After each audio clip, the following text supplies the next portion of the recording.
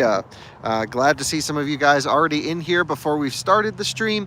Welcome. It's going to be a long afternoon of range testing the Nissan Ariya Platinum Plus e-4orce. This is every option, all of the stuff. So basically, I have no idea what this car is going to do in the test. I actually have to look up the exact EPA range of this particular spec because there's so many different configurations with different ranges. I need to make sure I know what this spec is, but it's got a big battery, about 87 kilowatt hours usable.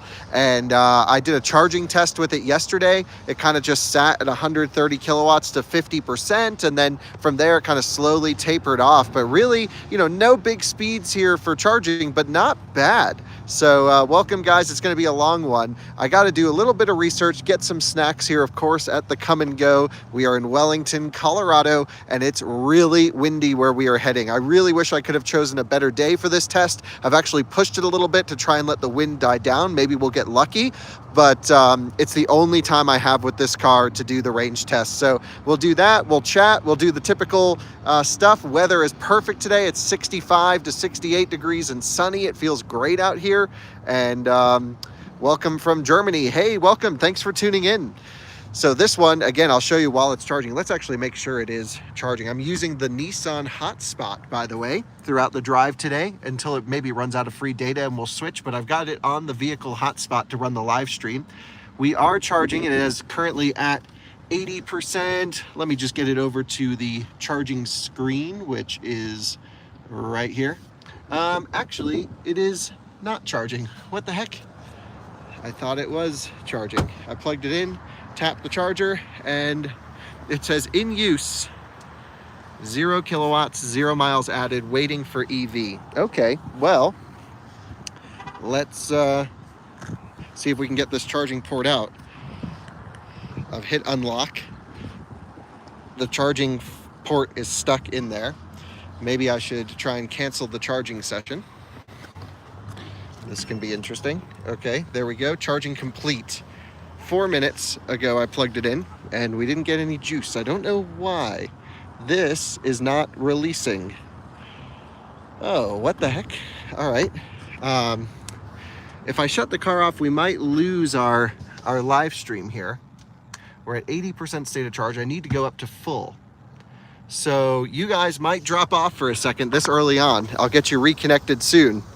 But I did this yesterday with the car on the entire time, my whole charging test, obviously climate control off, and it was all good. But this is locked in there. There's really nothing I can do. Maybe I have to find the emergency release port. What is going on? Not a good way to start the test. All right, I'm gonna put you guys over here on the Ariya screen while I figure out how to get this port out, because I think we're gonna lose connection. So just bear with me for a couple seconds and I'll get you reconnected as soon as possible. But I'm gonna have you keep an eye here on the screen. Okay, we should be back. Car is back on, hotspot's on, the connector is released. I had to lock the car and then re-unlock the car and it released the connector. So let's not take any risks here with that again. Let's move over one charger. I don't know if this is a dead charger. I know one of them is dead here, but I'm not sure which one. Let's go to this one here. What's funny is when I plugged in the charger, it also said it was on a shared configuration, but it's not actually shared. So we're good. We're gonna switch stalls. Welcome to EV ownership in 2023. All right, into reverse. Parking assist, thank you. We got horses at the gas station. They've pulled them out of the truck to give them some water, I guess. That's awesome. Love that. I just hope I'm not going to be blocking in her truck by parking over here. I don't think I will be, and I can always move if she needs. All right, so here we go. We're going to pull up all the way. And this one's not looking promising because the CCS port's on the ground. What? I just noticed that.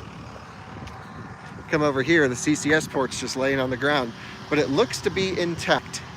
So I'm just hoping someone put that away wrong. Let's do it. Open up the ports.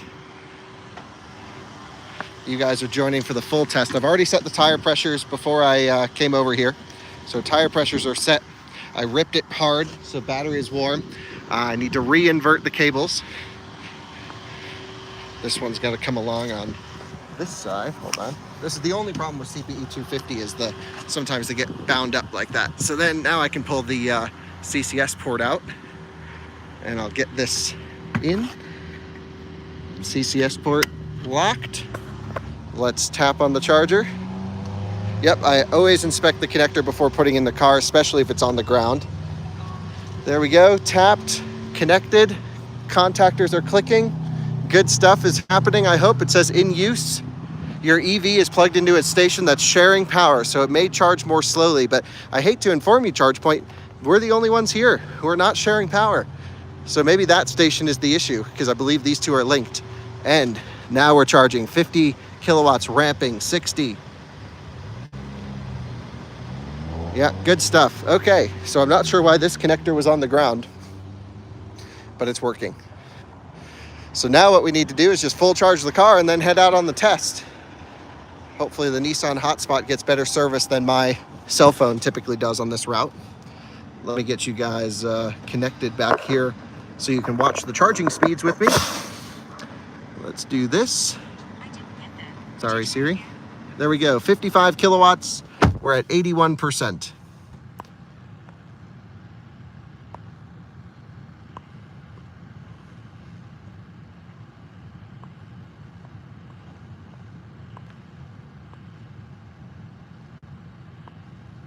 So there we go. Now we are charging. I'm going to run into the store, get some snacks, do the thing. I'll let you guys do this. I'm keeping the air conditioning on in the cabin, and I'm shutting the overhead roof so we have less solar input on the cabin, so it'll stay cooler throughout the drive today because it is sunny. And for those of you watching the wind maps, you know, we're going to go up I-80 into Cheyenne and east to Nebraska. It's not looking good. Today is probably one of the worst days to do this test. You can see where we are. It's really not so bad right down here, but we're going to have a huge side wind and then a huge tailwind, and then we're going to have that headwind back. Now, I don't mind the tailwind headwind thing, but I wish I could wait for another day, but unfortunately I have to do it today. It's looking like 35 to 40 mile an hour side winds. This is going deep purple over here, so or I should say deep red, almost a purple where we're going to be. So yeah, actually the charging curve on this car is not bad. I charged it last night from 0 to 100%. It was basically an hour on the nose, and you know, 130 kilowatts really doesn't sound like much, and it isn't much for a road trip, but the way that this car holds power, it wasn't quite e-tron like. It's not that good, but it's at least acceptable, especially if you live in an apartment and need to do deep charges on your car. For road tripping, you unfortunately don't get the high peak speeds where you can hop charge at a charger. You're going to have bigger distances and longer charging times, but some people prefer that. It actually wasn't the end of the world here as I was expecting. So I'm learning about it and I'm enjoying it more, and yeah, it should be good. Can you do the test going east towards Fort Morgan? Not really. I could. I have tried that before, but there's some construction along that road through the grasslands, and I'm just not a huge fan of running on single track roads where we may get stuck behind a truck and then, you know, I can't really maintain 70 miles an hour. So I consider this my first run in the Nissan Ariya in the least efficient model. I'd really like to get the long range model in to do a range test next, and I'll definitely try and make sure I have better conditions. It was just get this test in or get no test in at all, and you know, I would prefer to get some sort of content in, some range content, efficiency content with the car, and you know, we'll just be open with our audience and tell them, hey, it's really windy. Nothing we can do.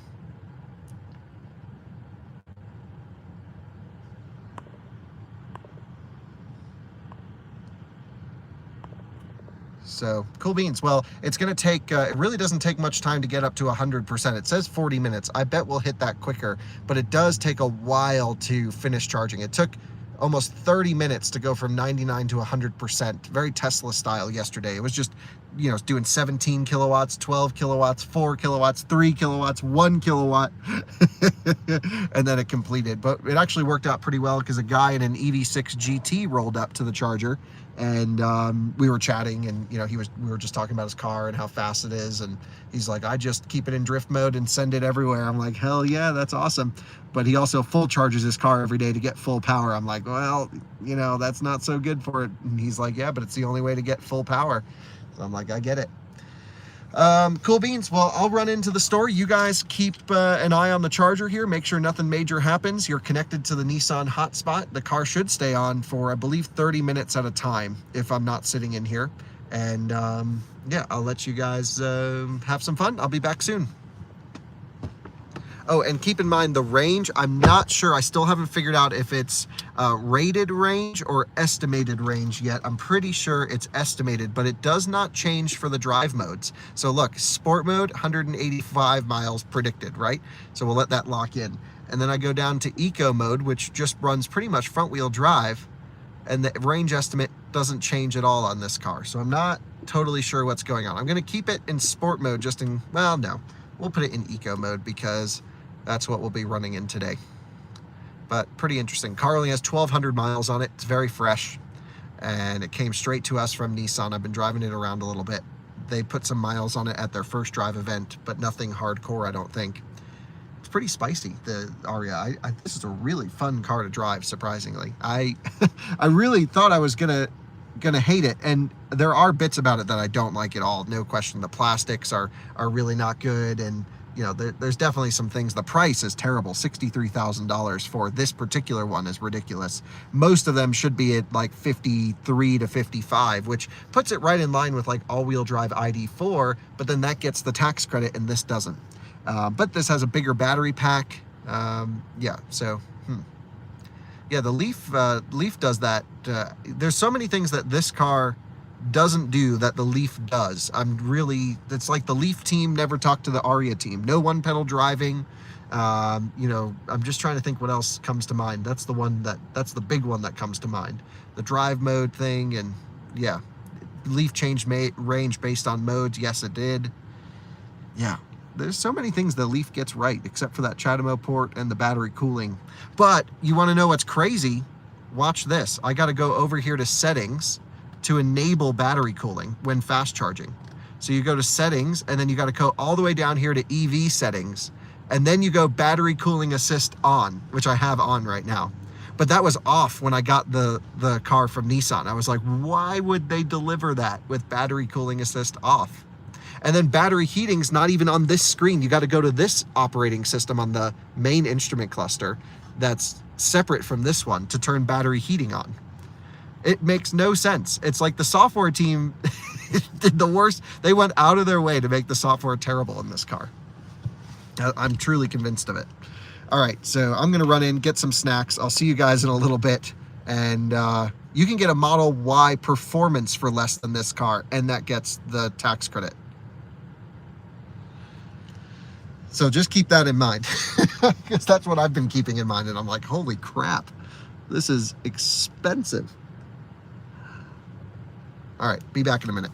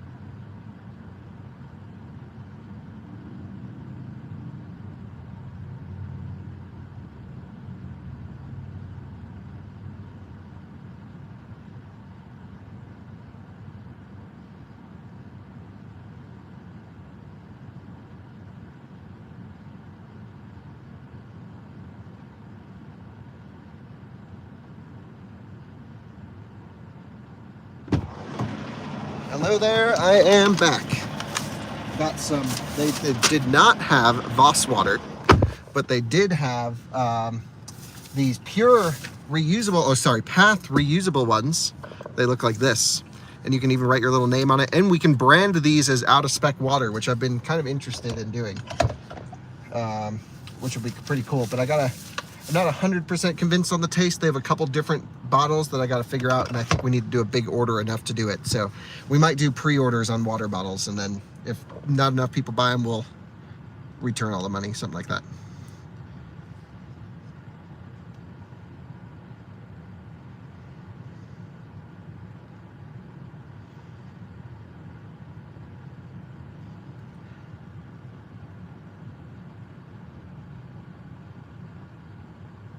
Yeah, a Pathfinder, yes.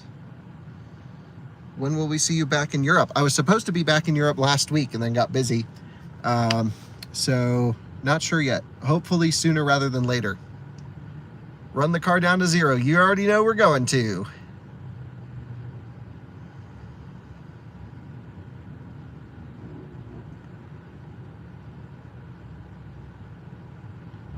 I gotta film the main video. I gotta look up the EPA rating of this car, which I have no idea what it is. So I'm looking here at the Platinum Plus brochure. Wow, loud, sorry. Looking here at the Platinum Plus brochure, MSRP $60,190, as tested $62,770. So sorry, it's $62,770. I thought it was $63,770. Either way, still too expensive. They do not say what the EPA range is on here. What's funny is you cannot order this car in red, but this one's in red because it's a pre-production technically, but it's production representative. Hey Dan, thanks for tuning in. Appreciate you checking out the live stream. This Ariya, I put in the title. It is the big battery, all-wheel drive, Platinum Plus, every option. I think the worst all-wheel drive range with the big battery, but it's the one that I have to test. So it only goes better from here for the most part. Yeah, they did not say the range on here at all.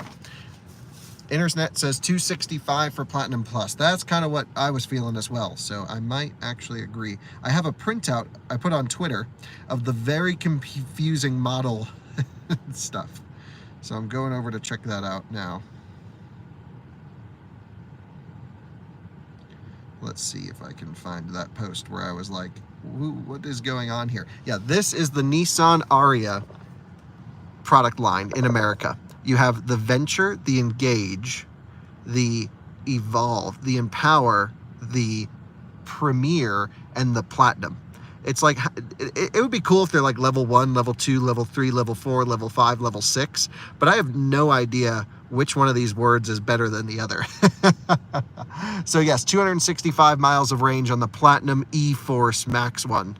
It's the Platinum Plus. You have to say plus because that means big battery. Yeah, so, okay, 389 horsepower, rips.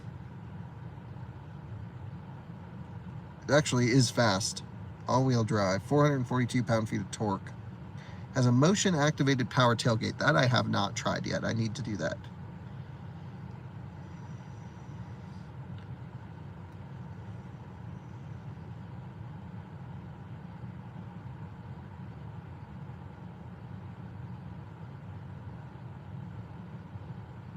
Has a 0.33 coefficient of drag. Whoa. Not great. Has hands-free driver assistance though with LiDAR, not LiDAR, but infrared eye tracking.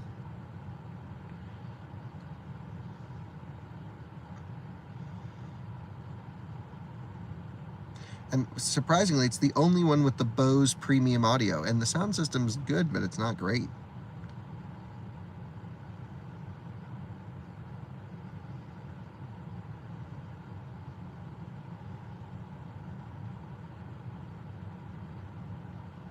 Okay, well I think I got all the info I need.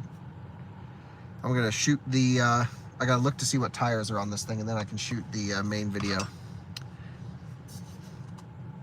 And then while we're driving, happy to do some Q&A and chatting, and we'll just hang out, spend the day together. Yes, the EPA fuel economy website's annoying. You have to find range just under MPGE. In like the bottom right-hand corner, it says its estimated range. But then they don't tell you the drive cycle that they put the car through. I don't believe. Which is pretty silly, because not all EVs are run through the same drive cycle, which means you can't compare their ranges. This one, the EPA test shows 265 miles of EPA rated range for this particular model. But you can get them up to 305. I don't know, it's definitely over 300, but I don't, is it 315?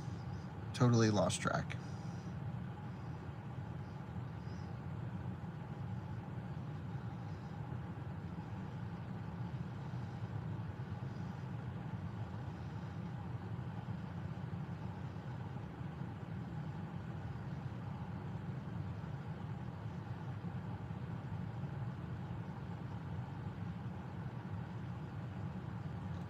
All right, well, I'm gonna go shoot the main video, and hopefully the car doesn't shut off. If it does, I'll get it connected back here momentarily.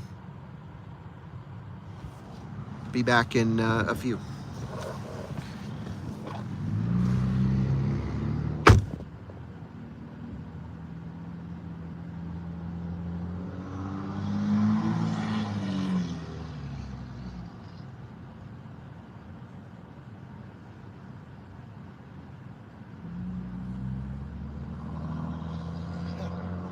I'm waiting to film the intro with all these big diesel trucks around. Hello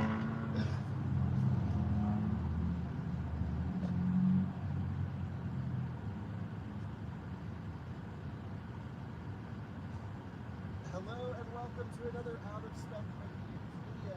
Welcome to the Nissan Ariya, and welcome to our first range car. I've already been in the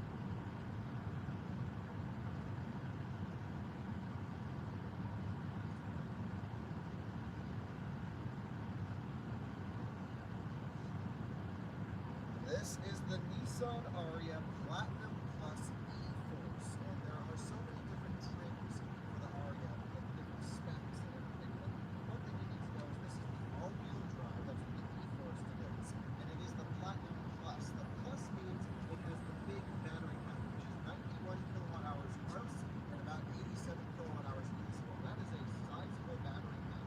The only vehicle with a larger battery pack in this class that I can think of would be Mustang Mach-E. That has 91 kilowatt hours usable. So I'm really looking forward to seeing how this car performs in the test today. Other versions of the Nissan Ariya can get as low as below 200 miles of range in the base model, all-wheel drive, or they even have a big battery front-wheel drive called the Venture Plus as sort of the range spec. So you gotta go to Nissan USA's website. It's extremely confusing to figure out which spec to choose. I really cannot recommend going all the way out for this Platinum model. I'll show you why just in here. It is beautiful. It has blue Napa leather seats. It's got a nice roof up here. It's got the big Bose sound system. But the problem is it's $62,900 roughly, $62,700.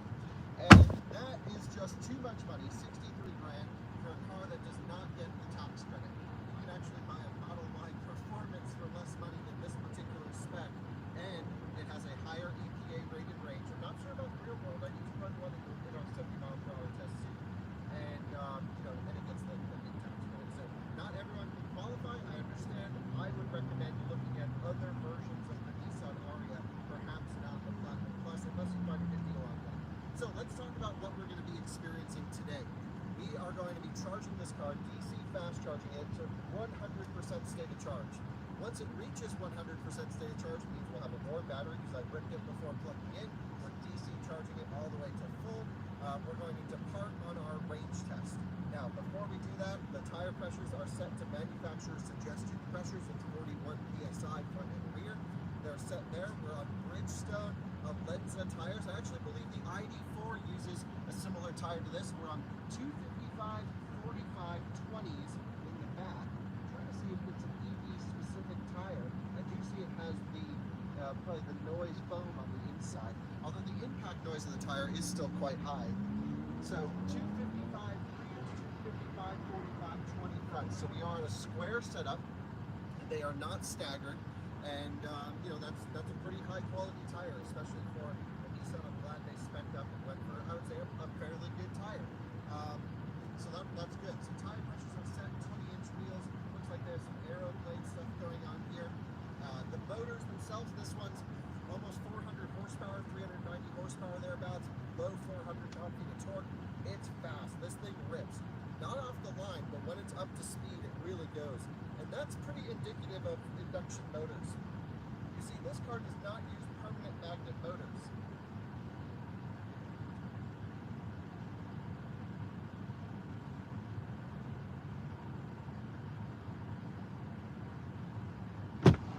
Okay, I'm jumping in here because it's so windy out there. I don't think people would be able to hear me for the video.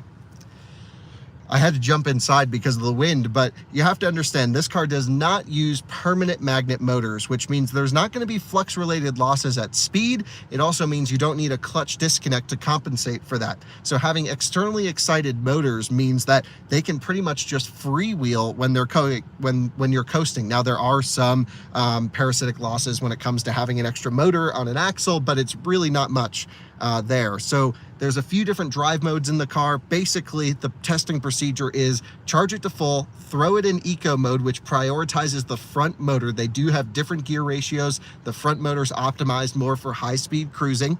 We're going to get up to speed at 70 miles an hour GPS. We're going to run up to Cheyenne, east onto I-80, and then when we get about 60% state of charge, as usual, we'll turn around, come back, and end here dead. We'll drive the car all the way to 0% and see how far it goes. I do have to mention a couple things, which is the weather here. It is beautiful outside. Mid 60 degree weather outside. The car saying 62, my phone's saying 67. It's really good condition for weather.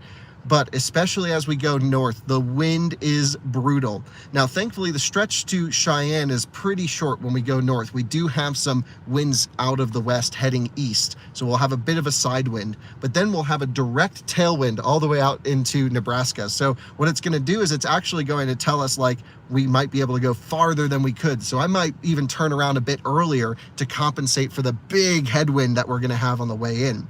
Now, that's why we run loop style tests. And so if we have a tailwind, we can compensate with headwind. It's not a perfect science, but it works pretty well. The side that we can't compensate for are the side winds, and that we're just going to have to eat it in this test. So I think let's do the test. Let's see how it does. The winds are dying down slightly. It may not be that bad, but I just want to share that cautionary tale that this isn't the perfect day for it. It is the only day I'm able to do the test, though.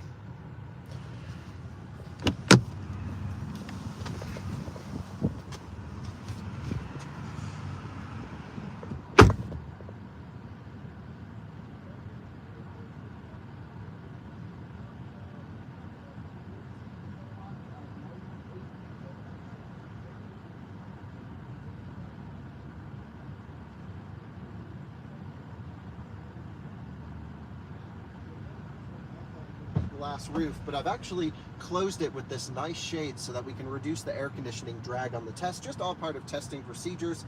And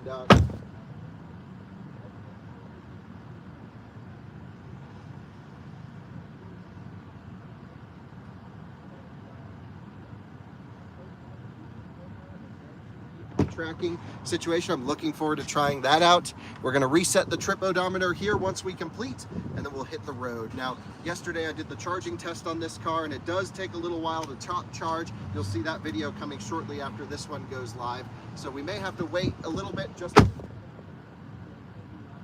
when we can into the battery pack, but that's all right. We'll leave as soon as the car completes charging. All right, main video intro done. Sorry about that.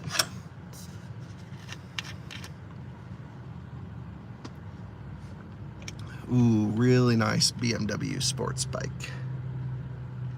going by.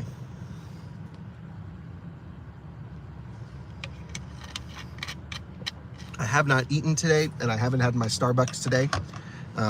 So wish us luck. I just hope I don't get a migraine, which is always the big concern when I don't have Excedrin on me. I could run inside and get some. I'll be all right.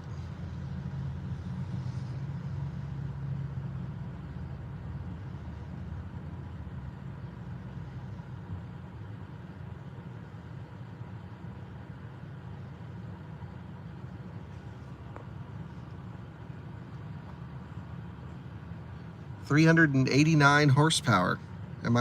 Is that correct? Are you saying I got that wrong? Pretty sure that's what it is. Yeah, 389 horsepower, 290 kilowatts. No permanent magnet motors here. It does not launch hard.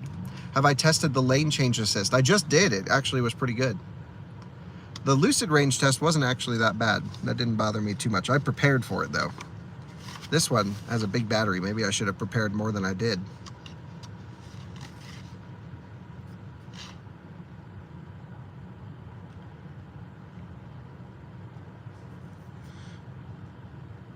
I just can't believe it has a 30 amp onboard charger.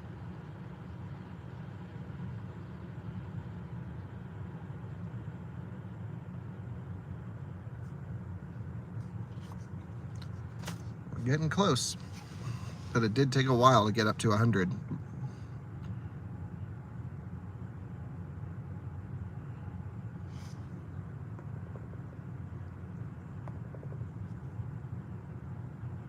Do I like the open center like the iX or the i3 has by the feet? I actually don't think I mind it that much. It's not a drawback. It's interesting. I wish they had a little bit of a divider because stuff sometimes flies from, like we had a water bottle fly under the brake pedal the other day by accident, and that was a little bit weird.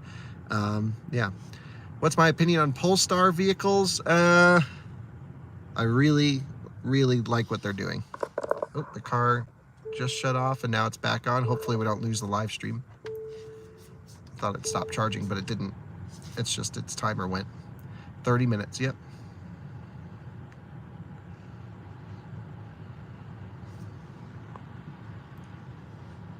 No, I believe the onboard charger matches the Leaf Plus, which was also 7.2 kilowatts, if I remember correctly.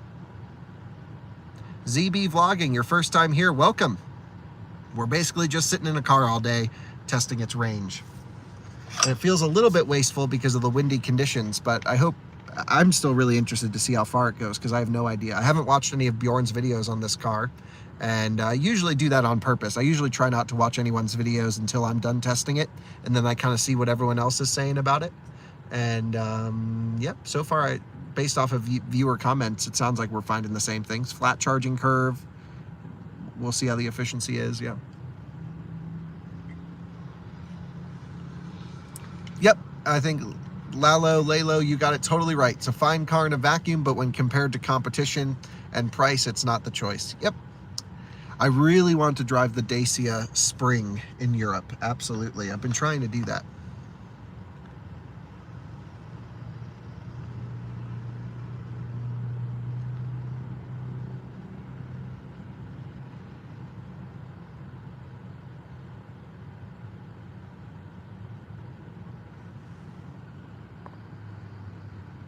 Oh, the C40 Premium Volvo sound system or the Meridian from Kia? Which one do I like the most? The Meridian's a better sound system than the C40 sound system. C40 does not have a bad sound system though, but the Meridian was pretty good.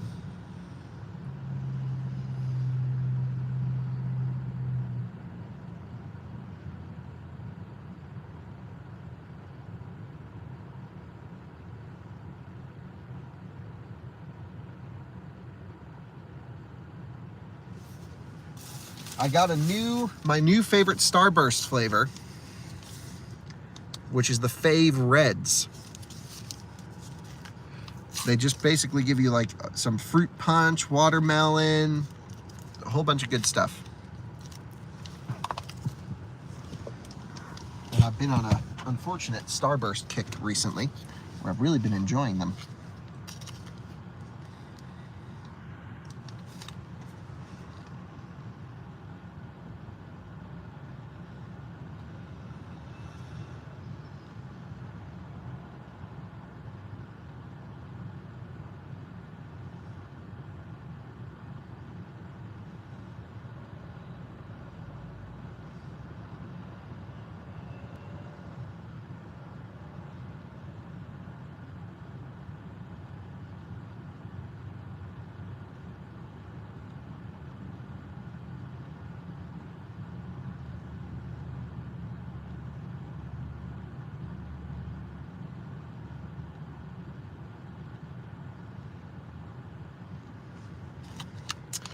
Whoa, did we just get like a massive super chat by Gallagher? Thank you so much. Really, really appreciate that, sir. And been a big fan, been following, appreciate that. And glad we're able to help learn about EVs.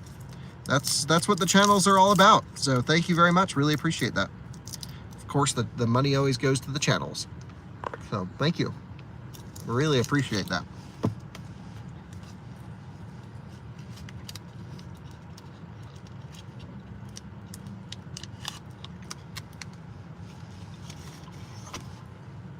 You got to shoot me an email. We'll send you some experimental out-of-spec swag as a thank you.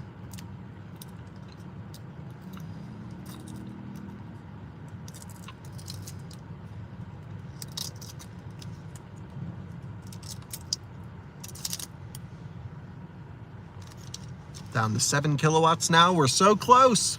Come on, Ariya.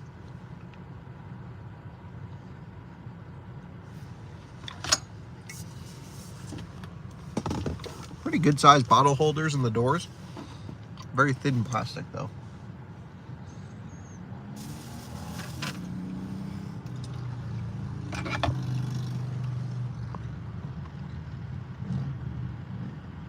Aha, thank you, Minnesota. Appreciate that as well. Thank you so much.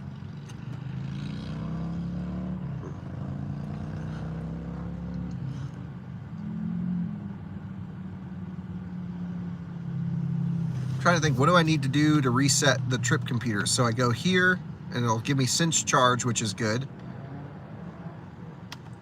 Manual reset 1 and 2. So manual resets pretty much the whole mileage on the car, 2.7 miles per kilowatt hour, 2.7 miles per kilowatt hour on the second one. So that's what this car's been averaging. You have your OBD set up? No, I was looking all over. I just ordered a whole bunch more OBD adapters because I keep losing them. And I'm pretty sure I left them both in the Mach-E and the EV6 when I returned them. So, whoops. Let's see. So we'll have our cinch charge, which will be good. And that's what we'll have here on the left screen. So that'll be good to see. And that gives us time, distance, average speed, and average consumption. That's all we need. That's perfect.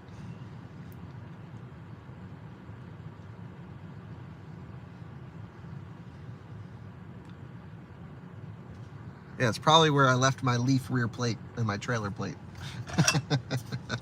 Someone watched the garage tour video. Yes, good weather, but the wind is not good today. I'm pretty disappointed with the wind.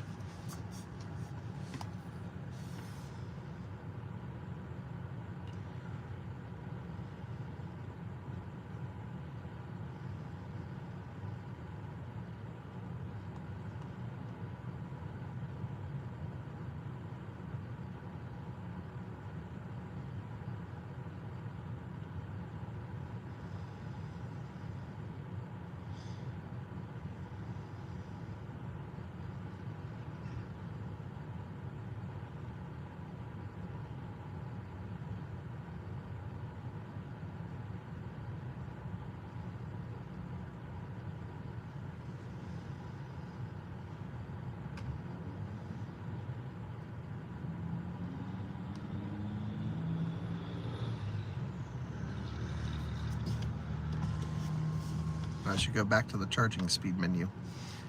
Whoop. We just released the Rate Your Charge weekly update, it looks like. A day late, but things happen.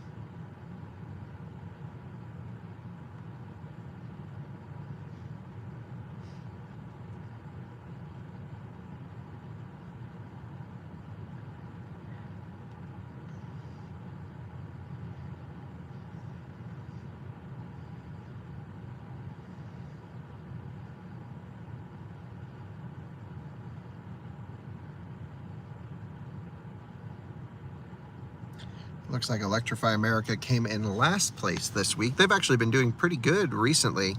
ChargePoint, although I have to log that charger as a fail, right? Other EVgo EA had 5 failures. 89 positive sessions, 63 sessions with issues.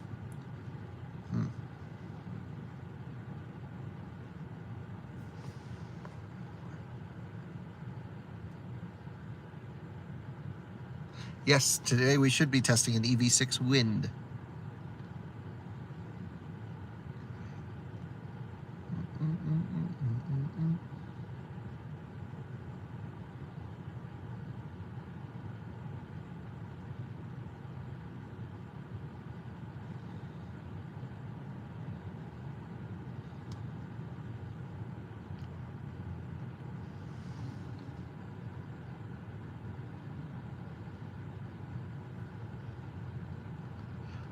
Once it goes down to about 1 kilowatt, I'm going to put you guys on the dash. Also, I want to see if it pulls any more power to compensate for the climate control. And it does not. Oh wait, 3.5 kilowatts. I'm putting climate back on.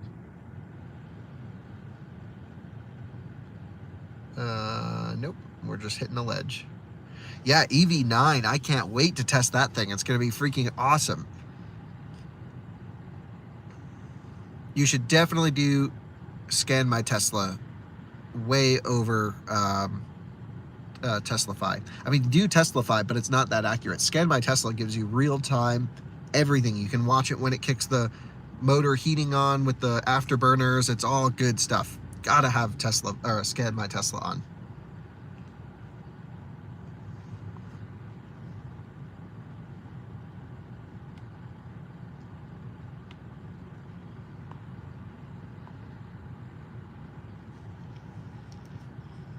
Well, EV9 I think is going to be bigger than Big e-tron, so it might be less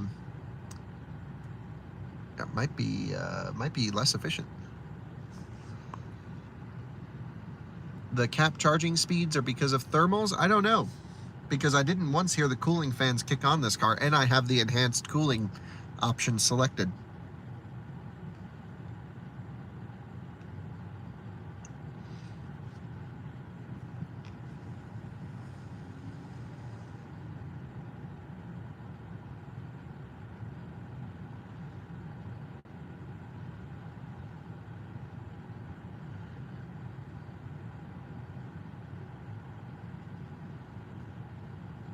So I think what I'm going to do is actually kick off climate, because there's no way it would complete.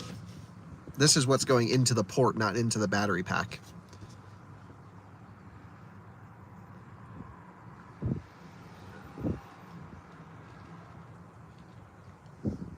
Wow, people are ripping today.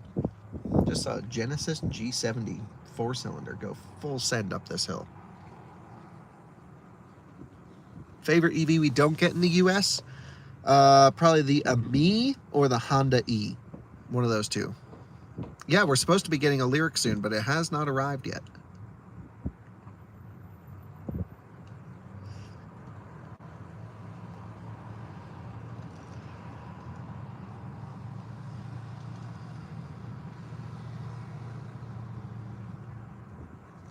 No, I don't think Turo is for me. I don't actually really like the platform that much, Turo, and it just, I don't know. I know how it's a lot of work to manage the cars, and then you got the risk of people driving them, and I let all my friends drive my stuff because I kind of know how they drive, and I know they'll take care of it, and you know, they're not here to destroy everything, so yeah, I'm totally, the cars are meant to be driven, and any of my friends can borrow any car really, but I don't think Turo's for me. Yeah, I could do a video on how the afterburners work. That would be kind of cool, Nico.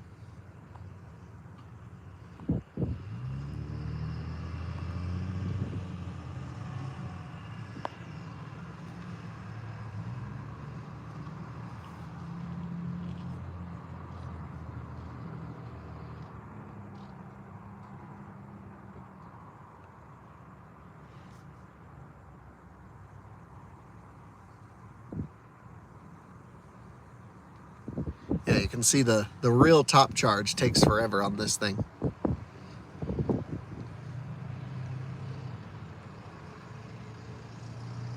My Plaid gets the round steering wheel tomorrow morning at 8 a.m. I'm so excited. Jordan does not work for us full time anymore, but you'll actually see him back on for some projects. I was just talking to him this week, and he wants to do some electric motorcycle reviews and some other stuff. So we will we'll have him back on for some little projects here or there.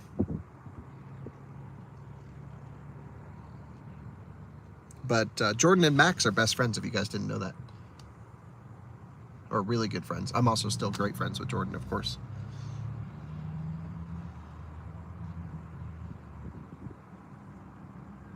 Best part about working in our business is we get to meet a lot of cool people, and you make a lot of very interesting friends along the way. It's really wild. How did I find the quickness of the car? This car is pretty quick. This almost 400 horsepower. It rips at high speed. It's way faster than ID4. I allegedly was drag racing Colton at every stoplight recently, and in Mexico, of course. And this thing just wiped the floor every single time. And he was at like 70%, and I was at 20 in this.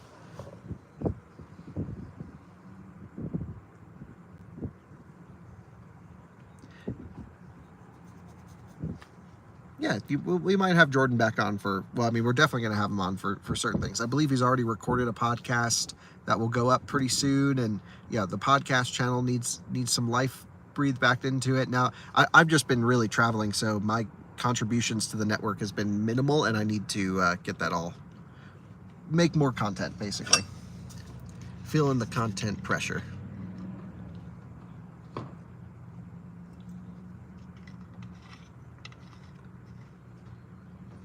ABC, always be charging. Hey, thanks for watching the video on the garage tour. Yeah, I mean, I've never really done, I've never really seen all the cars together in a line, and that was pretty surreal. And then just moving them, we put a bunch in the garage in storage. We have about a storage garage, or rented one, I should say. So they're all in there, a lot of them, different units. At home right now, I have the classic Range Rover in the garage, the Alyssa's e-tron. She has the Model 3, the Plaid, and the Rivian, and then the Ariya test car.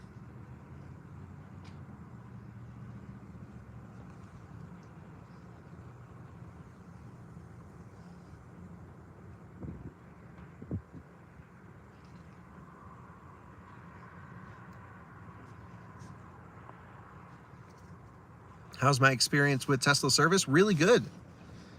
Actually, really good. Recently, we have a great Tesla service center here, and that could be why we're so lucky.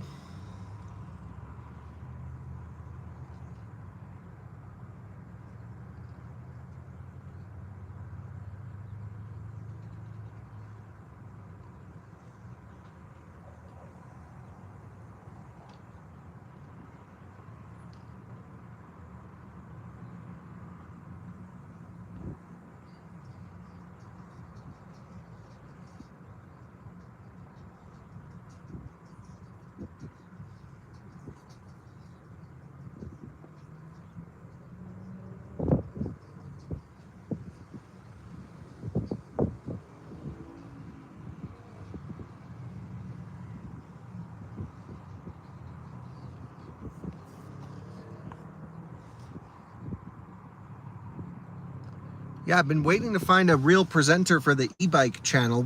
I thought we found one guy who was awesome, but it was just, honestly, he was too much money for us to afford for that channel, especially as it doesn't make much money. So I was really hoping we could find some college kid at CSU to really help us out. And I don't know, we still need to find a presenter for Scoots for the micromobility channel. It's a passion of mine is to reduce dependency on cars and inner city travel.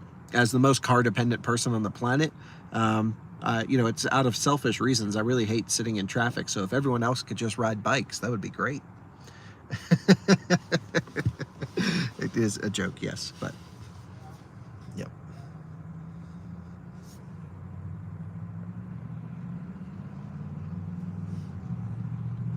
Yeah, I've never had Tesla mobile service in my life, actually. This is my first Tesla mobile service experience tomorrow.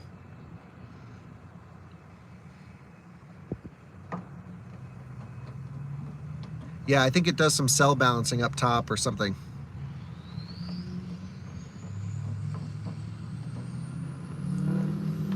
Six-liter Power Stroke sending it. It looked like some 10-year-old girl driving it. I swear that was like the youngest person I've ever seen driving a vehicle, and she's driving a 6-liter F350 with a lift kit at wide open throttle. Welcome to basically Wyoming.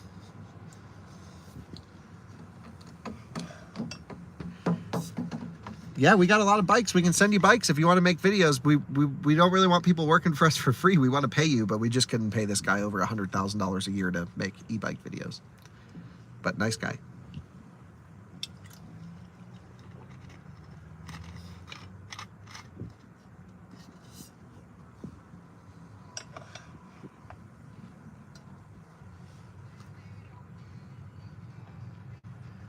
Yep, I'm getting the OEM wheel, and what is my estimate on the replacement? I don't know, estimate in terms of cost, you mean? I think it's $700, $750 with tax installed, and they're coming to my house to do it, which is pretty sweet. All right, we're now down to 1.6 kilowatts. Let's get you guys set up on the dashboard now in preparation for the drive, shall we? So let's see if we can find a nice viewing area. One that won't suck, hopefully. Let's see if we can make this happen. Don't know if it's going to be possible or not, but I'm thinking yes. Thinking it will be possible. All right, let's start with this initially. How do I keep all that car knowledge? I don't know. I just love cars. All right, I think this is gonna work. And then what I'm gonna do is prop you up a little bit and put something like a napkin or, dang, I don't actually know what I have. Shoot, got some papers here. All right.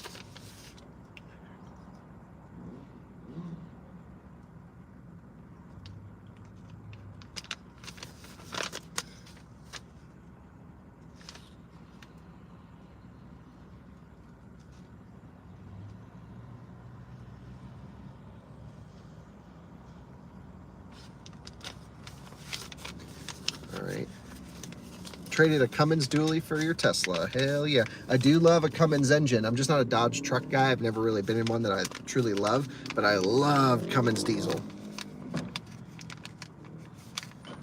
An old 24 valve inline 6 Cummins, they just freaking scream. They're great. All right, let's see if this can work pretty well here. I'm not convinced it will, but we're gonna try it. Nope, negativo. Overlanding Sienna? That would be freaking hilarious. I'm just doing this. Good thing I started this now because this is a new phone mount that I'm using. I'm just trying to dial it in. So, and it's different for each car because I gotta have no rattles. All right, so we got pressure there. We're gonna angle up as much as I can. There we go. Okay, I think that's a good angle. What do you guys think? You think you can handle that for a few hours? the inside view so you can see what we're doing. I got the shade closed. We got beef jerky, Red Bull, Doritos, and Starbursts.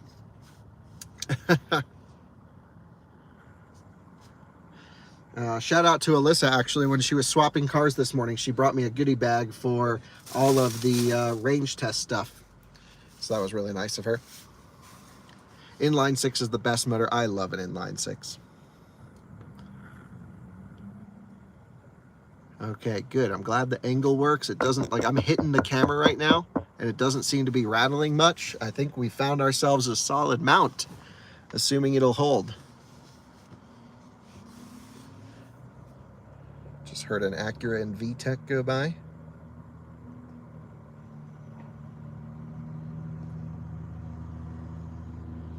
Just before it completes charging, I'm going to click on AC just for a second. Just while we're connected to the charger, just to start pre-cooling the cabin. And I can also put it in driver only mode, which is great. So I'm going to do that.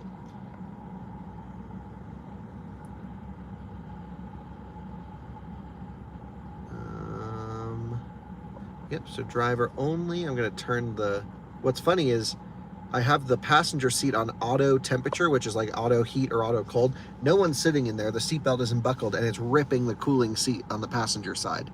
So I just manually turned that off.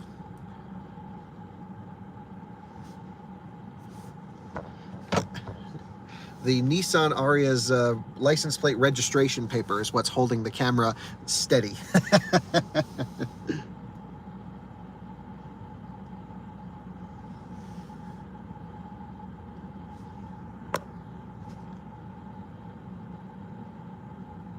Yeah, I think still the peak is the new Model S wheel with stocks. I think would be great. So I'm going to kick us down into Eco. And I made sure I got every setting checked for efficiency. Driver assistance, Eco mode setting is Eco indicator, Eco drive report. Nothing crazy there. Vehicle settings, all good.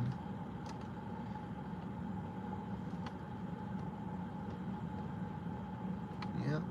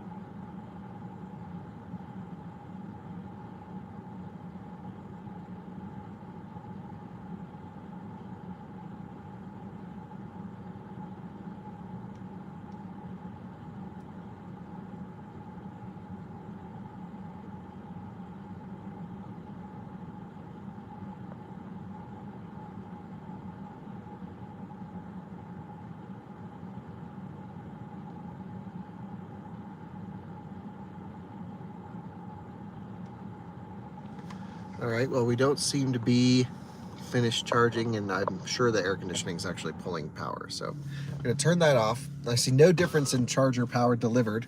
So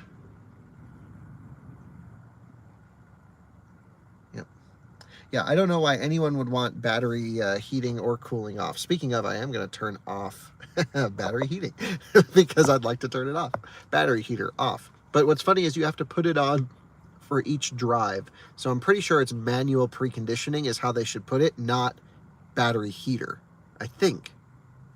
I need to get my OBD stuff hooked up so I can confirm that. Because it might just mean it'll heat the battery when it needs to. But then why do you have to put it on for every drive? So that's now off. Thank you for bringing that up, Sky, because I would have forgotten about that. So I'm glad that's off.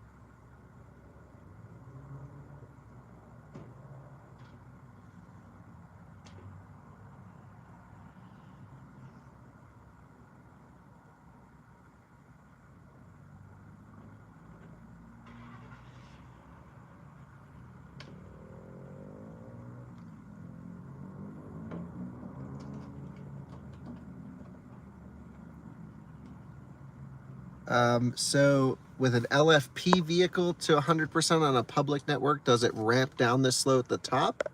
Nope, the charger will give the car everything it's looking for.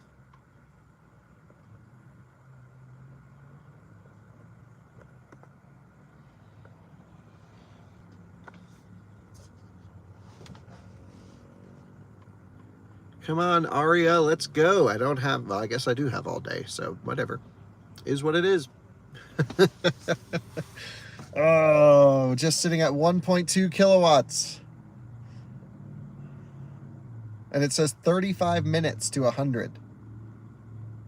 But there's no way.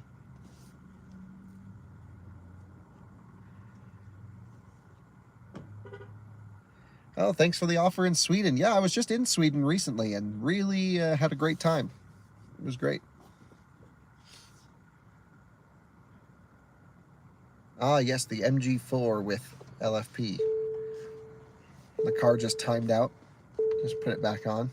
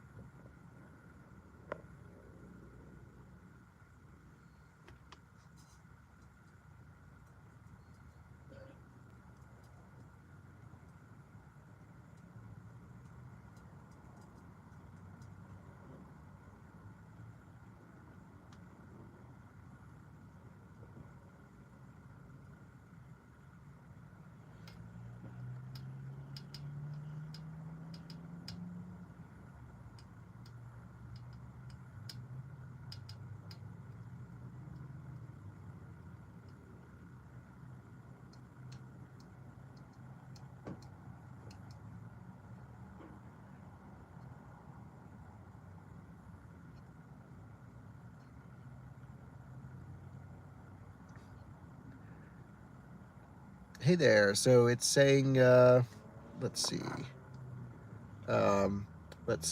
what do I want from the refresh of Model 3 and Y? Ooh, I don't know. I hadn't actually really thought about it much.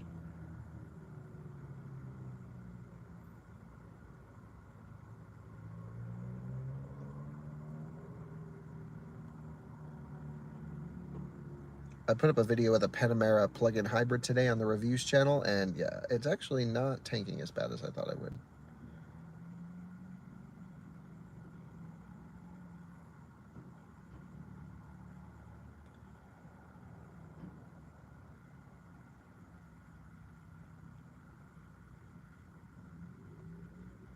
It's just everyone arguing if they want PHEVs or not.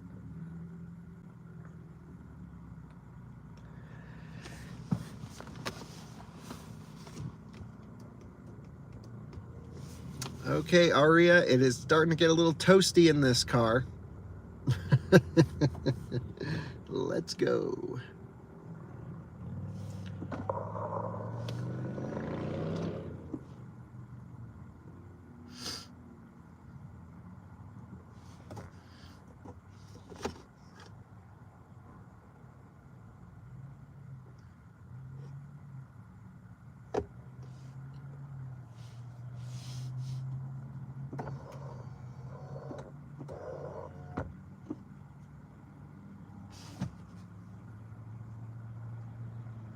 Have I ever had luck with talking to hotel operators for installing EVSEs? No, not really. And have I ever tested Tesla's new vision-only park assist? I'm actually about to make a video with one this week. Colton's dad's car. Yeah, the Ariya definitely is not, like, it's an upgrade from Leaf, but the price is twice as much. It's not twice as much car. How much time does it say until maximum charge? It says 35 minutes, which is different behavior than what I saw last night when I full charged it. But it's just doing 1.2 kilowatts. It's less than a wall outlet.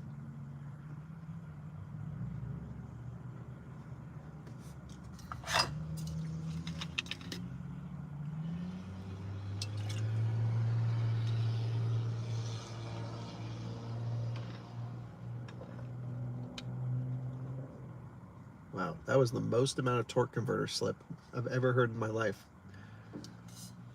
1 kilowatt charging speed, still says 35 minutes. I gotta do a little update for the video.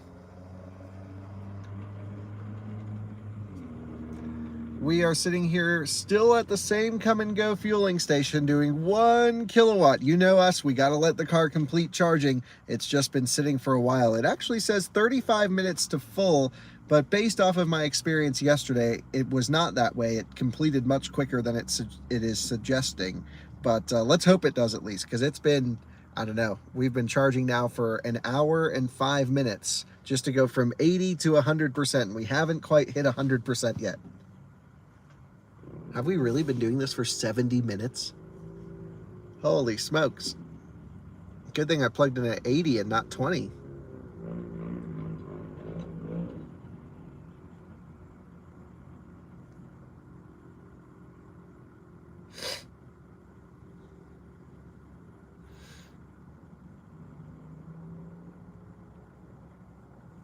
Range guess? Oh, I think it's got to do at least 250 miles. If it doesn't do 250 at 70, well, the wind is going to be a big one. I forgot about the wind. The wind is strong. So if it can't do 240, then I think it's a bit of a fail with a 87 kilowatt hour battery pack.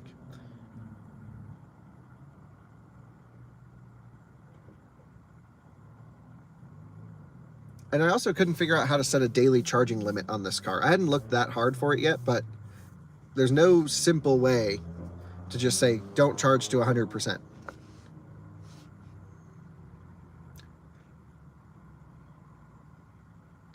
Yeah, 297 guess. That would be well over the EPA rated range for it, but we've seen that before.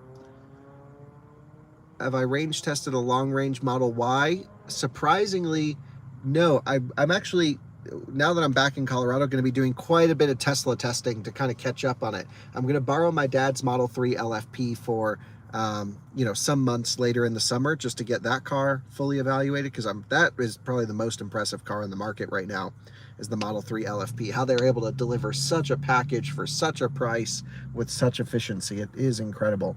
And yeah, that's really the holy grail, I think. And Model Y, no, I need to do more Model Y stuff. What's crazy is none of my friends own a Model Y. My friend Nick owns like an early, one of the first Model Y long ranges, but I really like to use new cars for testing. So yeah, all of my friends are buying CCS cars because they're weird like me. I need some more normal friends who buy Teslas. LFP Model 3 is just the jam. It is so good.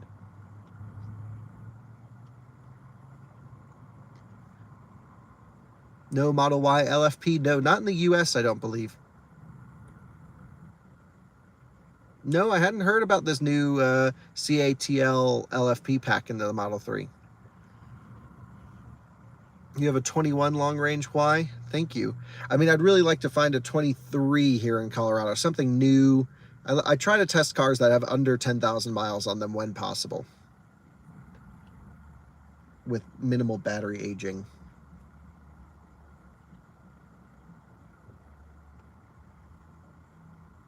But what could be interesting would be to find a first Model Y with like 1 million miles on it and then find a brand new one and see the difference.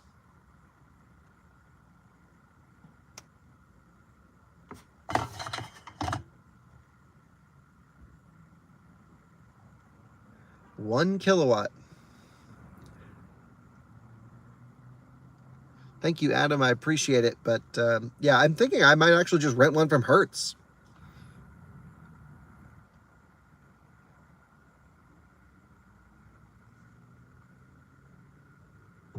Oh, we just completed. Hell yes. Okay, folks, we are good to go. And not much longer after that clip, we are now at 100%. I've shut climate control off, so we're not burning anything, just sitting here. So let's unplug, reset the trip calculations, and go. By the way, I don't know if I mentioned you have the fresh car. There is a battery capacity inside the vehicle.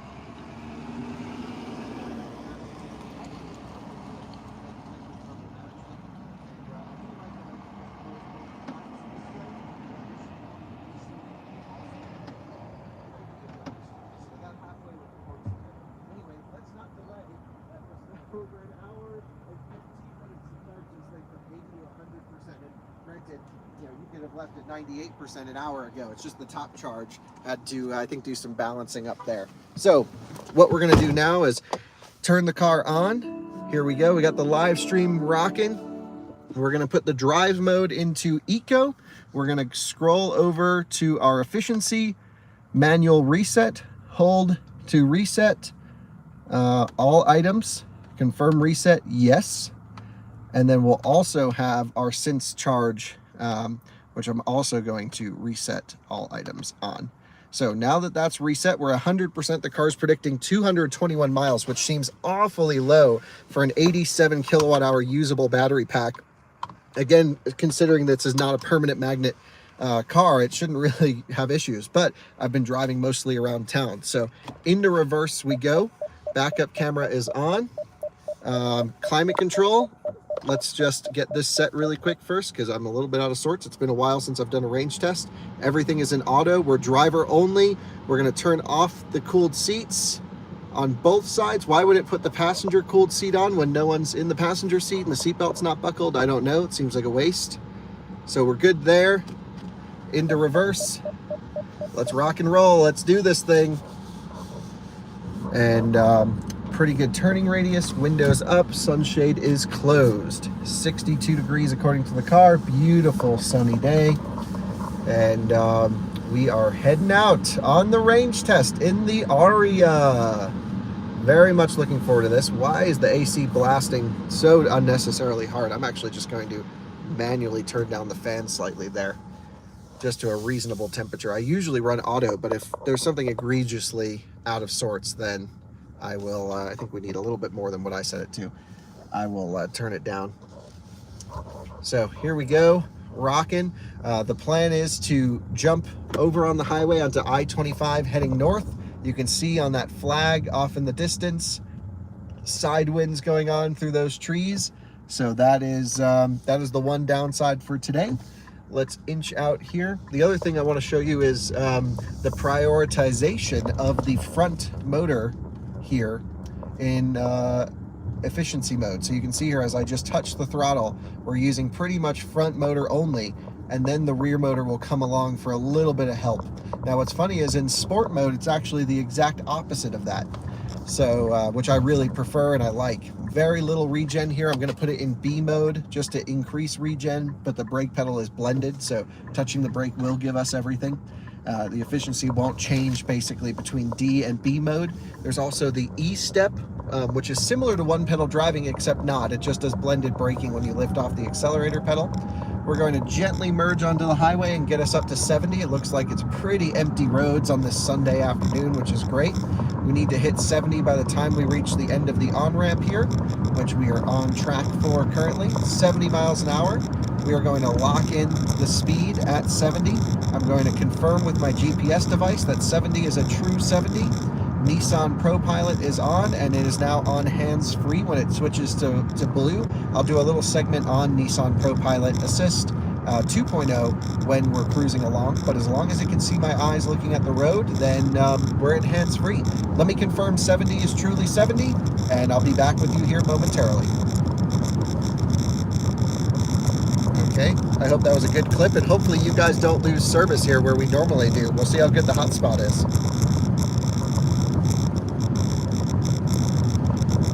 So I have the car set to 70, and check this out.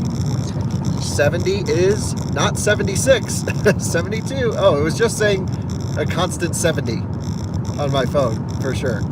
Okay, 69, I'm gonna go up one, 71 indicated, 70. Okay, so we're gonna run 71 miles per hour indicated on this test.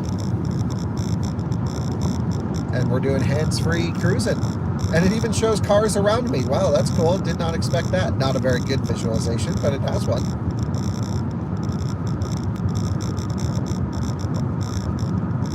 Oh, a frequency rattle coming through the sound. I really apologize for that. I'm trying to think what I can do to prevent it. It's also, this road that we're on is really bad. In the phone mount, I am not hearing the phone mount rattle. It says look forwards. Okay, sorry. Yeah, phone mount seems really solid to me. I'm holding the phone mount right now. See if it goes away or not.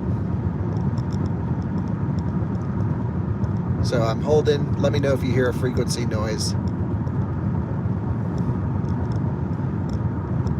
It's gone. Okay, so it must be in the mount. Now I've let go and see if it comes back.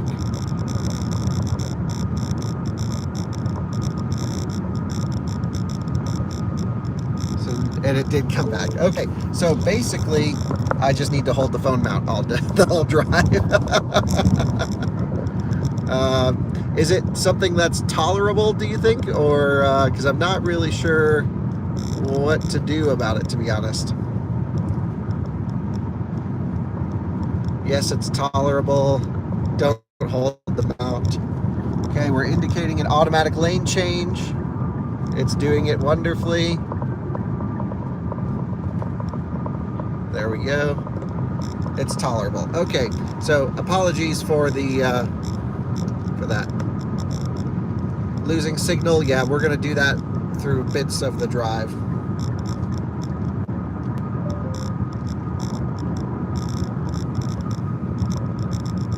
Duct tape. I'm really trying to figure out what the rattle might be in this mount. The mount seems solid. And that could be the problem, that it's just too solid and the frequency is transmitting through, because I really got you jammed into the screen here.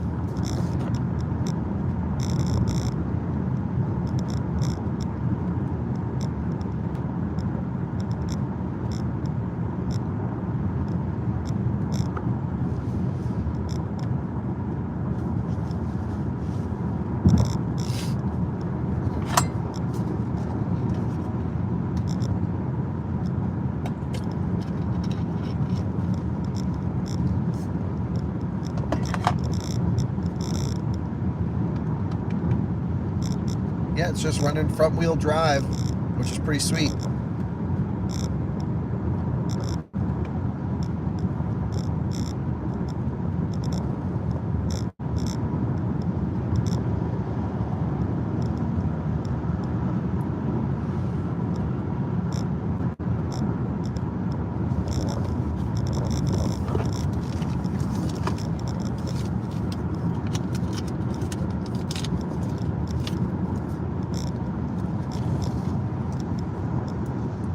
How's Anna's Porsche doing? Full detail. I think Colton has her booked in for a full detail in May.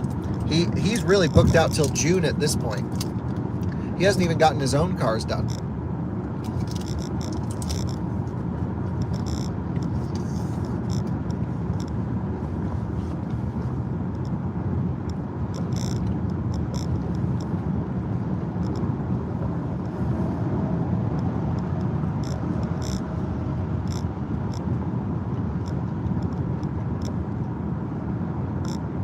know what the update is that the BZ4X is going to be getting?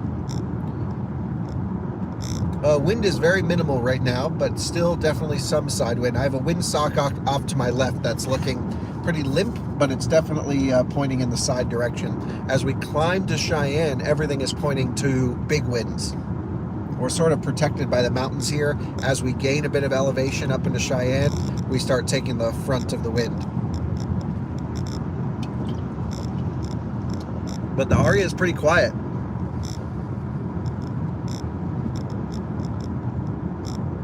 Right, so it has a DC fast charging limit in the BZ4X. I was going to get one to make a video about that.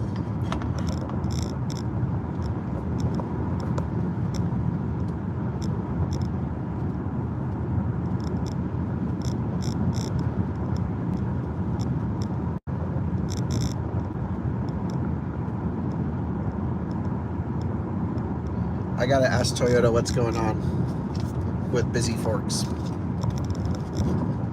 Ariya has one as well, really, a DC fast charging limit. I haven't hit it. I won't have the opportunity to take this on a trip, so that's very weird.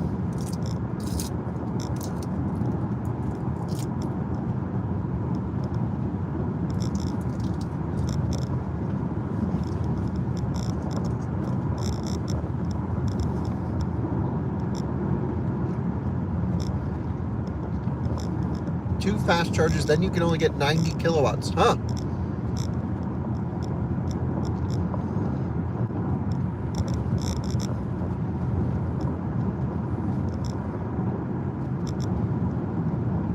Man, the Japanese are just trying to kill EVs, aren't they?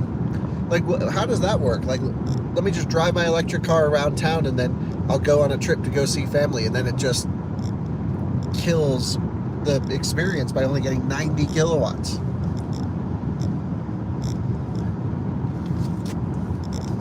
I gotta ask Nissan to confirm that before I put out my charging video.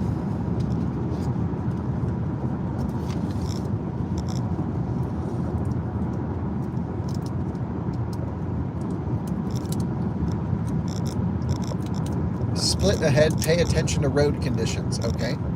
So it knows about this lane split. That's kind of cool. Just popped up as a warning.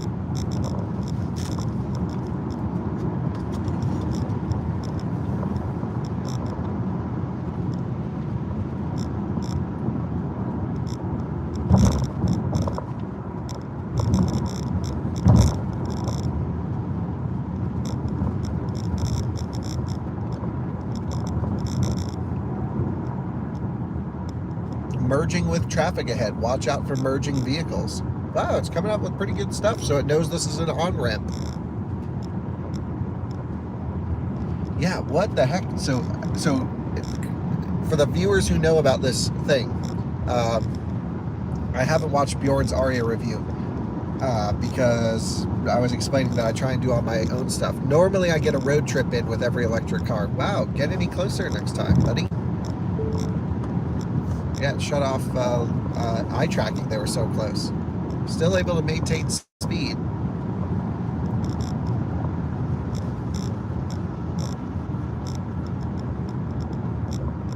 Yeah, so 90 kilowatts after 2 DC fast charging sessions. Does it matter how long those 2 sessions are? I'm going to try it today because I already did one that up to 100% at the charge point. After we're done with the range test, I got to charge up there again, and then I'll bring it over to EA and see if it has this limit.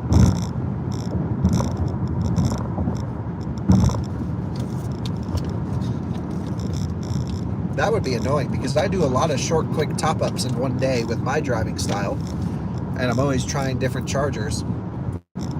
So if I can only get 130 kilowatts, which is nothing, that's... Yep. Sorry about the dropout.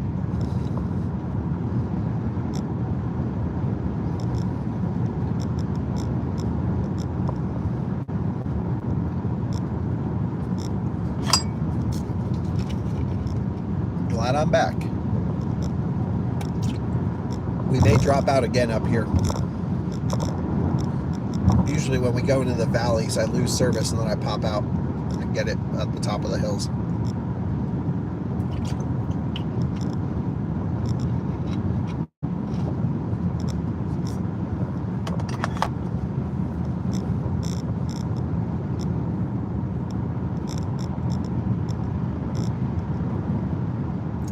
what am I driving? It's the Nissan Ariya. If you take a look at the video title, it should give you the details there.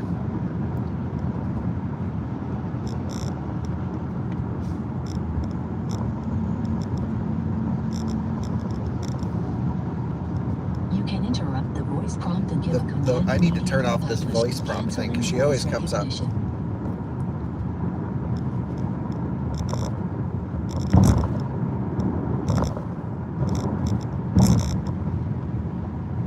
So far, wind doesn't feel bad.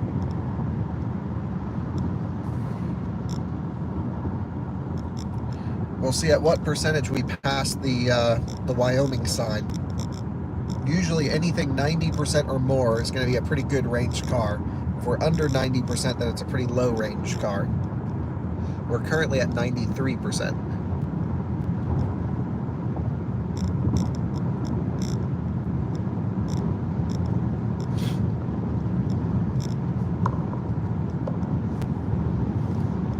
Oh, you know what the most annoying thing is? When you click on auto climate control, it turns on auto seat climate along with it. Which is like, why is that a thing? And it turns on the passenger seat cooling. I gotta turn that back off now that I've selected auto. I haven't tried any route planning on Ariya yet. Let's try it.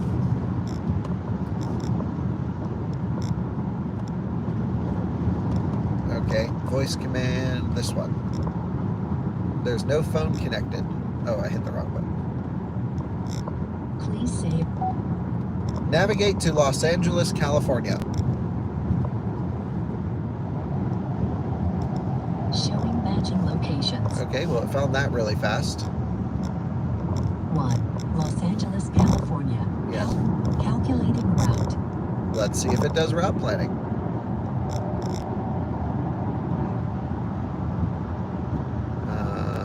Maybe.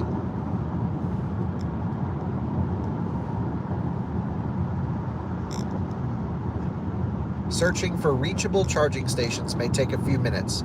The route may change once the search is completed. Okay. Well, right now it wants to take me over I-80, which is pretty much impossible. So right now it hasn't done route planning, but it's thinking about it.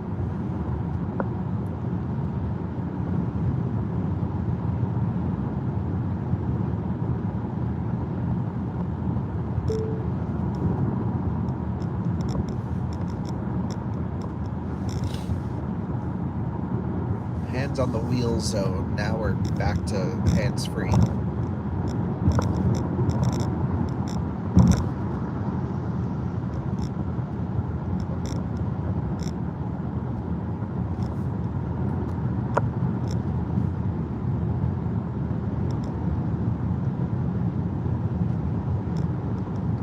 Yeah, Tesla's climate control is annoying, and you know what the most annoying thing about Tesla climate control is?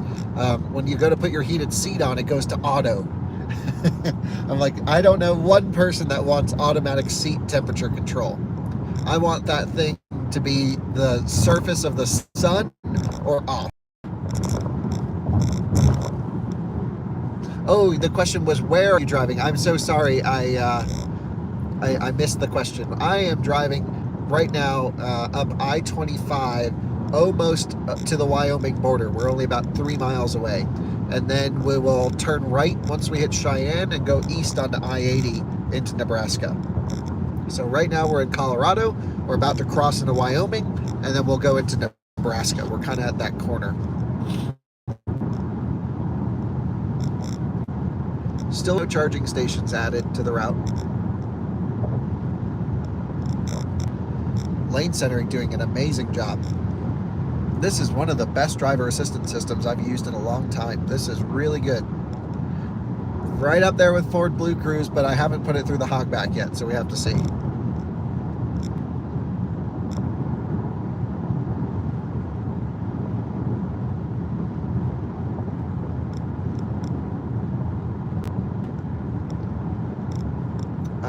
My plan is to run the hogback on Tuesday, but I heard there were some wildfires in the area, but I think it's opened back up.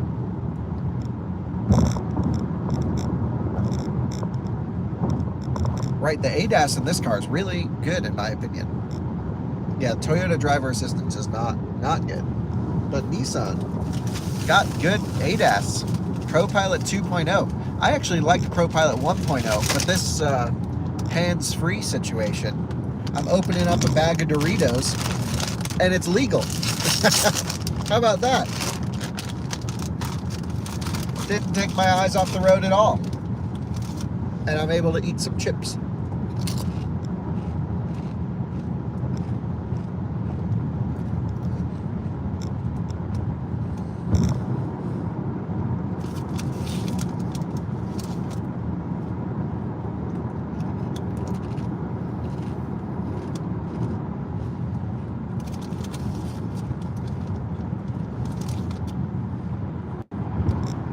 Well, I think the wind sparked this fire.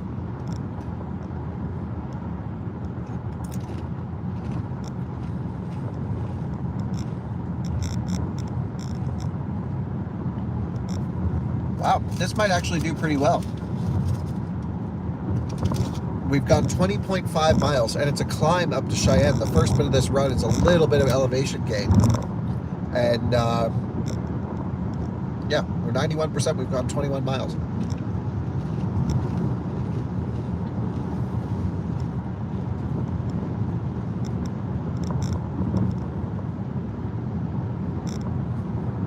Wow, Honda right in front of us.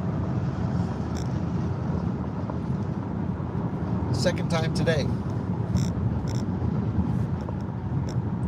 We are just crossing into Wyoming. This Honda kind of cut us off. I'm not drafting him. And this is always the Wyoming sign test. Anything over 90% when we cross this point, 90% or over, should give us a good score.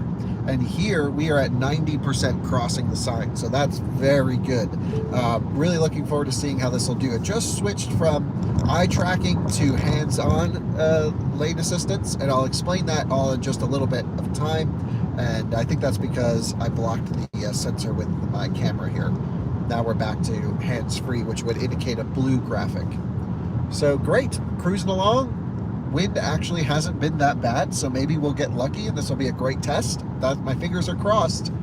But so far, just enjoying the ride in the Ariya. Right after I say that, now I can hear the wind picking up. You guys hear that? It says I-25 closed. Extreme blowover risk, crossing 60 plus miles an hour. So I-25 is closed north of Cheyenne, it sounds like.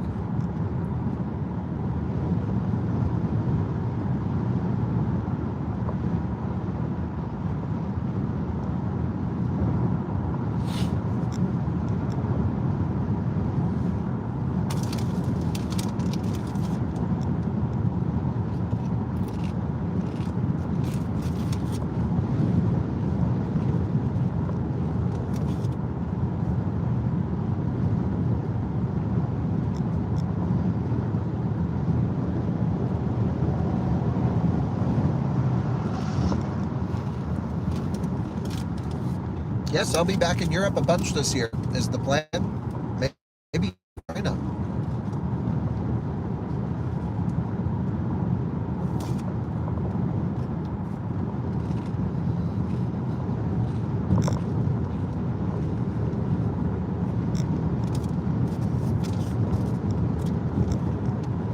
Definitely getting windy now. I can see ProPilot's putting in a little bit of left lock to compensate.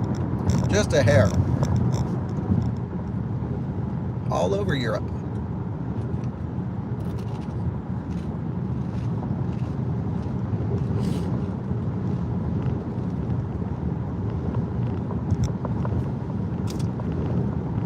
You know, I really like this eye tracking system because it's not nearly as sensitive as Ford's eye tracking system or even GM. This definitely lets me look over and read a couple of your comments and look to grab chips before it starts dinging at me.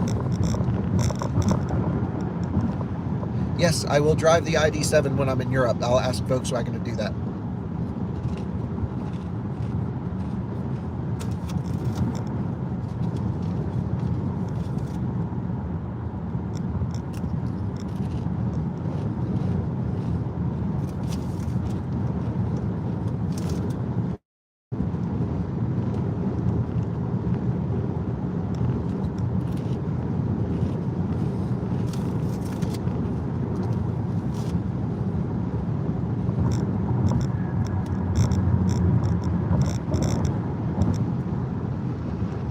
timer for the 2 full DCFC sessions. But do you mean like 0 to 100%, or just plugged into a DC charger and charging counts as a session?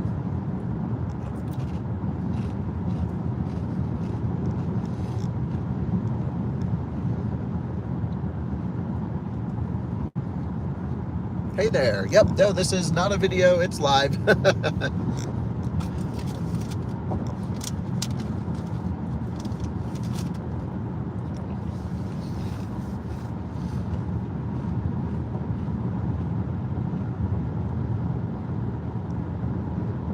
So we're going to have a lot of tailwind for the first bit of this drive. So I really need to turn around with some extra buffer to push through the headwind. Thoughts on the EV9? Really loving every bit of it. Do I like German charging infrastructure? I really love it. All the ENBW Alpitronic hyperchargers, they're just my jam. Driven Dave in the chat. For those of you who don't know, Driven Dave is a friend of mine. I actually bought a car from him, my Lexus. And he's just the best. Subscribe. He's a huge EV nerd. He has a Tesla Model 3. Subscribe to Driven Dave if you can, because he's putting out content left and right. He just needs a little bit more subscriber count to get him off the ground. So, Dave, we got to make some videos together to get our audience onto your channel. Crypto Joe in the chat, how's it going?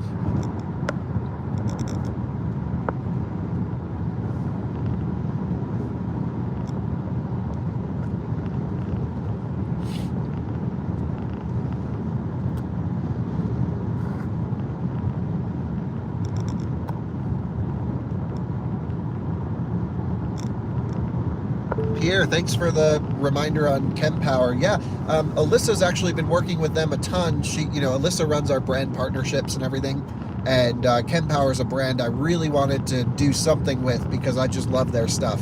And so yeah, we have another podcast that I've recorded with Tommy, their CEO, and I think we're going to visit their factory in Durham and do some cool things with them.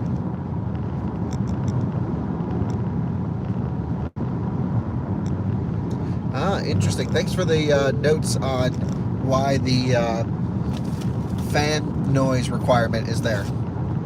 Does the Ariya have driver assistance? Yes, and it's very good, and it's hands-free eye tracking. And it has been rock steady.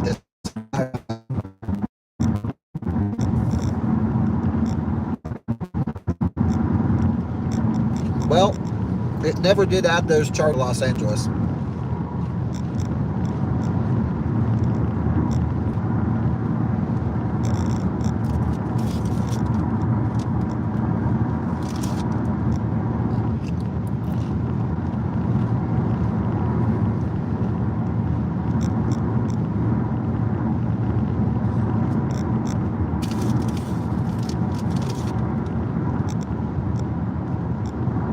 Does that say speed limit 45 and then speed limit 65 right next to each other?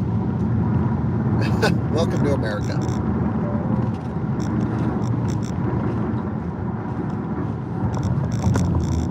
Let's send it through the on-ramp onto I-80.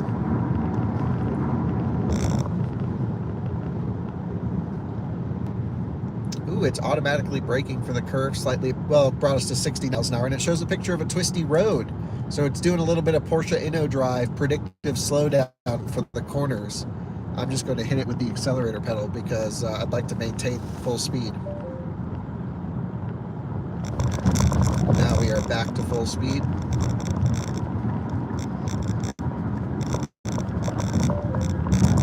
It just tried to lane center in the middle of two lanes.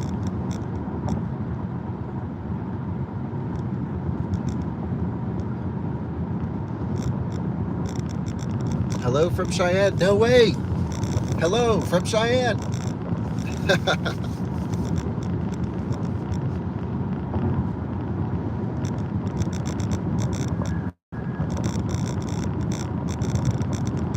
And if for whatever reason I missed one of your comments, I apologize. I'm obviously not just staring at the phone, so you can, you always repeat a comment. I never get, never a problem. Fun to be live streaming again. It's been a while. Will not auto lane change unless we're in the hands-free mode, it seems. And it's going to be really quiet from a wind perspective because we have a massive tailwind. So these trucks are all going to be ripping too.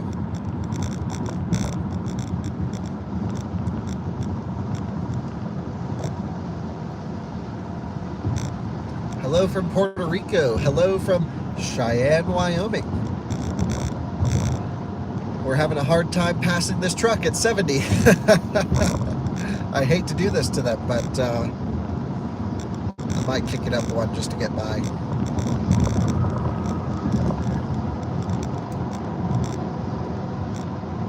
But now, of course, they're going faster on the downhill.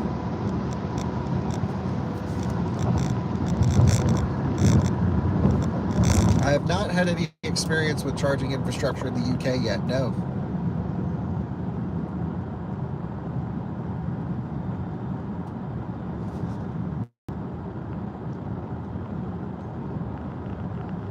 So, big tailwinds here.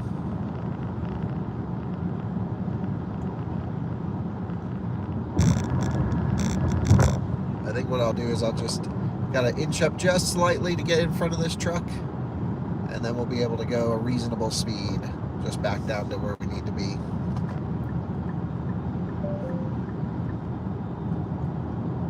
Wow, it's so quiet in this car with this tailwind situation.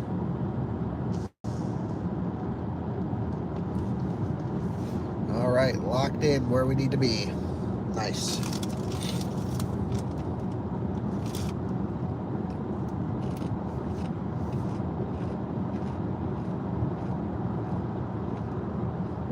I've seen 132 kilowatts on this car, peak charging. Back to the Doritos, cracking open the Red Bull. My range test days are days that I really don't eat healthy. Can I go back and restart? Yes. Any plans for an out-of-spec meetup? You know, absolutely. You know, what's crazy to me, and recently I've just started to kind of realize, I had really no idea that we had this big of an audience, or at least this big of a local audience. Hey, Yusafa, thanks for the super chat. Really appreciate that. And so I just thought, like, okay, there's like 3 people out there that watch our videos, and no one would come to a meetup, and I don't know. But apparently people do, or at least some people do watch more. Like, I've been running into people more over the last 2 years than I ever have, which makes sense. So, yep, it's pretty crazy. It's pretty surreal. Like, I was at the grocery store the other day, and some dude was like, oh, I was just watching your YouTube video. It's wild. And this trip that Anna and I took from, you know, in the Taycan, we saw so many viewers. Even just when we were in Austin for South by Southwest, so many viewers all around the city.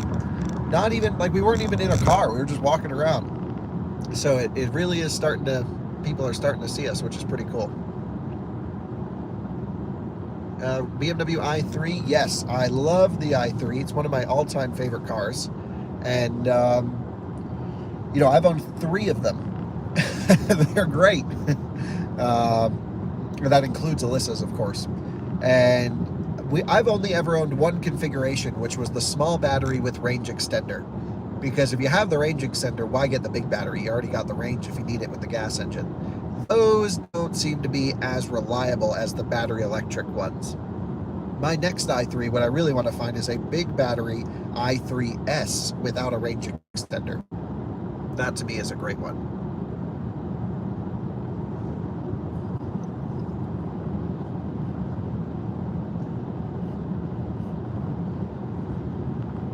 Yeah, there's just nothing else like an i3 in the US because they're pretty spacious but compact and premium, and you can code them to do cool things. So like we had lane centering on ours up to 94 miles an hour, which is its top speed, and it would just stay centered in the lane. So yeah. Is the Ariya like the Leaf? Not at all. You almost wouldn't even know they're from the same car company until you use the garbage software. Then you realize. I haven't been following the i3 market, so I'm not sure what the good price would be. but I have to own an i3S, and I'd either like that mustard yellow color that no one liked, or a blacked out one.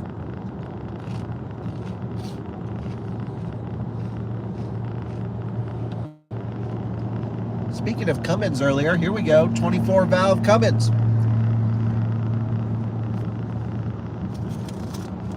You can hear that thing just sitting at like 2,400 RPM, so smooth. Used i3 or used Leaf for a round town car? Oh, i3 all day. All day. Rear motor, rear wheel drive, much higher quality, much higher engineering, liquid thermal management on the battery pack. Just a whole not even in the same category. The Leaf has more range, but if you're just staying around town, i3 all day.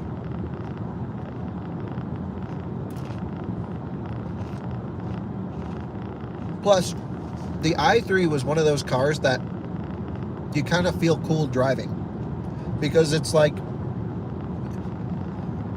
I don't know, it has a good image to it, I think. I've never driven an original Hyundai Ioniq. I want to.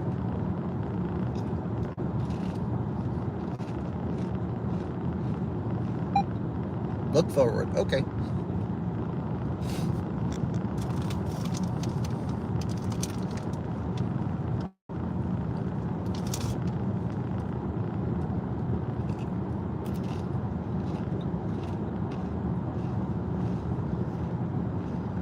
Can someone look up the coefficient of drag of a Model Y long range? I'm pretty sure it's like 0.26 or 0.25 or even 0.23 now that I'm thinking about it. Is that correct? Because this is 0.33. And again, it is coefficient of drag times surface area, but yeah, 0.23. So it's so much slippier than this car, even though I think the Ariya looks really good. I really hated it when it first came out. I like the way it looks now.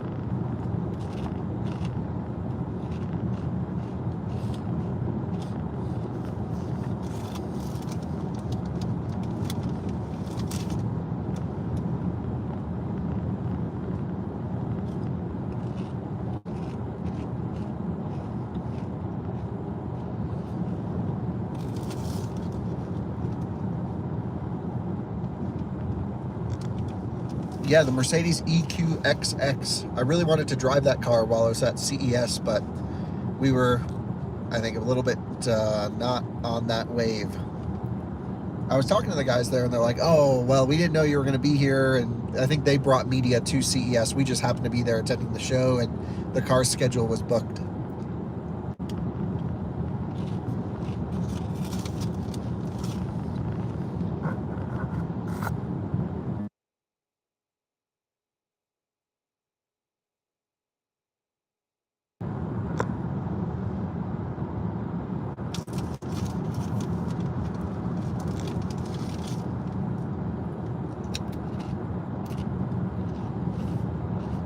What's crazy is I was driving the Hyundai Ioniq 6. I can tell you about it at 12:01 a.m. Eastern time tonight. So like, what's that, 10:59 or 11:01? 10:01 p.m. my time tonight.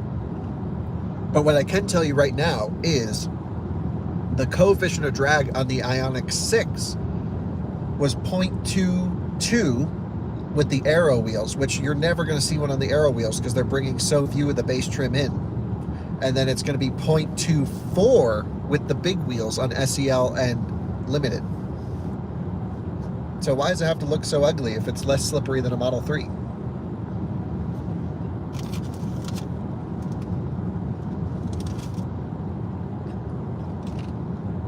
I do not understand that.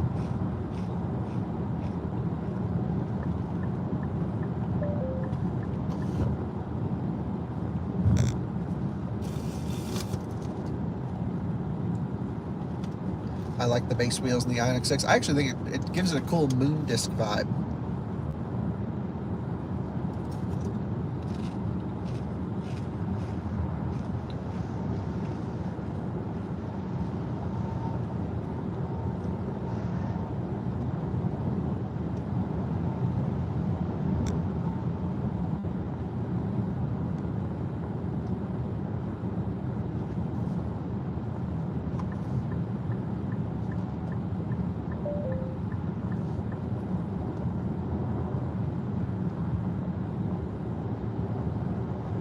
Thoughts on wheels that might improve efficiency? I don't know. I was asking Drew at Martian Wheels if he can make kind of an aero optimized wheel for most of these EVs that doesn't look like trash. I think he's working on it. How many miles on the Rivian? Almost 30,000 now. It's like 29 something.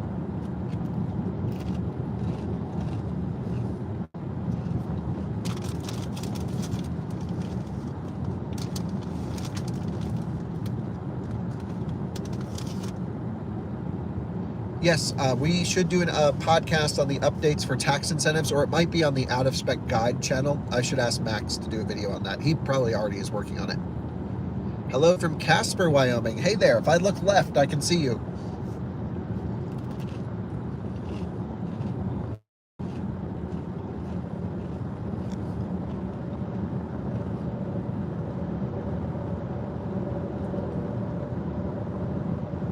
Going at 70 miles an hour, that is correct.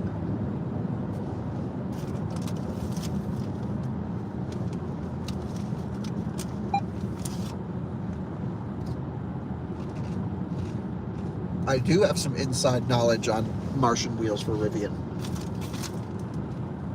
but I haven't asked Drew if I can say what it is, so I can't tell you.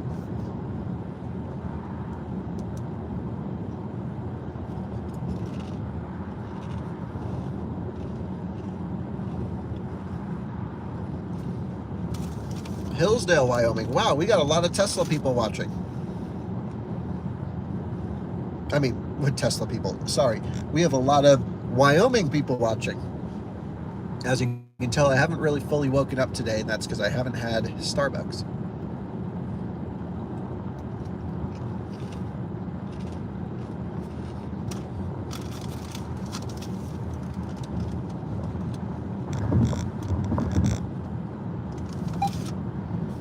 From the Canary Islands, nice, and Australia. Have I driven EVs in every U.S. state?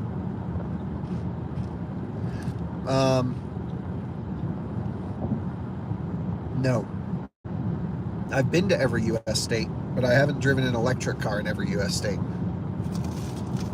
Northern Michigan, nice. Belgium, Delaware. Oh, cool. I was just in Delaware. Congrats on your EV6. Have I driven in Australia? No, I've never been to Australia. I'd really like to go. What's my strategy for picking hotels on long road trips? Do I book hotels in advance or just stop once you have had enough driving? Well, usually at like a charging stop, I'll be like, okay, well, I got another couple hundred miles in me or something, and I'll book a hotel maybe somewhere along the route where I can find a hotel with a level 2 charger. So I usually look on PlugShare first, figure out what hotels have chargers along the route, and then I'll call the hotel and say, hey, is your charger available? And they'll say, let me run out and check, is honestly the answer I get most of the time. They're usually very helpful. And if it is, I'm like, great, I'm going to book a hotel. I use hotels.com, but I'm not saying it's the best one. It's just what I use. I get every 10th night a free stay. And so 10% off, if you will, everything. And so, yep, I asked them to cone off the parking spot, and then we charge. And it honestly works pretty well, but not guaranteed. No, I don't believe any states have banned electric cars. You can drive an electric car in any state with no problem right now. But I did hear some rumblings on something going on in New York City, which seems like clickbait.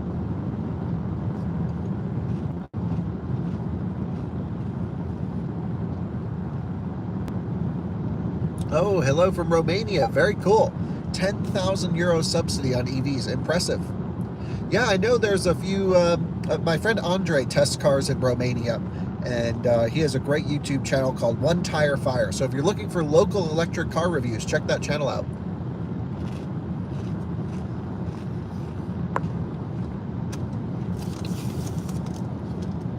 Oh, the Twizy updates. Guys, you won't believe this. My Twizy tuner dude, who I know in Norway, messaged me the other day. He said, Kyle, I ordered a new motor inverter for you. Send me, I don't know, it was like way too much money. It was like $1,000 or something. And he's like, it's going to turn it from a Twizy 40 to a Twizy 80, and it's going to go full send. And I'm like, hell yes, that's what I need. So it's on its way. Then we got to figure out how to install it. And then I want to put a bigger battery in it.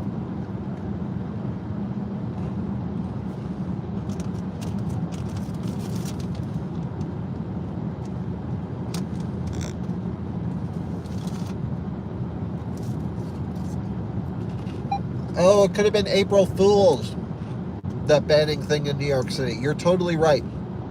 Yesterday was April Fool's. I hate April Fool's. And it got me.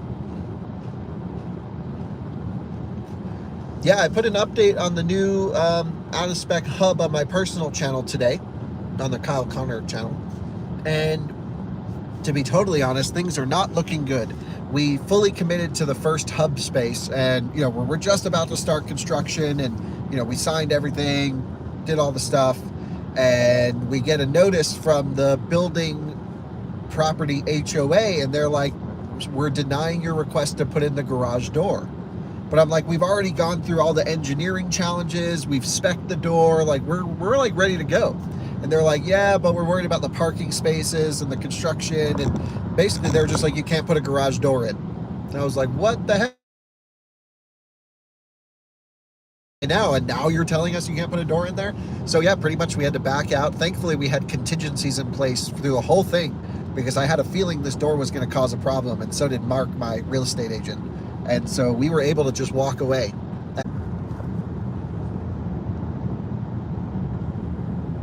Sorry about the signal drop. Let me know if we're back.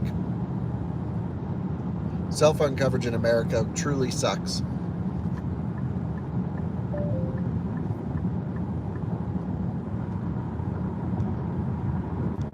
Back. Great. Good stuff. Sorry about that.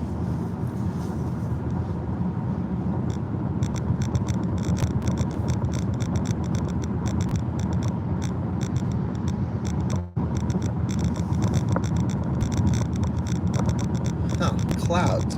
Well, hopefully it stays sunny. I mean, stays dry.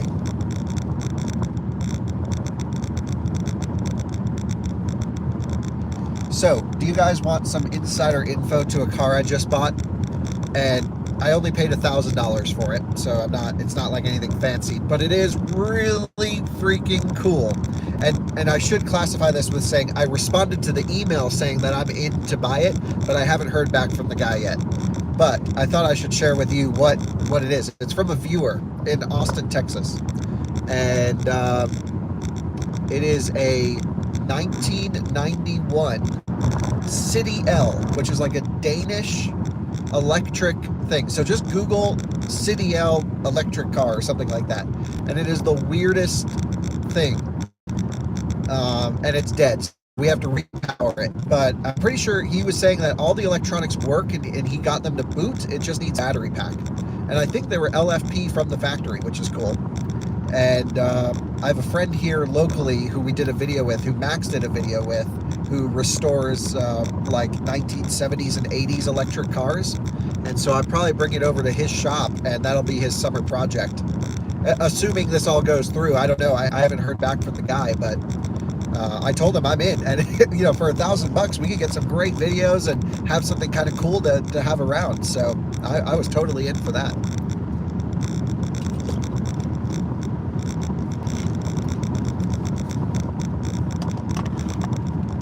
Road trip with the Rivian to pick it up. That's kind of what I'm thinking.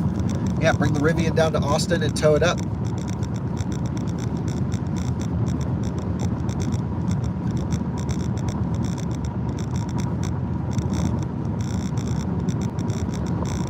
Yeah, the City L. I'd never heard of it before I got this email. And I was like, what is this crazy machine? And I kind of want to wrap it in like the Taco Bell coloring from like the 90s or the early 2000s. The swirly blue and purple thing. It honestly looks like a dust buster on wheels.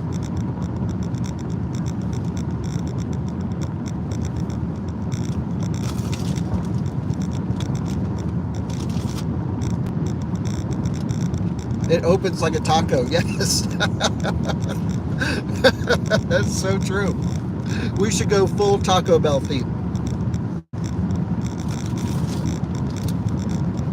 I mean, I just had never seen this before, and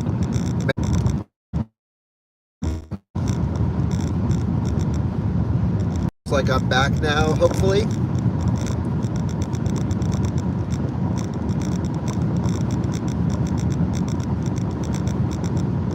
Yep, I think I'm back.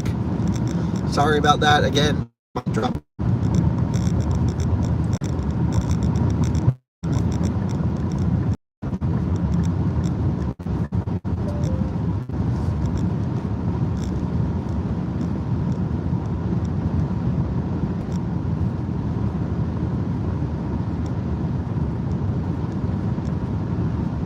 Back but choppy. Yeah, that's just this area. Sorry, guys.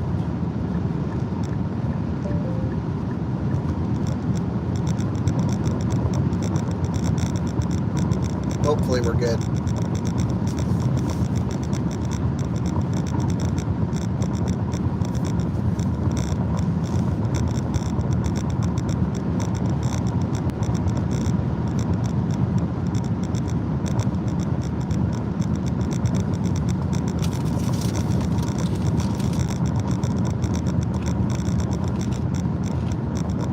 We are in Wyoming right now.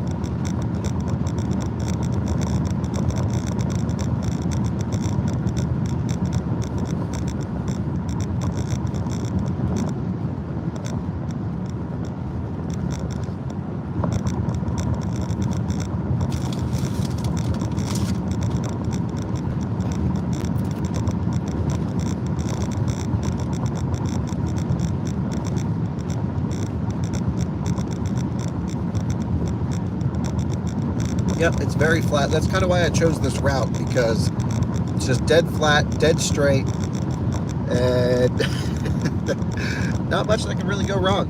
But I got to do the 75% state of charge check-in here in a moment.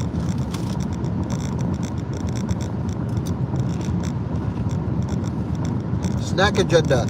We're going with the standard issue out of spec kit, which is beef jerky, Doritos, Reese's Pieces, Red Bull, and water.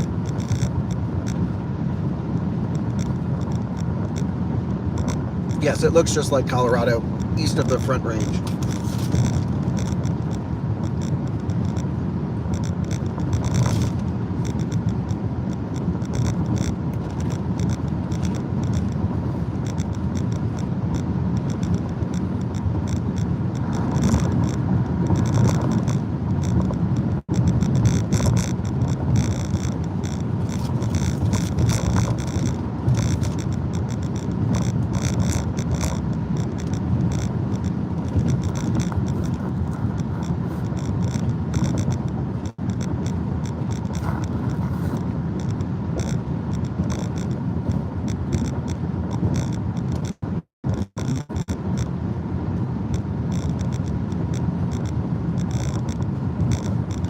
Speed limit 80. Welcome to freedom.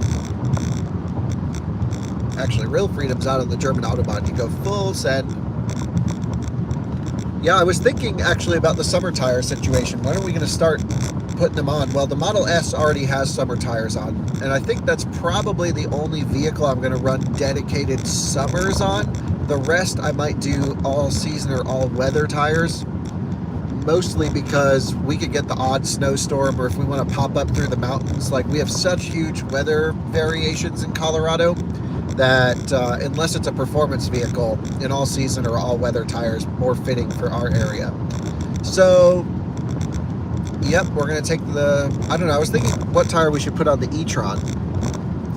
And, you know, Nokian's our tire sponsor, so we can really choose any tires from their lineup, which is great. The Model S, I don't run Nokian's because they don't make an aggressive enough summer performance tire yet. Yeah, so, yeah, been thinking about what tires to request for what cars.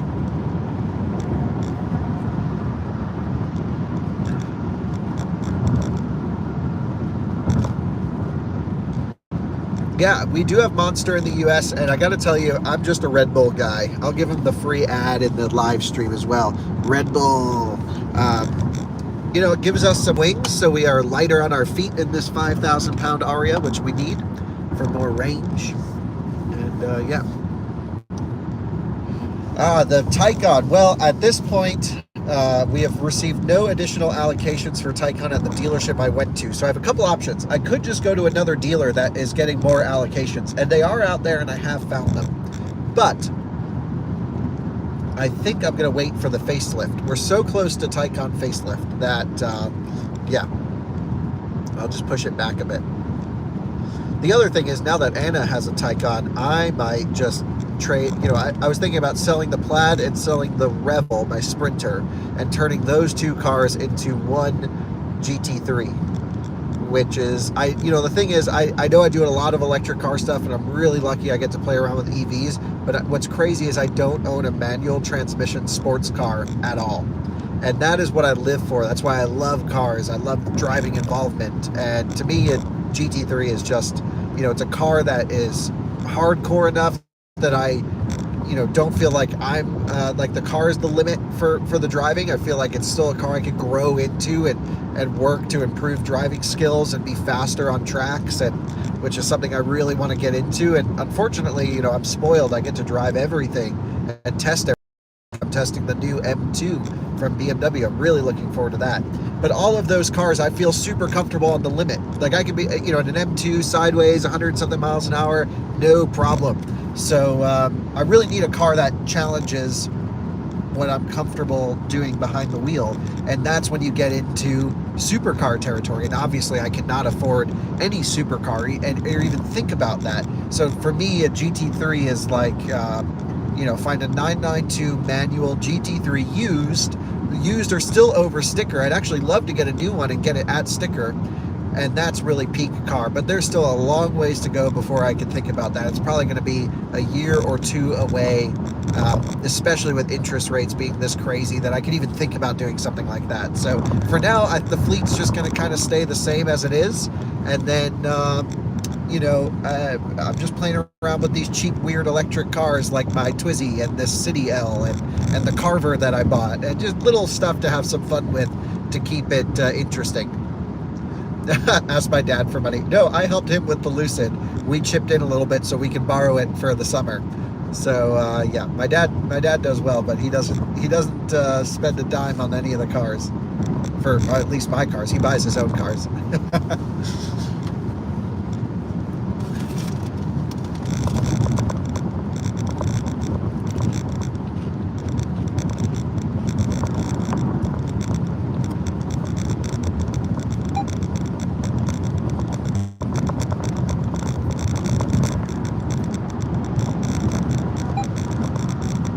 Dog in the back? Nope, just me.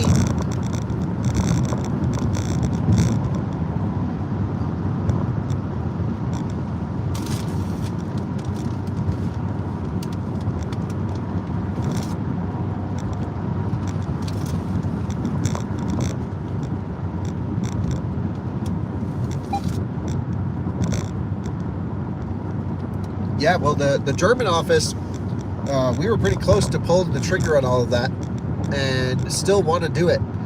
Honestly, we just got too many projects at once, and I kind of stopped. One day I woke up and I said, we are doing too much at once. And so I kind of put the stop on a bunch of stuff. And now we're I would say, more logically walking back to that same goal. The goal hasn't changed. It's just I was going too fast and getting pulled in too many different directions. And so we had to go back to square one and rethink a little bit.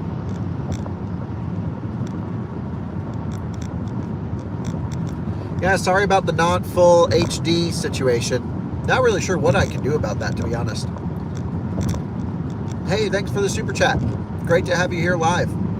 Yeah, I don't live stream enough. I should more.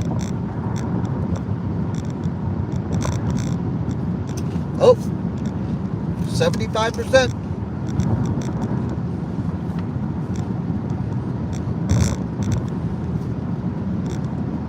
Welcome to 75% state of charge. We're just about to cross into Nebraska. We've gone 70 miles almost now, 69.3. But keep in mind, just in that rear view mirror is about 30 miles an hour of wind pushing us forward. So the efficiency, very good.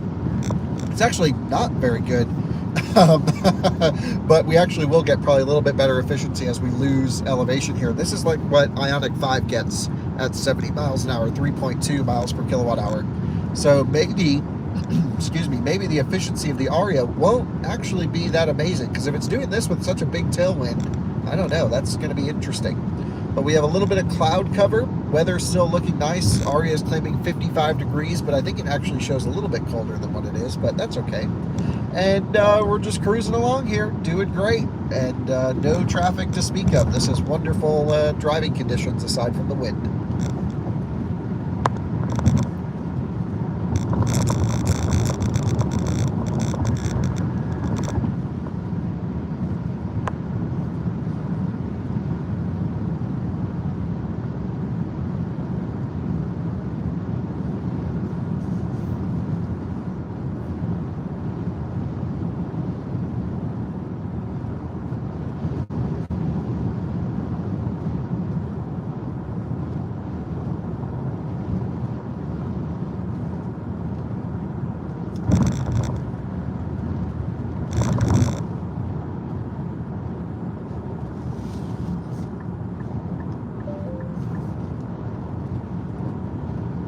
Yeah, I've never been to Greece. I would love to go to Greece, but there's not much EV stuff going on in Greece.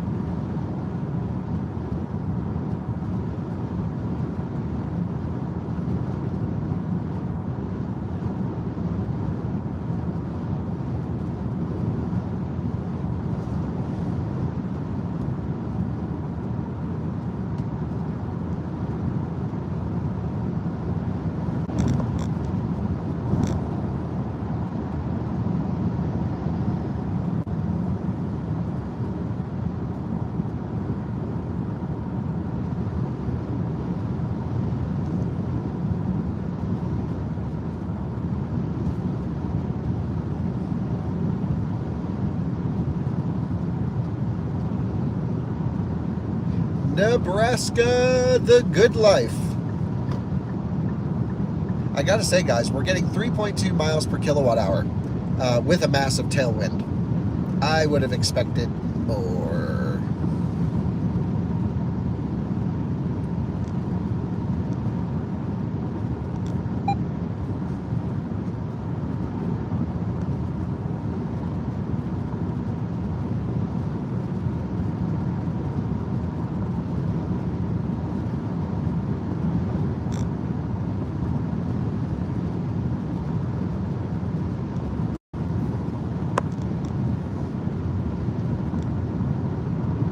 Overlanding channel, honestly in the same position as the Scoots channel, where I really just want to find a presenter.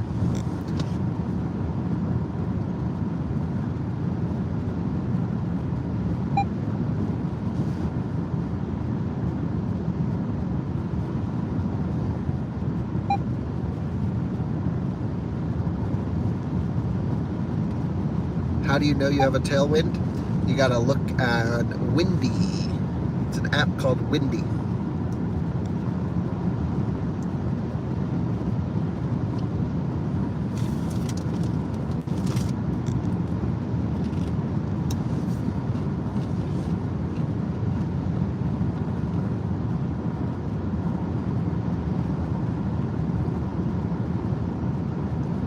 Zach and Jordan are both with us, but Zach was never full-time. He's still same part-time. He's just been really busy moving and family stuff, and bought in a house, and new job, full-time, so he's just slammed. And Jordan isn't with us full-time, but you'll see him work on some projects for us here or there. He wants to do some electric motorcycle testing and some other stuff. So, yep. It's funny, Zach hasn't been on the channel in like a year, and Jordan hasn't really been around for a year, but people still are asking for him. So yeah, I mean, we're still really close friends with both of them, and just need to get them back on the channel more.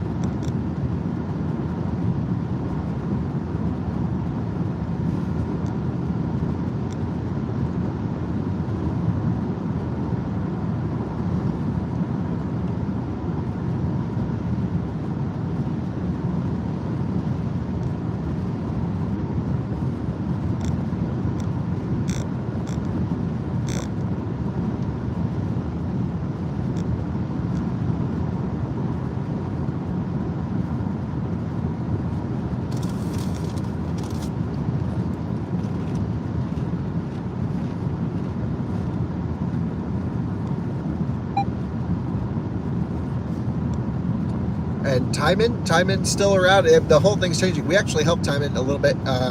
Timon started his own photography business, which he actually helps still a ton on the back end. So you don't really see him in videos too much, but I still see Timon all the time. And he's starting a real estate photography business, and it's actually picking up and doing really well. So Timon's been out photographing houses.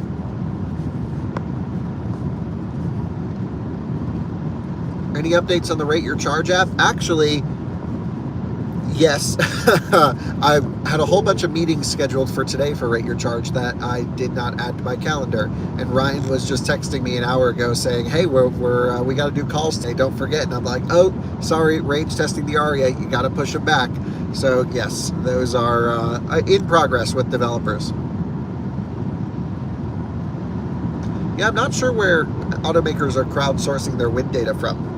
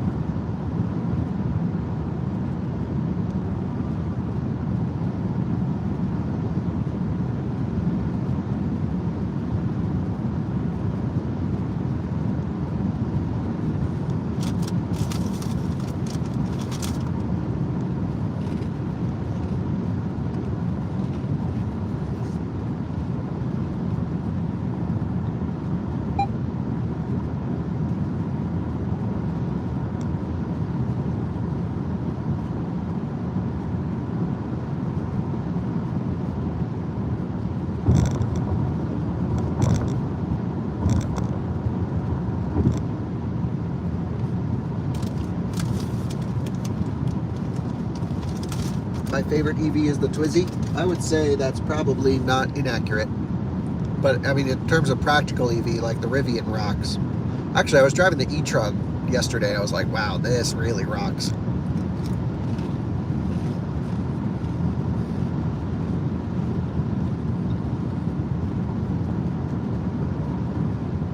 Yeah, crazy that you can't set a charging limit on this car.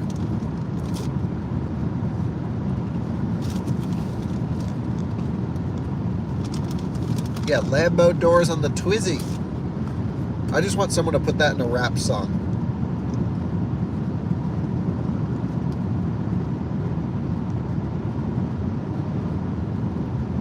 Yeah, thoughts on EV9? So excited, just as much as everyone else.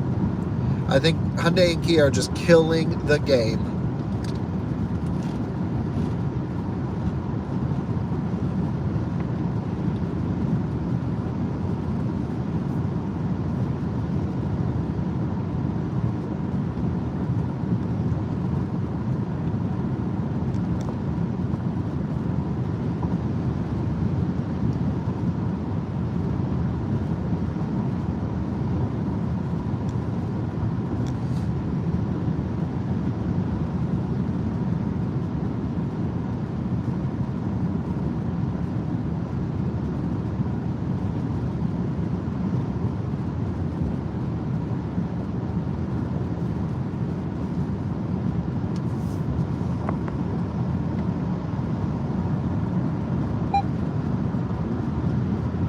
Model 3 rear-wheel drive is the best lease? Actually, I don't think so. I think the best lease deal going on right now is Mercedes EQS 450.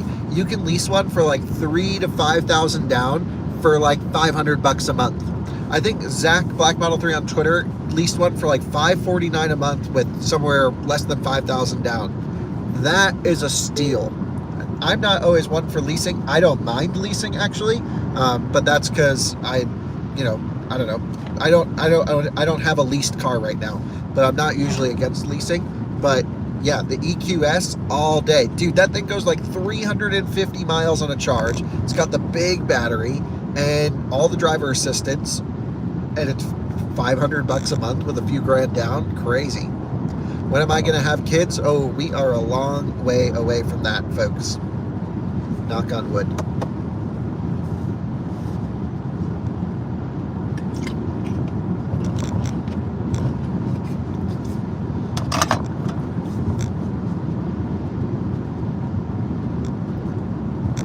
I think it is funny how many people are interested in the personal side of YouTube, something I haven't experienced until recently. And it's gotten a bit annoying, but I'm learning to deal with it.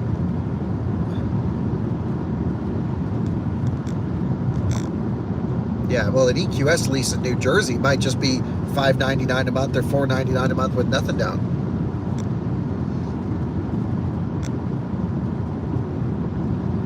No, you didn't. It was not directed towards you at all. I'm just, yeah, the YouTube commenters have been like switched to like level 7,000 when normally everyone's at like level 3.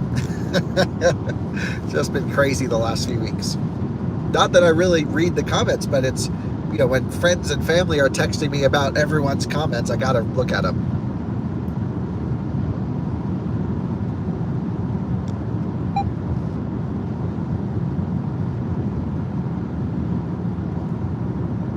Tailwind should become a headwind soon. Let's take a look. We're at 68%. Yep. We're going to have to flip around maybe in the next 15 minutes or so. Did I record a road trip to pick up the Twizy? Yes, I have so many out-of-spec motoring road trips filmed that I haven't had a chance to edit. But I've locked myself in Colorado for a little bit to try and edit through everything. So you might see a weird order of videos as they go up, but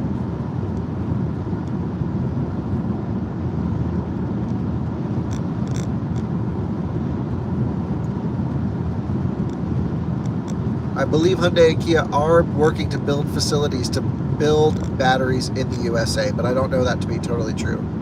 Who edits for you? Pretty much every video you see me in, I edit. We really need to get the rest of the team up and running, but everyone's kind of working on Rate Your Charge at the moment. So some of our editors are even on Rate Your Charge project. So, oh, you're saying the wind switches if we keep heading east? Oh, okay. And it is truly insane. I think I'll probably stay out of that. Yeah, some people have been really rude, but I was with Alyssa yesterday, saw her today. She's doing great. And, it's a complicated time, no question. But certainly people don't make it easier.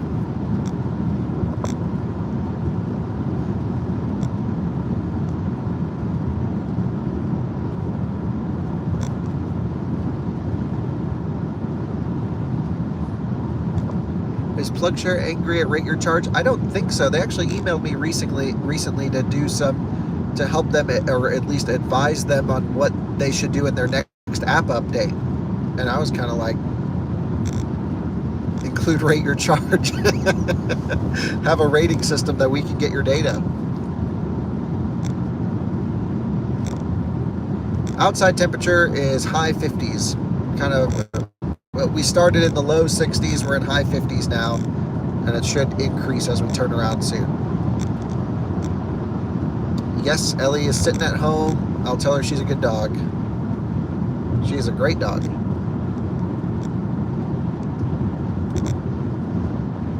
Yeah, both Blue and Ellie are at the house right now. They're just hanging out.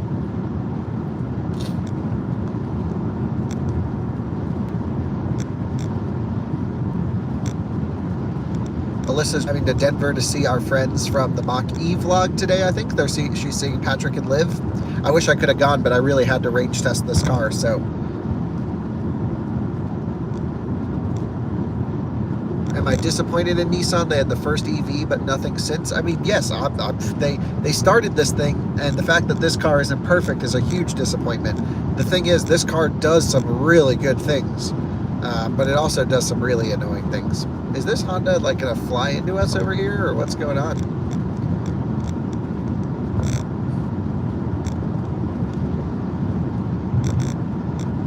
Do I plan to make a trip to Alaska with an EV? I would love to, and that was actually the plan to do it when we were last there. That's why we were going, and we had no idea that the business side of out of spec would get so crazy, and we'd do rate your charge, and we'd get everything rocking, and who knows. I think I'm just a little bit tapped out from travel at the moment, even though I have to go all over the place. I would love to do EV van life. I love van life. I love my Sprinter. That thing, actually, I need to wash it this week and vacuum it out. It's all muddy from the last trip and needs a good detail. But I love van life. I love electric. It fits perfectly, but I think the range wouldn't be good on a van for where I want to take it. So I was thinking maybe I would, when I sell the Sprinter, if, you know, I know I'm going to at some point, maybe I would just get a little trailer for the Rivian, a little like off-road overlanding trailer, and give that a go. E-Sprinter or E-Transit? E-Sprinter all the way, rear-wheel drive. Actually, the E-Transit's rear-wheel drive as well. But I'm a Sprinter guy. I love this generation Sprinter.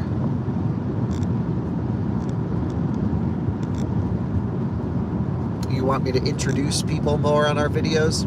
Yeah. I mean, the videos are about the cars, but I can certainly do that. But then it's just like if I say, like, Anna's behind the camera, everyone's like, well, who's Anna? And then I gotta go and explain all that, which I don't know. So I don't think there's a way to really please everyone, to be honest.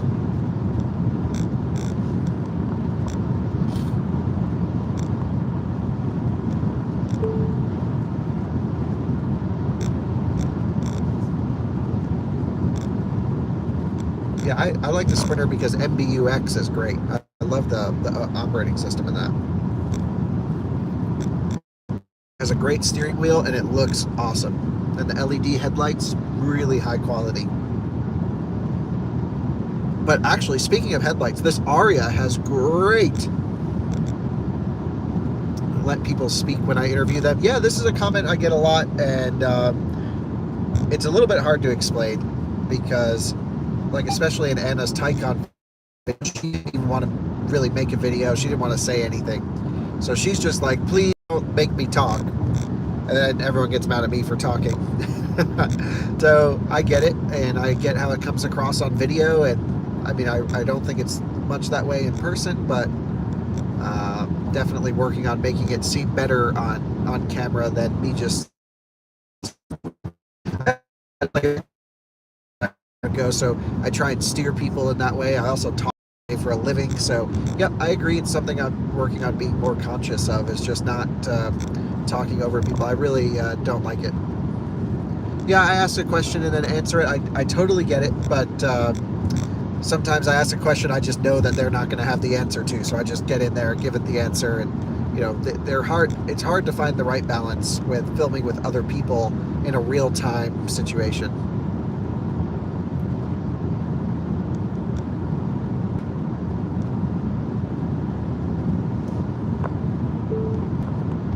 Yeah, the Ariya headlights rock.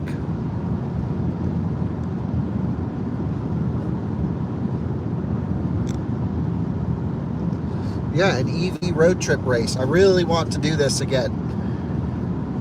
And it's really something we should be doing. I'm starting a new test. Let me know what you guys think. I'm calling it the 10% challenge. And the 10% challenge is you get to a charging station at 10%. And you charge for 15 minutes on the nose, because I feel like that's a pretty good road tripping time. And then how far can you go on that 15 minutes of charging to get back to 10%? And I think we're going to just compare two EVs. Like, I want to do this Ariya versus ID4 and all that stuff.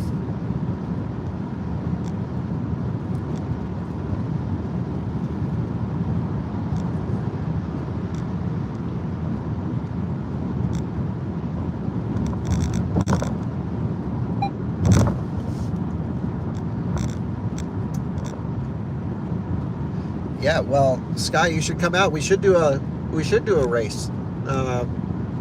We should do Ioniq 6 versus Model 3 versus, honestly, Mercedes EQE on the luxury end.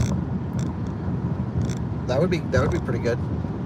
How many miles are on the Audi e-tron? Our e-tron has 26 or 27,000 miles, and it's a 2019. We bought it with, I think, 16 or 17, if I remember correctly, and it came with an unlimited mileage 5-year warranty.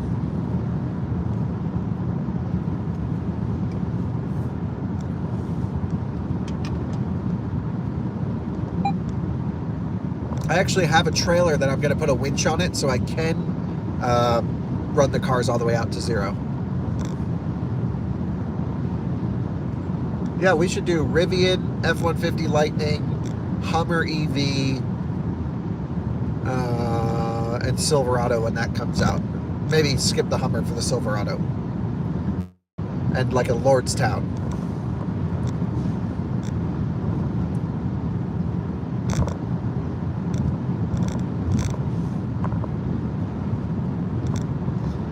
The editing of the race to Vegas was actually all done by Alyssa, and she said it was a pain in the ass.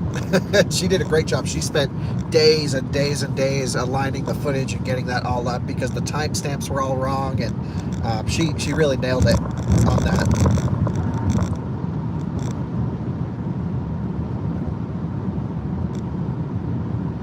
Yes, I would love a Hummer EV. I just, no, not, there's too many other sort of expensive cars I would want to have first, so, nope. Oh, i4 eDrive 40. Look, I would love to get one, but the one BMW put in the press fleet in Colorado is a M50 with all the spicy stuff, so. Brandon sold his Model X, Tesla Fx. I did not talk to him. Didn't know he sold it. I actually should see him for dinner sometime soon. He lives right down the street from me. I do not have a Cybertruck on order, but I have so many friends who do that I'm pretty sure we can just do all the videos with a borrowed truck.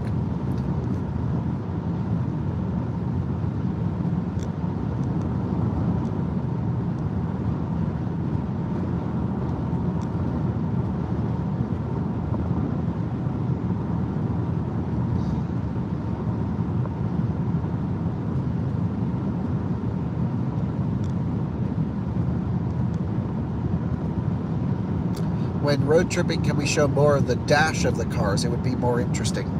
Sure, I don't think that would be a problem. I think, yeah, I think we just get into the routine of road tripping and we don't maybe go as in depth as we used to, and maybe we should bring it back a little bit more old school. Ioniq 5 or Model Y, which would you recommend? I mean, it's really like, do you want an adventure or do you want ease of ownership?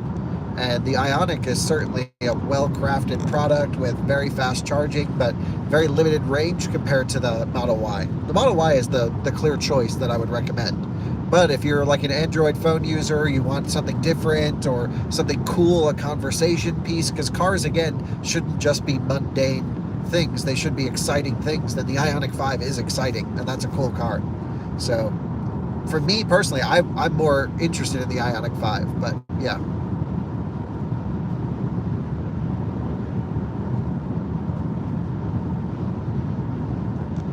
Yeah, Sky is right on those points, absolutely.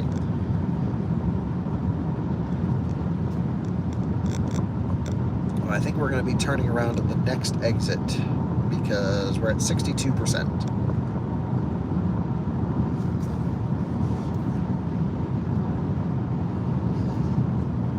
Well, we are driving along here, and I wanted to talk a little bit about the Nissan driver assistance that I'm experiencing here. And just to pull up the driver assistance menu, actually it's over here, there we go. You can see we have this blue steering wheel, and the blue steering wheel indicates that we are on hands-free eye tracking right here, lane centering. And I have to say, it's actually one of my favorite systems I've ever used. It is rock solid, even with crazy wind. The eye tracking isn't so sensitive, so I do have a chance to glance over here or pick up some Doritos before it yells at me, unlike GM stuff and unlike Ford stuff. recognition. Thank you. The voice recognition is crazy. And it really works well. So loving the Nissan ProPilot. They nailed this software. It also does automatic lane changes. You can see as soon as I hit the turn signal, the screen goes green there at the bottom left, and that indicates that it wants my hands on the wheel for the lane change. As soon as we're locked in the lane, you can see it's now gone back to blue. It also does show some cars around, so this is a great way to do some distance driving. And actually, you'll notice we're just getting a couple tiny sprinkles right here, and we're also down to 61%. So we're actually going to flip around at this exit right up here, turn around. The roads are very dry. I think we just actually got, it's almost like someone just splashed a little bit of water on the car. But we are going to turn around and head back into the headwinds. And one thing that really kind of concerns me at this point is the efficiency being only 3 miles per kilowatt hour at 70 with a big tailwind. That is not, I was expecting we're way better than that at this point, especially as we're actually at lower elevation than when we started.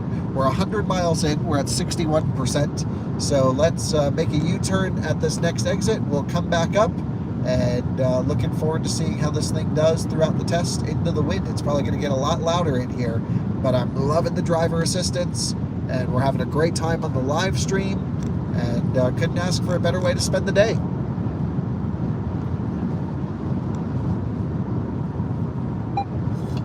Boop.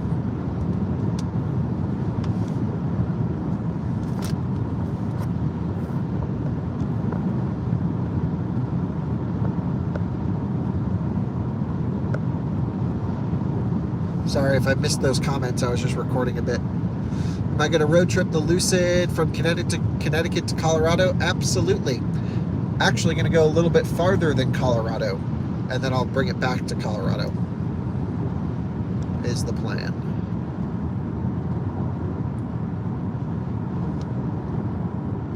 So taking it off now of cruise, we are just about to make our U-turn. So this thing's definitely going to go 200 miles on a charge at least, because we need that to get back. So that's good news, but also no surprise. I'm just going to inch over as far as I can to give this guy as much room as possible. One thing I find interesting, you may have heard the steering wheel just buzz there because I clipped that left line to give that guy room. It doesn't actually push the wheel to pull you back in the lane. It actually does what my Sprinter does, and it grabs the inside rear wheel brake to pull the car over. I've never seen another vehicle do it aside from my Sprinter. On my Sprinter, it can't do the steering because it's hydraulic steering. This is an electronic steering rack that obviously works with lane centering. So I don't know why they're using brakes to pull you over, but it definitely is an interesting feeling. So we're just going to gently merge back onto the highway. And what's funny, I think it was maybe even, I forget which range test it was, but they put up these one-way signs. They used to not have the one-way signs here, and you would just get about halfway down there and you're like, oh crap, I need to be on the other side. And that's exactly what happened to me before they put these signs up. I was just driving down the wrong way. But now we are good. We're not going to go the wrong way, and we are ready to roll. I had a bit of Dorito stuck in my throat there at the end.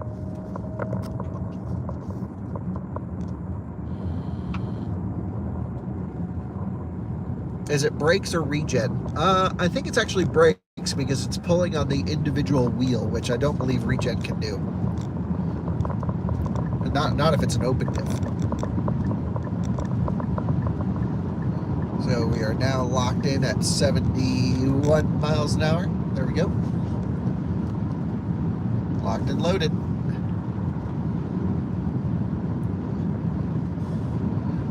Will I drive a Model S Plaid in Germany anytime soon? I really want to. I got to find a Plaid. Maybe I can rent one or borrow one from a viewer or something. I really have to do it. Now, I saw Thomas from AutoGefühl had a Plaid. I can reach out to him to see where it came from. I know Tesla does have press cars in Germany, so it's possible I can reach out to the press contact there. We'll have to see. Nice VNL 760 going for the pass.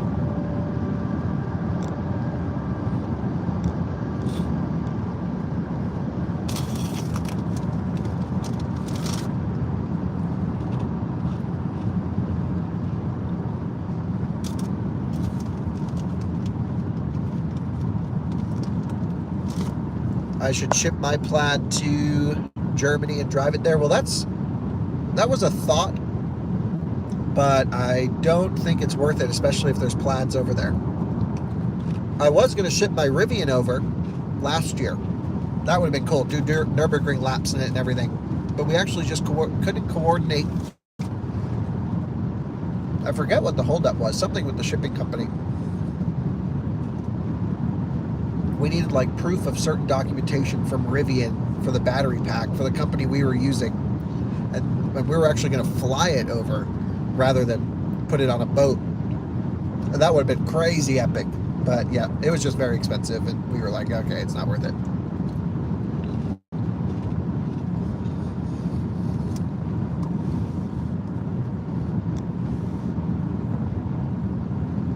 Shipping the Sprinter to Iceland is actually pretty easy. I think you can get it there for like $800.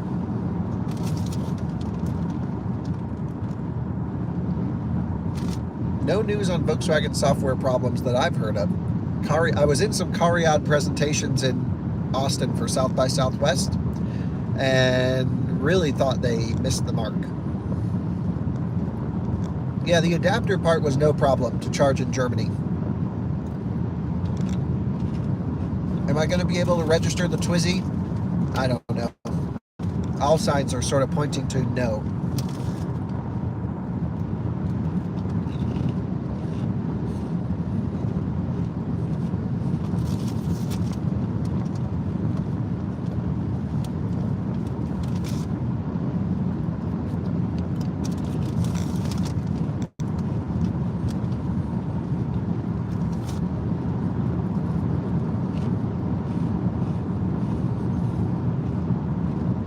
Twizy Turbo S. Hell yeah.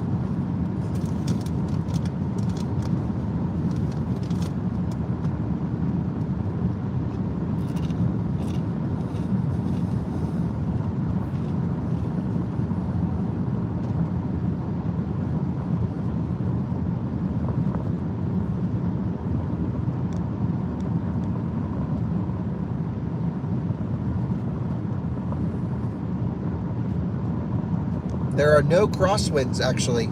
It's all just head and tailwind where I am right now.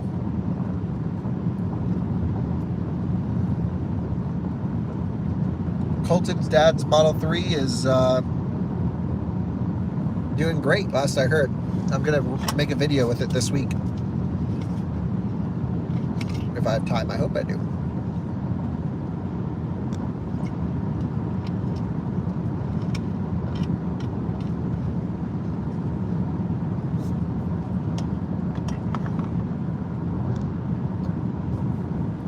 Yes, I was thinking I would bring the Twizy to Germany, register it there, and then just drive it here on tourist visa until it's legal to be registered here.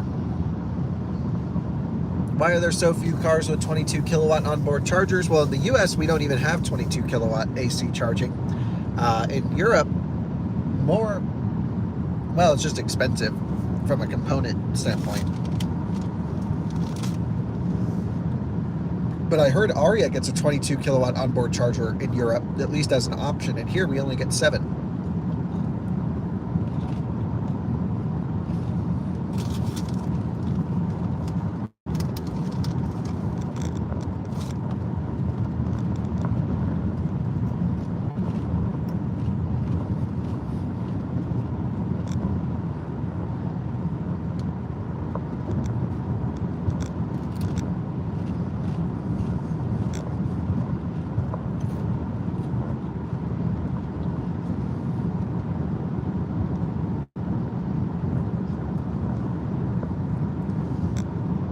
Have I seen the Twizy F1 edition? Yes, and I believe they only built 5. Is that true? 5 factory F1s? They're so cool. F1 designed by Oakley.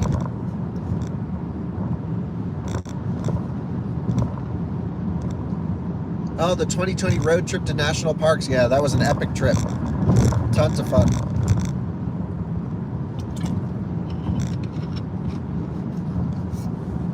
Crazy, I think that's 3 years ago now.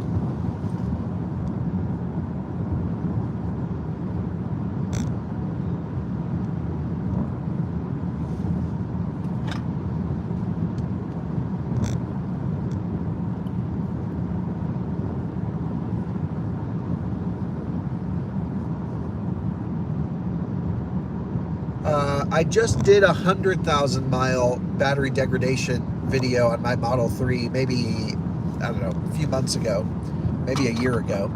And yep, did exactly what you were asking, compared it to when it was new, talked about how much battery it's lost, all that stuff.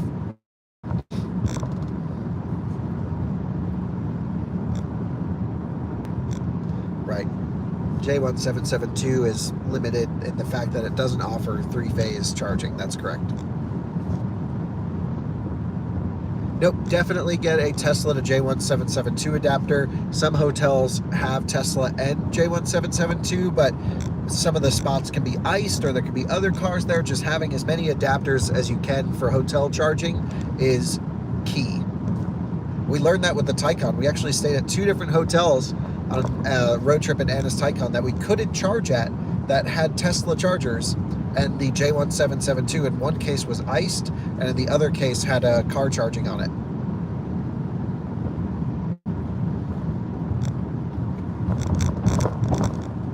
Both of them had available Tesla plugs. So yep, get that adapter. It's also just nice to be able to plug in wherever possible. But the one thing I really wouldn't do in that case, I mean, and I would recommend it, I don't know, you just need, yeah, you need to make sure you're not hogging the charger. So like, if you're plugged into the Tesla charger, make sure your car's charging. Because I feel like some Tesla owners feel some kind of entitlement to their own charging plugs. e-tron or iX, objectively the iX is a much better car, and I'm actually going to go drive the new updated e-tron soon, which I'm really looking forward to with the big battery. I saw Bjorn had some testing on it too, so I'll be driving that, I think, in Europe. I need to look soon. But the e-tron, even though the iX is mega, the e-tron fits me perfectly, and Alyssa loves hers and I love it too, and it's so great.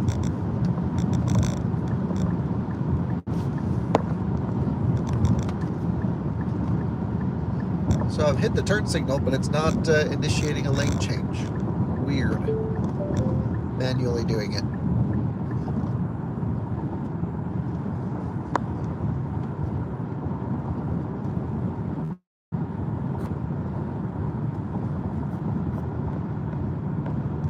Did I get the round steering wheel for Model S? Tomorrow at 8 a.m. it will be installed.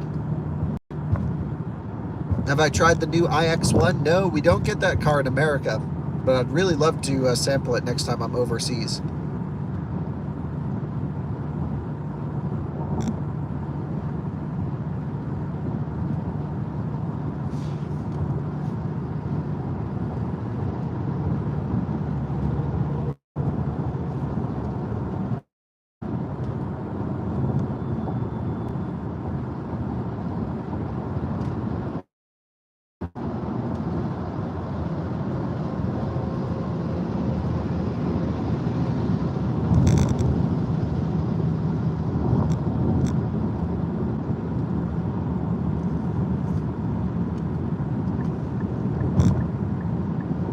Will I be the first retrofit? I will be among the first. I don't know if it is the first.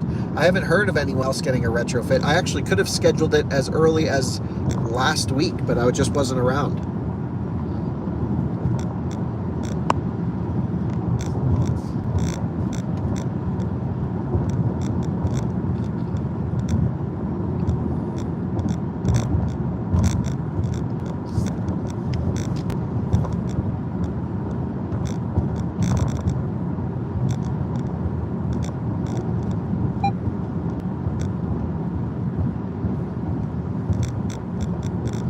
No electric Volvos in USA. We have both C40 and XC40 here. I've made videos with both of them.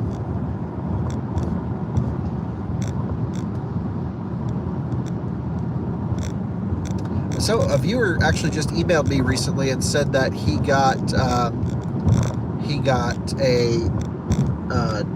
Chinese electric car. I can't remember the name of it, but it had GBT in North America. Didn't even have CCS. And he's like, hey, we like go up to America for road trips. How the hell are we supposed to charge this thing? I'm like, dude, I don't know if an adapter exists. I'm sure it does, but they're usually pretty amperage limited. So I got to reach out to some engineering car buddies to see if they know of an adapter. Yeah, I've seen a bunch of XC40 recharges recently. We're at 54% state of charge right now.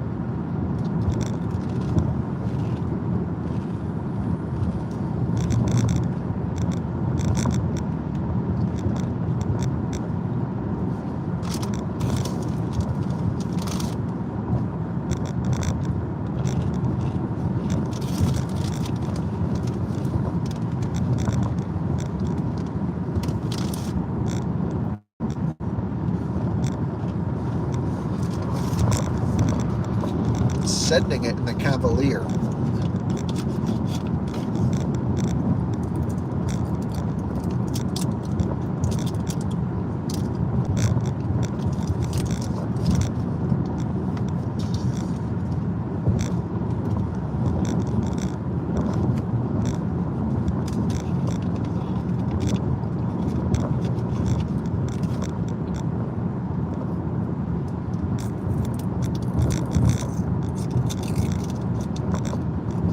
Do a road trip on the XC40. Actually, I think I'm going to when the Starbucks charging network from Denver to Seattle opens up, which is like an oddly convenient route for me. What's my favorite combustion car? I have so many. I'm really a combustion car enthusiast, not because I like killing the planet, not at all. That's why I drive electric, but I love the feeling of driving certain combustion cars. Too many to name.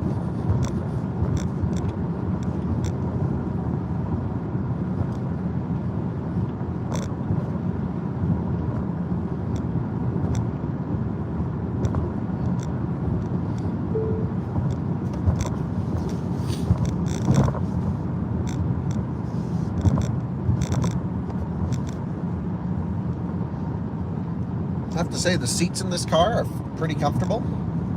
Has lumbar that can go up and down, unlike the Ioniq 6, which only goes in and out because of cost cutting.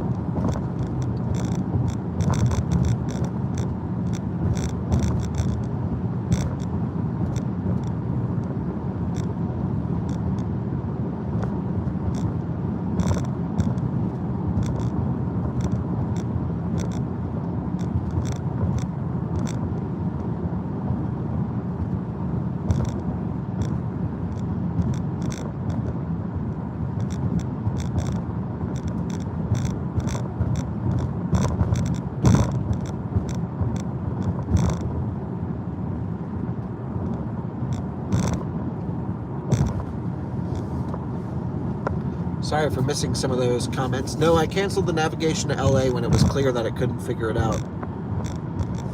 Late to the stream, what was the starting charge level? It was 100%. As with every range test, 100 to 0. And yesterday I went 0 to 100 charging.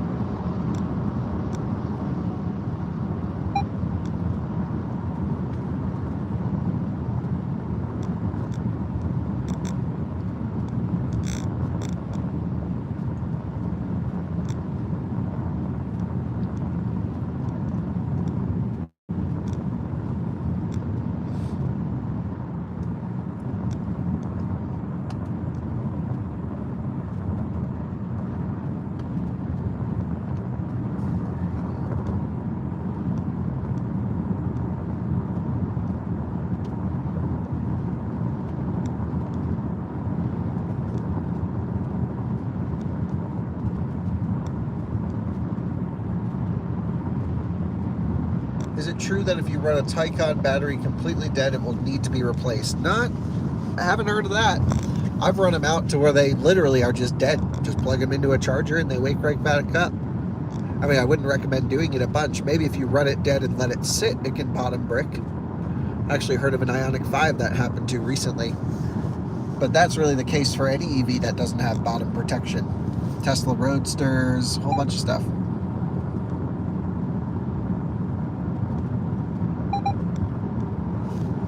My thoughts on the technology of Nissan Qashqai E-Tech. That car does not exist here, nor do I know much about it. The Qashqai, I believe, is what we call the Rogue. And we do not have a plug-in hybrid. I assume that's what the E-Tech is, Rogue. And I think I watched the first couple minutes of Bjorn looking at, I don't know if it was that car, but a Nissan that was like a diesel electric. It only had electric motors, but it was powered by combustion, which seemed really cool. I can't think of any car that's really like that here, but that's a great concept. Voice recognition. Yeah, cancel that. Thank you.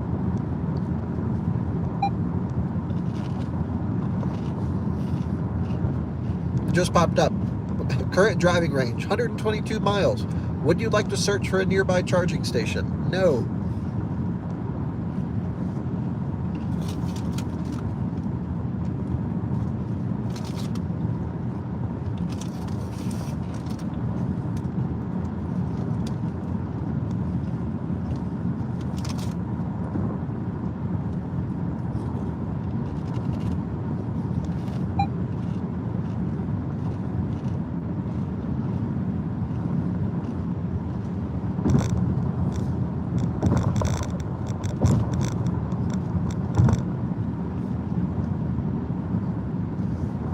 Oh, that's right, the X-Trail. Okay, so the Nissan Qashqai is the Rogue Sport in the US, and the X-Trail is the Rogue.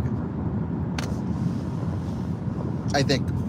Any of the Nissan experts in the chat, feel free to confirm that.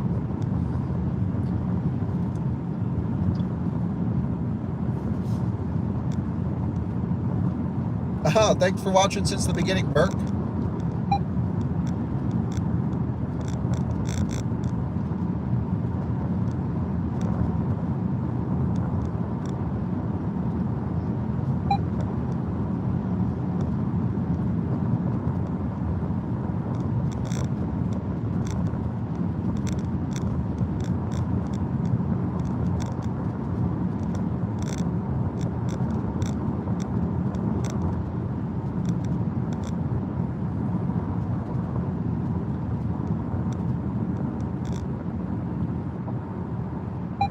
Connecticut X7 coming up for the pass. Nice. BMW of Greenwich. Right by where I grew up.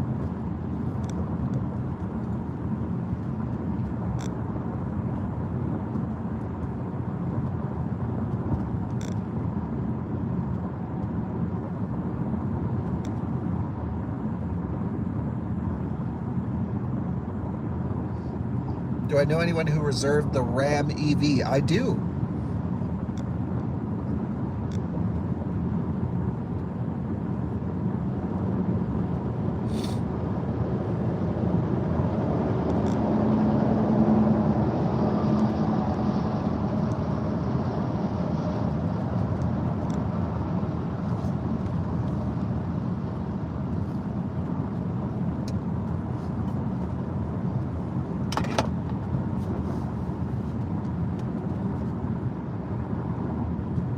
We are at 50% state of charge. Let's do an update.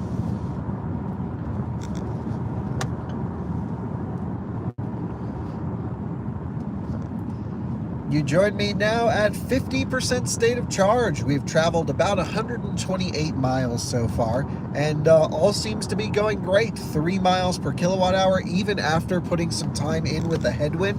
What's crazy is I'm thinking my wind map might be telling me there's more wind than there actually is, because I'm not really feeling or noticing that much headwind. And it's not like the Nissan Ariya is that slippery. For example, the Tesla Model Y has a coefficient of drag, I believe, of 0.23. This is 0.33, a massive jump.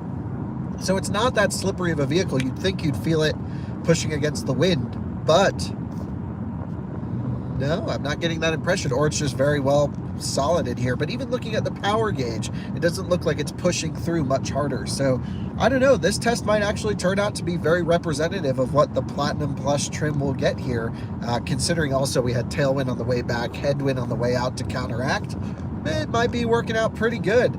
Either way, the conditions, aside from the wind, are absolutely perfect. No complaints from me. And yeah, I'll update you when we hit about 25% state of charge next.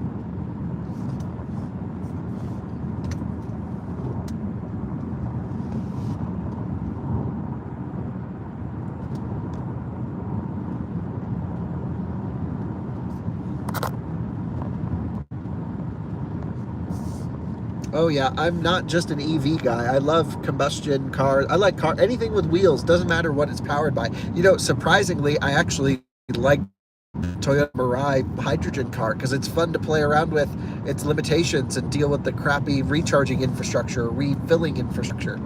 And that stuff fascinates me. I have never had more fun than when I reviewed the Mirai, because I had to learn an entirely new technology to accurately portray it to the viewer. So I was like reading manuals and looking up hydrogen stuff and learning about how the fuel was created. And, you know, I'm not saying it's what I recommend. It was just really fun to review. Favorite minivan. Now we're getting onto some good topics here. I think I've always been a Honda Odyssey guy. They're just so practical, and they used to come with vacuum cleaners. Do I do e-scooters? Yeah, we have an out-of-spec scoots channel that I'm trying to spin up. Have been for years. But I've never found a presenter who's passionate enough about them to make videos.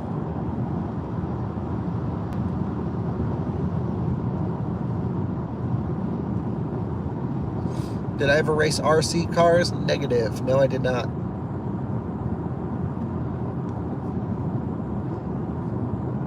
I was like a big Gran Turismo enthusiast. So it was like video games. I had like my little racing sim with the race seat and the Logitech G25 steering wheel with the 6-speed shifter. And I would just spend all day, every day after school playing Gran Turismo. And like when Gran Turismo 3 came out, that was like the biggest deal of my life. So yeah. I like the new Sienna. The new Sienna you can get hybrid only, I think, and it comes in this awesome looking green. But Odysseys have VTEC. Do I watch basketball? Negative. No.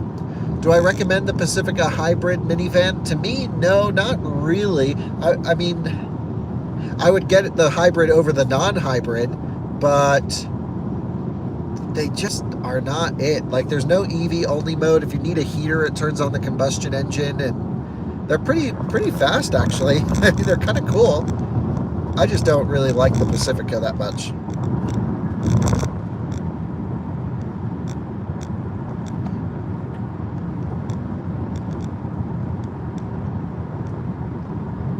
And it feels very Chrysler.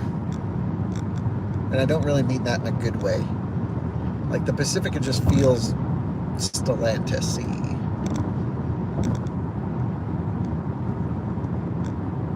Which I'm not like always against. There are a few Stellantis products I love. But out of their lineup, it has to have the most amount of cars that I don't really love.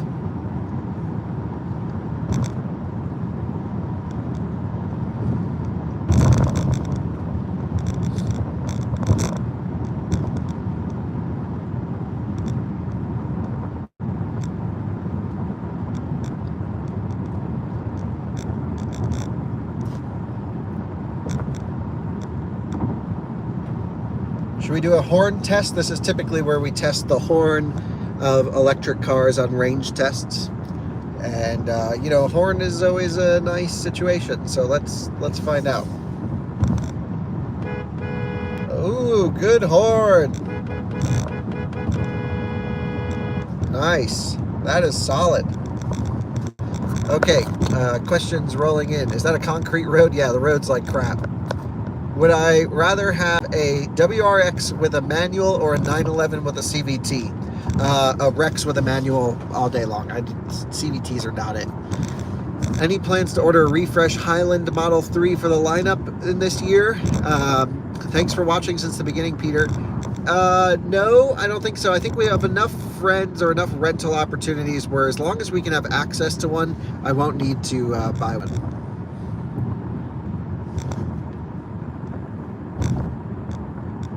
Plus, I really like my 2019 Model 3. It's just awesome.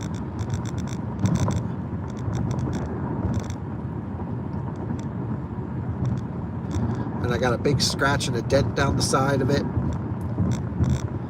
So it's got both the Model 3 and the Model S need to go in for paint repairs, sadly, which I hate doing.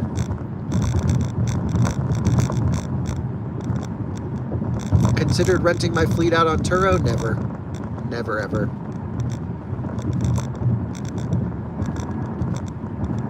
Any upcoming EV that I'm excited about? So, I mean, there's a lot that I'm excited about, but I mean, you know, for like me to buy that I'm seriously considering, there honestly isn't really. I'm trying to think. Aptera would be really cool, but I'm still cautiously optimistic about them. I was just talking to a friend about Aptera yesterday. I'm like, damn, that just seems like the coolest thing. EV9, I don't really need a big SUV. I have my Rivian, and you know, I can borrow Alyssa's e-tron anytime if I need an SUV. So that doesn't really excite me that much. I think probably the one that really is the most interesting would be the Porsche Boxster electric, because then it should be fun. But then at that point, it's just like, okay, if you're going to make a fun car, why just make it combustion? Yeah, we should do some videos on what EVs still get tax credits. Can I find a way to drive the Tesla semi-truck? I will certainly do my best. We have some viewers who have orders in for them, and they said, yeah, come and drive our electric fleet stuff. So yeah, I'll be keeping an eye on that.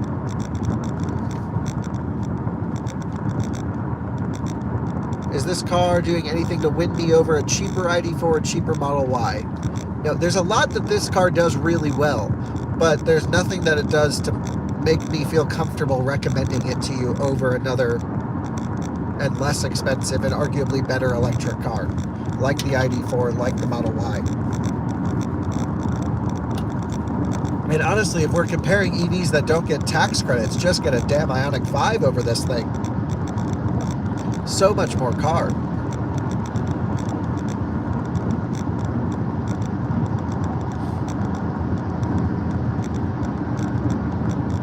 Macan EV is going to be good.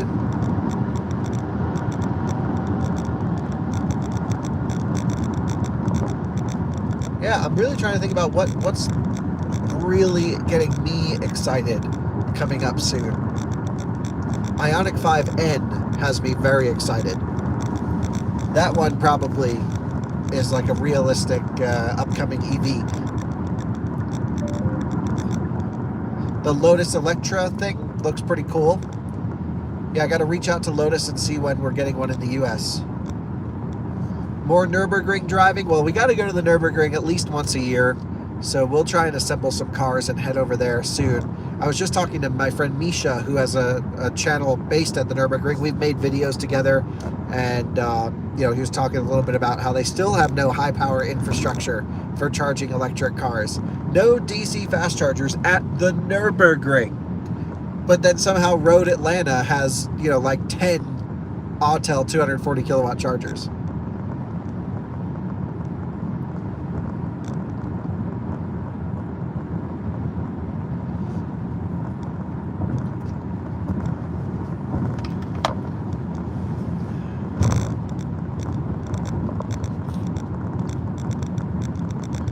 Wow, this driver assistance in this car is great.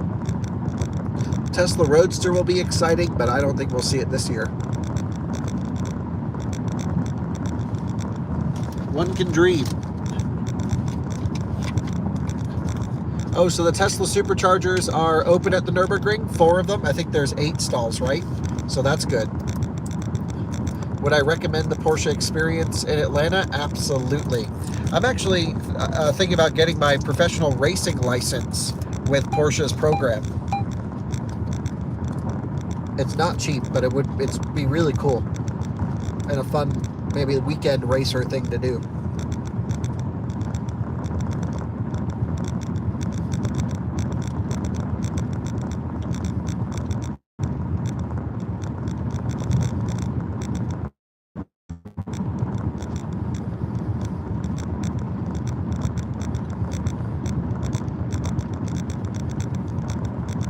Now, the Nürburgring's had 2 different superchargers for some time now, and the public one is right at the Nürburgring main hotel, the new one that they built. It's just across the street at the, why can't I think of the name of it? It's got that older style to it, right in front of a restaurant.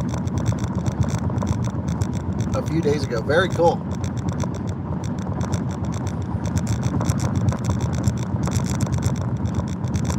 Wow, the road conditions over here, not good. We need that Mercedes suspension energy recapturing system.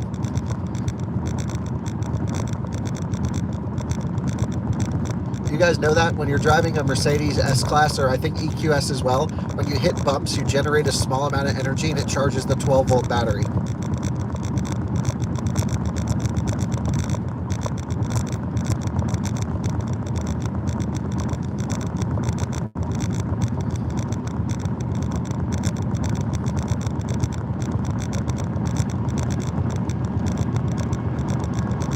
Oh, a V&L 860, the big boy.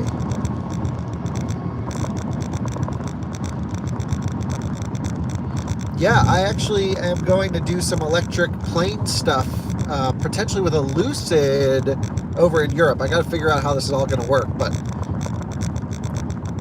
yeah, I got to call some friends. And that reminded me, I have some friends who reached out about a project regarding a Lucid and an electric plane in Europe, and I was like, I'm in. So I meant to call them back. Yeah, Model Y can power a city. It rides like crap.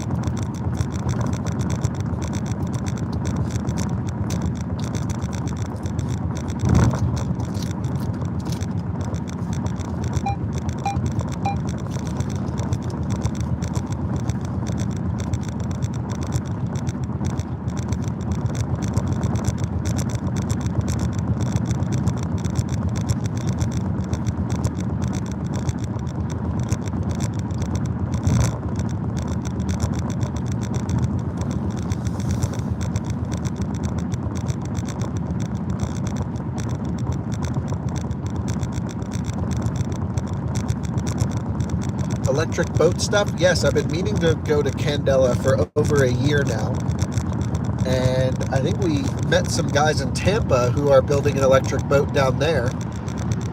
So yeah, hopefully we'll get a few electric boats on the channel here starting pretty soon.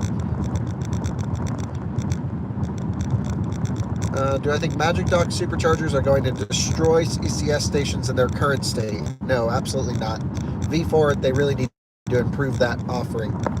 For some cars, it's good. It's just like, yeah.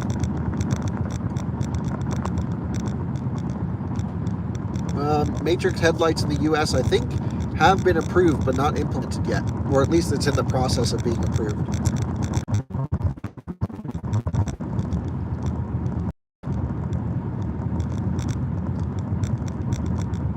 I should be back now. Thanks for the note on the reviewer. I try and be balanced. I mean, look, I hold no automaker stock. I don't care if cars are good or bad. I just try to share my opinions on them, which is different than other people because they're my opinions. So like our testing, our charge testing, range testing, that's fact. That's what it did given this situation. But when I review something, I'm sharing my opinions as someone who appreciates a high quality product at, you know, generally a probably harsher reviewer than most because you know, I really know the people who are buying these cars and I know what they expect. A lot of reviewers don't interact with an audience or meet the people out in public who they're helping buy the cars. So I feel like it's shaped my reviews to be like, all my friends have bought electric cars and here's what's pissing them off about their cars, and I'm not seeing, you know, that helps me become, I think, better at my job. But really like a large insurance company, and I use their app to add my cars. But I'm actually shopping around for insurance because my insurance bill is unbelievably expensive. And I was talking to my friend who happens to be an insurance agent. He's like, just send me all the VINs for the cars, and I'll run you a quote. So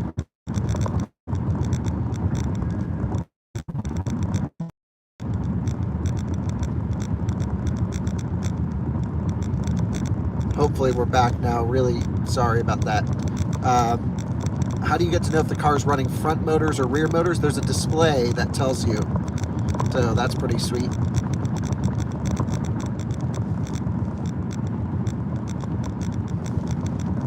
Yep, back. Great. Sorry about that, guys. It'll probably happen a few more times here. What's weird is, according to Windy, we're being blasted with a headwind. But I'm honestly, efficiency isn't dropping.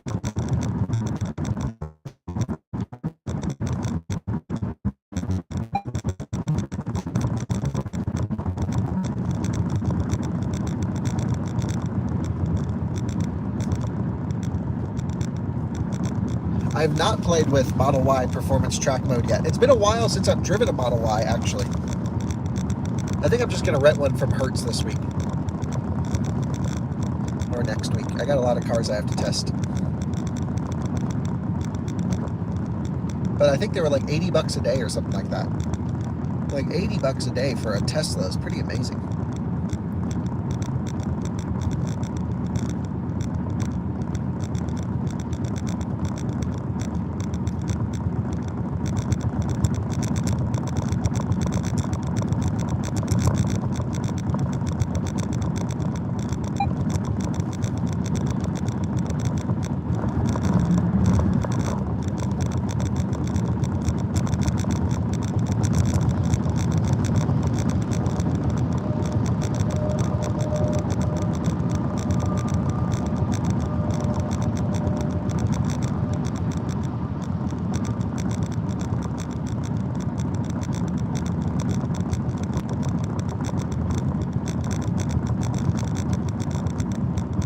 Yeah, that's what I was looking. I was looking at the LA airport for a rental vehicle, and it was cheaper to get a Model 3 than than just like a basic economy car at that time.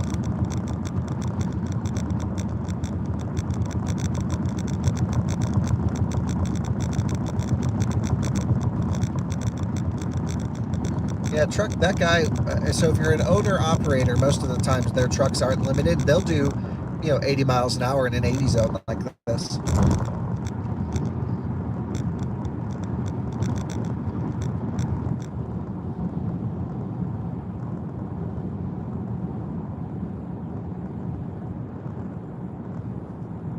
Now we're on some nice pavement. What a relief.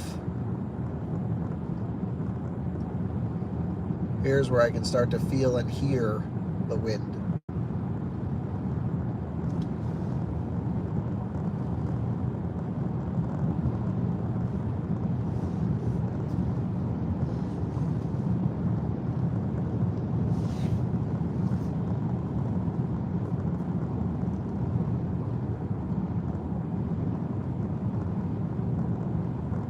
Some out-of-spec merch. Well, if someone could design some cool merch for us, let us know.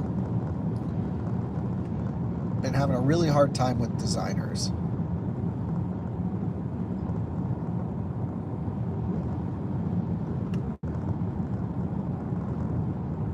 And not really with them, just finding one.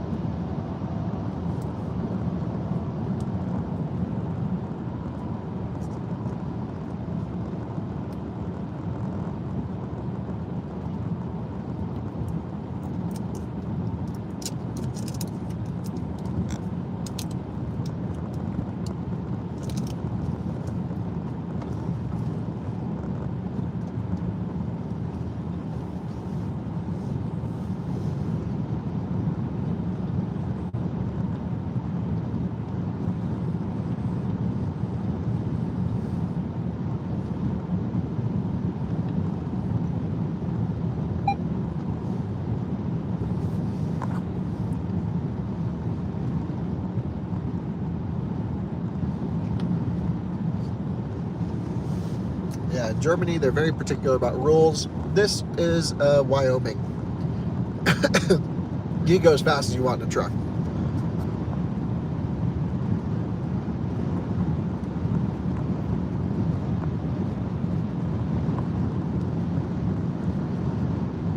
Do you have right lane discipline here? Yeah, I mean, I'd say it's actually not as bad as some people make it out to be.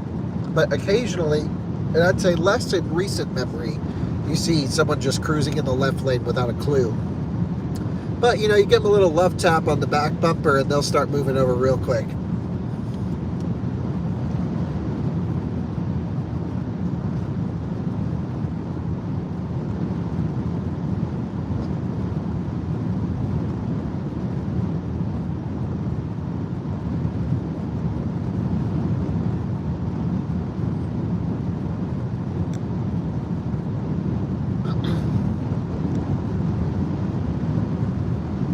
Yeah, now I'm feeling that headwind.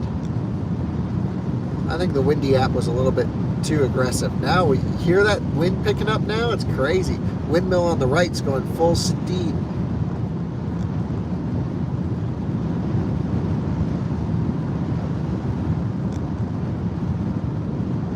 Yeah, I think you're actually right. I think the camera angle did drop enough where it's a little bit not focused properly. I wonder if we can wake the camera up a little bit here. Let's do a little flipperoo. Flipping. Flipping. Can't really tell if that's better or worse.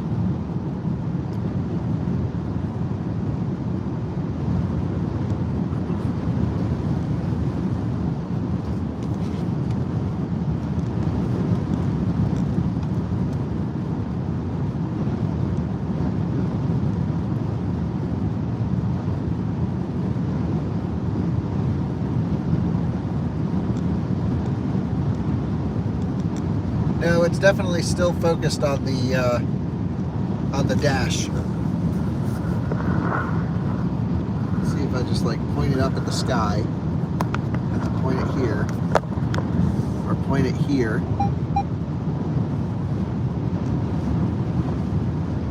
No, it just really wants to focus on the dash.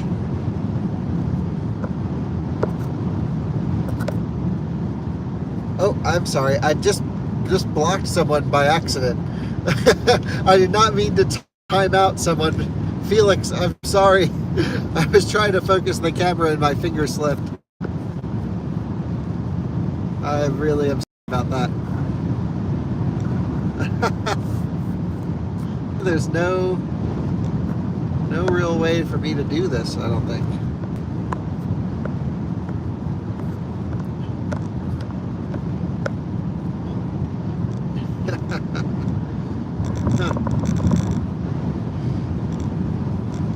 Maybe what I'll do is I'll just try to remove it from the mount entirely. There we go. Now we got it focused on something else. 3 miles per kilowatt hour. Yeah, focusing on glare on the windshield. That really could be it. Throw you back on the mount. There you go. 1 second. And then we will load it back here. And yep, it's picking up the glare. Not really sure there's much I can do there. I'm sorry, guys.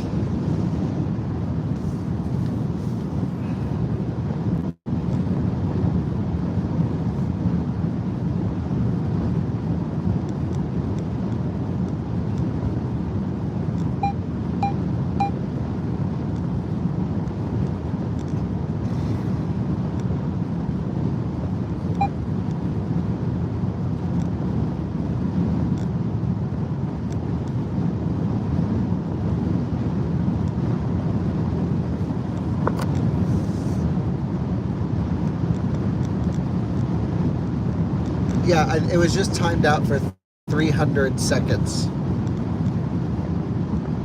So he'll be back in just a few minutes.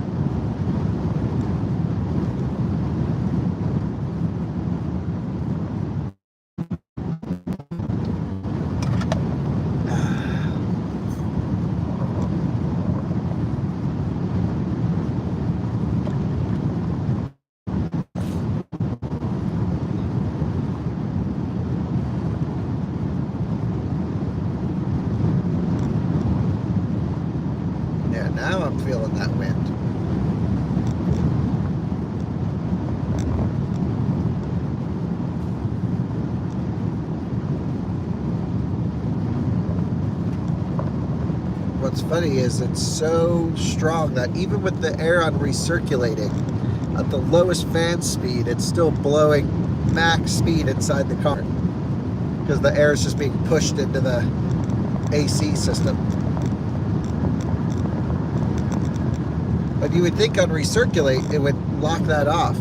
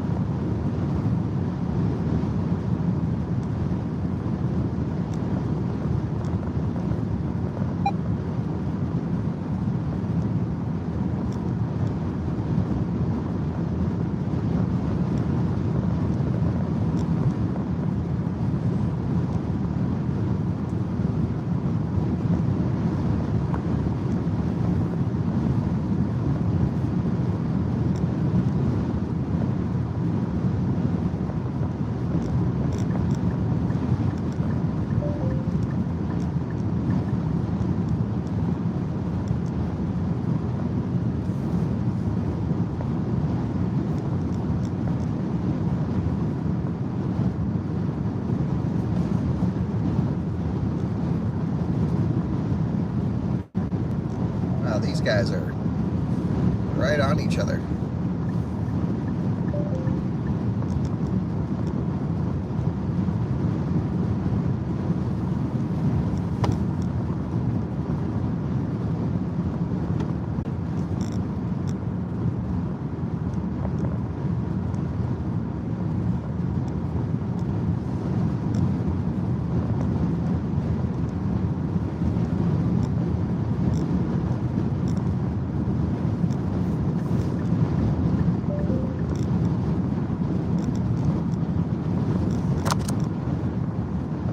Now you're back. Sorry about that, Felix. I really apologize. I did not mean to do that. Am I going to add a Nissan Murano Cross Cabriolet to the permanent collection? Absolutely. But that, it will be the cherry on top. I have to make it so big one day where I can, be qualified to purchase a Murano Cross Cabriolet. Because again, they are only reserved for the most upper tier individual. I don't think I'm worthy of it. That's right, it cannot be handled by mere mortals. I may have to have a friend or a local god in my town buy one, then I can drive it on occasion, perhaps.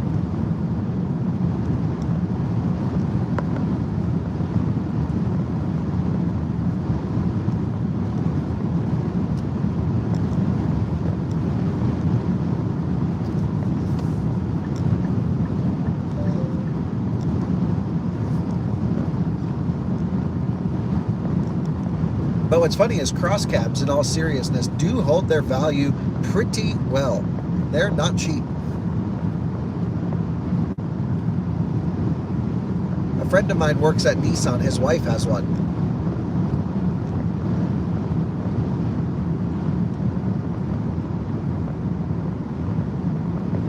And the best part is he totally thinks I'm serious when I tell him it's the best car on the planet.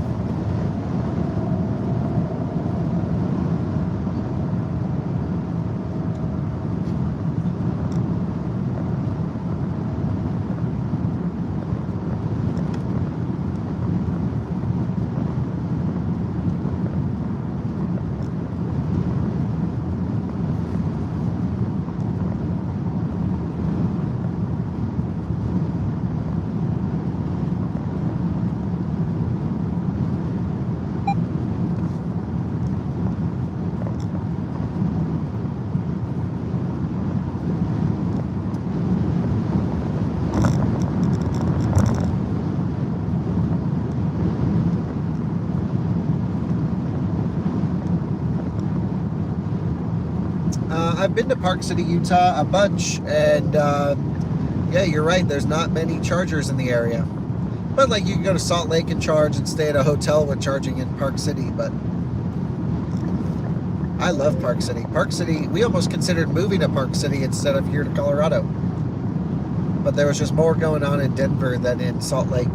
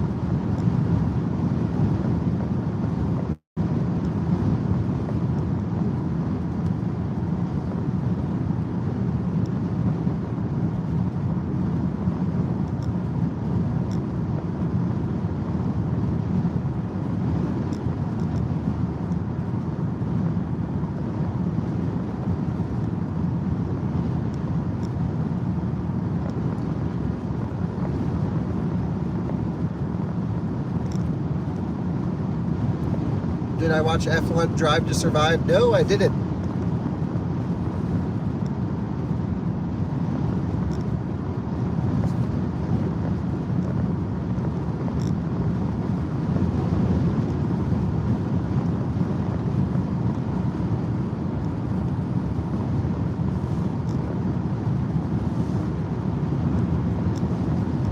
Yeah, the Everyday Driver guys live in Park City, and love those guys. I was actually just watching their review of the Cayenne that they bought for his wife's replacement car, the plug-in hybrid Cayenne. They're just, Paul and Todd are great people, really like them.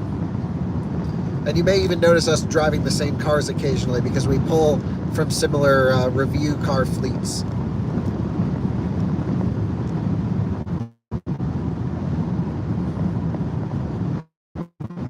And I was actually an Everyday Driver, avid, enthusiast fan, hardcore fan, well before I ever started making YouTube videos. I mean, well before, years and years ago. And just really love the work those guys do. Would love to see them do more electric stuff.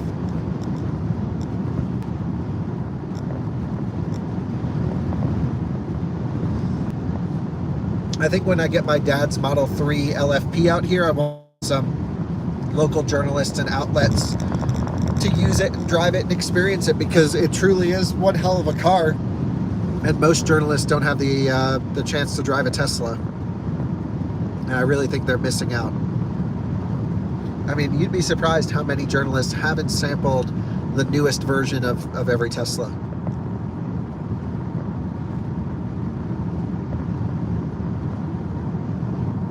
And that's, you know, somewhat of a little bit of a knock on them. It's hard to find them occasionally, but also it's just, you know, they haven't had the opportunity. So same like when I got the Rivian, I just want people to experience the car and help make, you know, more well-rounded reviews, I would say.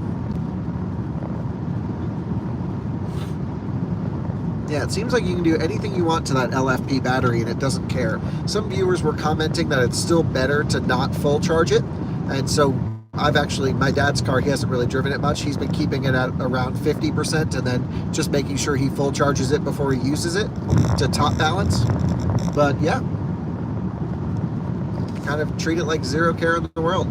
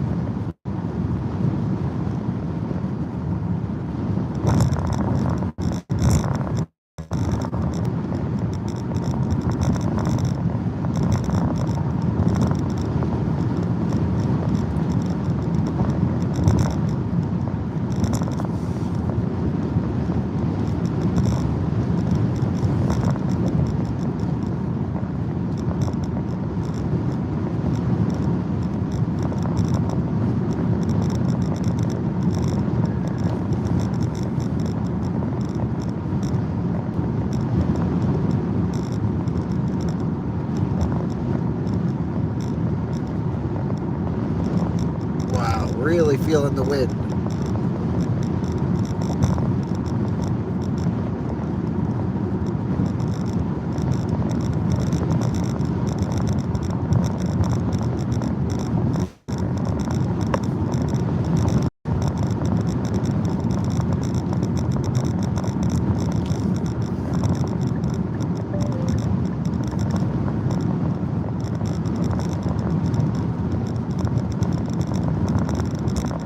Finally passed someone.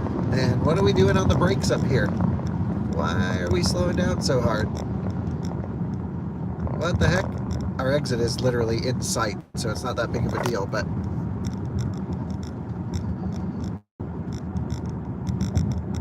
does the Ariya rapid gate? It doesn't seem to.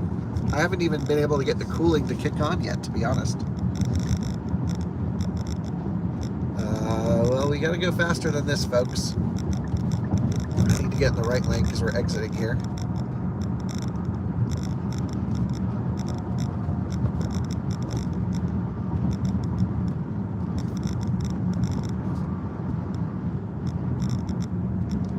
right, we need some Nissan Altima energy in this thing. Some shoulder passes at 140.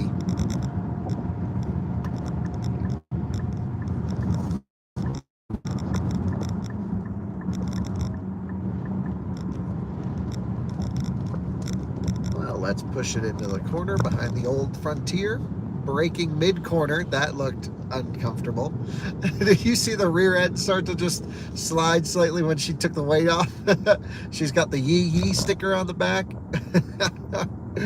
Man, that is a interesting, and the front, the camber on the front inside wheel is hilarious. What's the state of charge? 26% at the moment.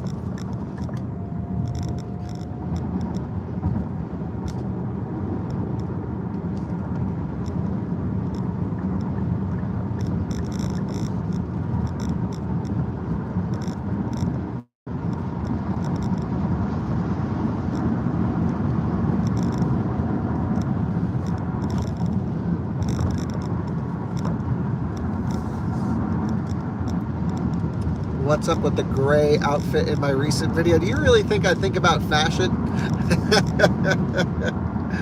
I don't know.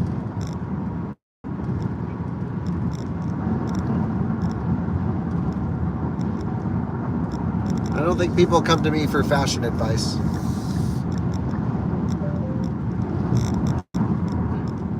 I just go top of the clean clothes pile to the bottom.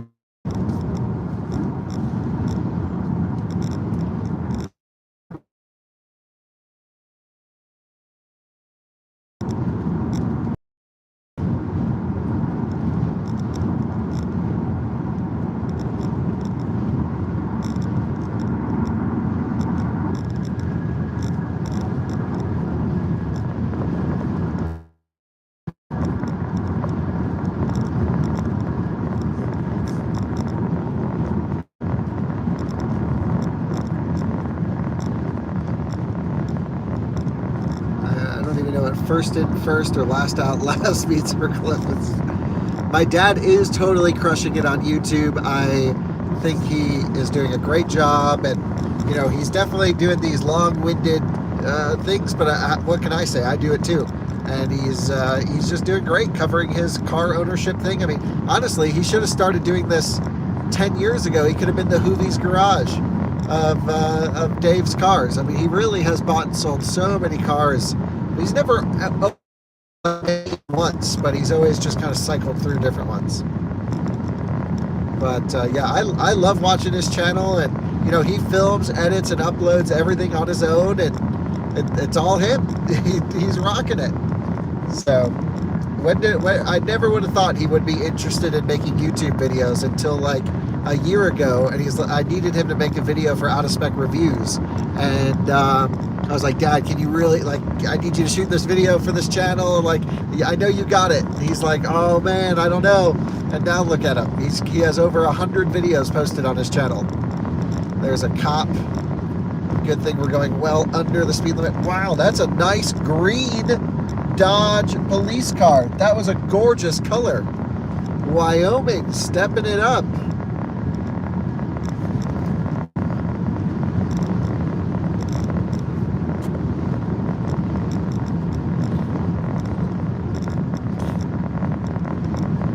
Yeah, my dad did a charging test on the Lucid Air today, and he said he saw no more than 250 kilowatts, but it just kind of held there for a little while.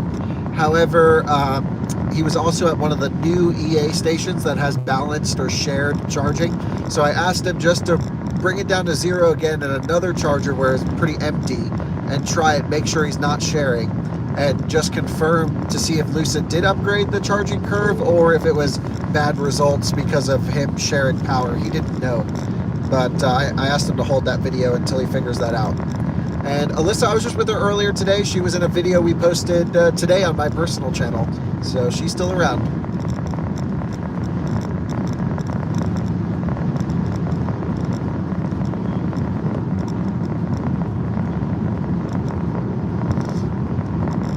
Yeah, I try and include Alyssa in as many videos as she wants to be in, because the audience really likes her. And honestly, I've been pushing her to make some more videos on her own. And I think she's going to help Max with the guide channel. and do some more basic EV education videos with her and talk about a whole bunch of stuff. So I think she'd be great at it. She's just really busy. She does, Alyssa does all of our marketing and brand partnerships and sponsorships and stuff. So she's on the phone all day coordinating stuff. But I think she can schedule it where she can make a few videos a week, and I think that'd be great.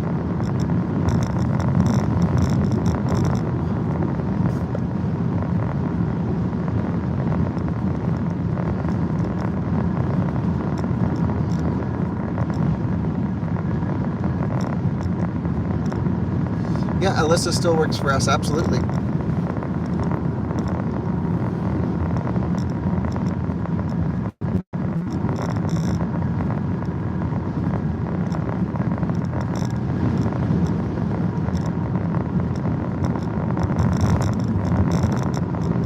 Alyssa's down hanging out with Patrick and Liv from Mach E Vlog today.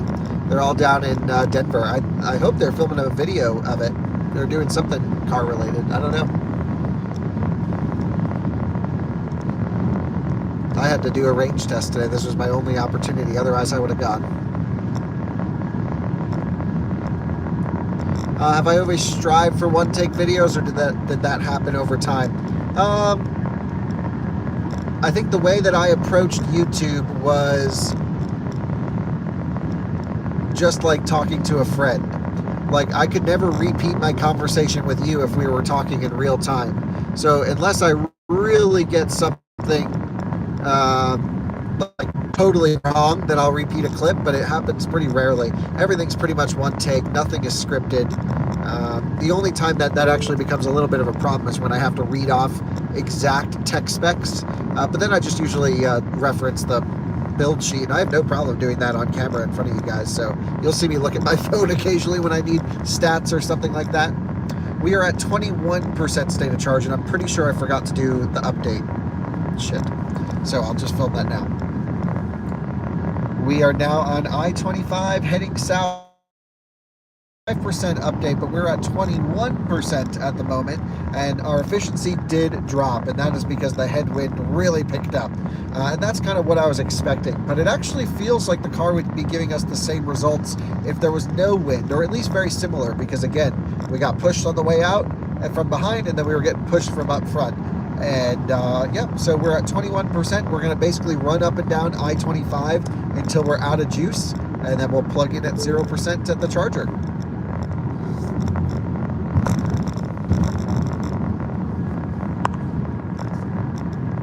I don't know when the ID.7 is coming to the North American market. I was at the unveil of the ID.7 prototype in Vegas. That was pretty cool. I filmed a video of that with the car. And yep, here we are. Welcome to Colorado. Yeah, I mean, everyone has their own style on YouTube, right? I mean, I produce a lot of content. I really don't have time to edit in-depth videos that I have to put a bunch of cuts in, and you know, like, I'm not trying to be someone like, for people who know me in person, me on YouTube is me in real life. It's no different. So I just basically get to go play around with cars, film it, and somehow that's work.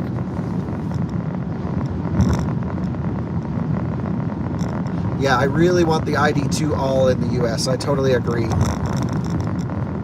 How many miles have we gone? We've done 184.6 so far.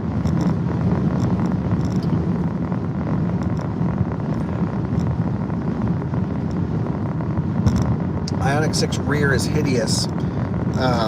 Interesting. Yeah, I mean, there was a couple people in the comment section on the Ioniq 6 video that said they really liked the back of it. I'm not a fan. And I really like it up to about the C-pillar. And then after that, I don't know what they were thinking. But tomorrow, my driving review of the Ioniq 6 will go live. The embargo impression actually ends at like 10 p.m. tonight. Mountain time, where I live here in Colorado, but I decided to hold the video until tomorrow, normal upload time, because I already got the main video with the specs, pricing, and everything up already. This is just going to be focused on the driving, and so you'll have to wait and see that tomorrow.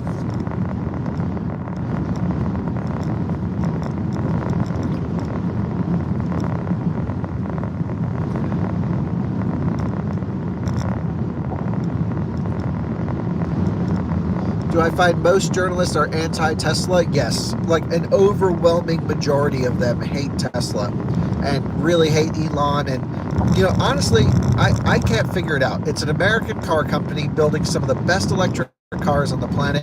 I don't ever argue with them. I'm just like, okay, well, everyone's entitled to their own opinion. I just don't know why it's cool to hate Tesla. You know, I feel like I've always ridden the objective line where Tesla doesn't do everything right, but they also don't do everything wrong. And they do some things, most things, better than everyone else. And why that's bad, I have no idea.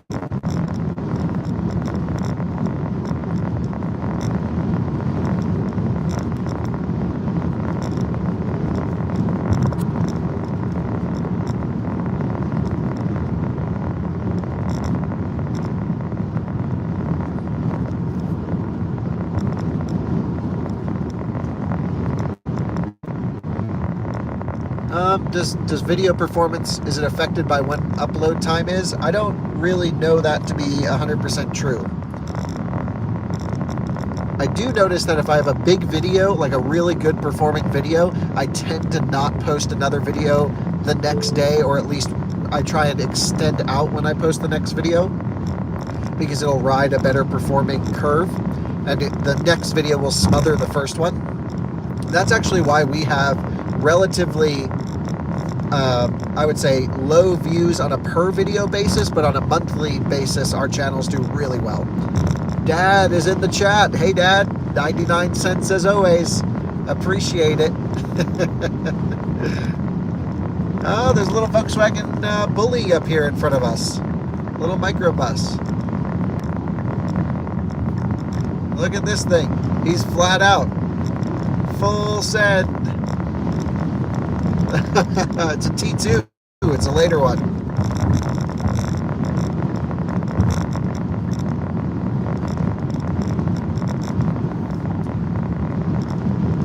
Dad, we were just talking about your YouTube channel, and everyone was saying that you're doing a great job, which you are.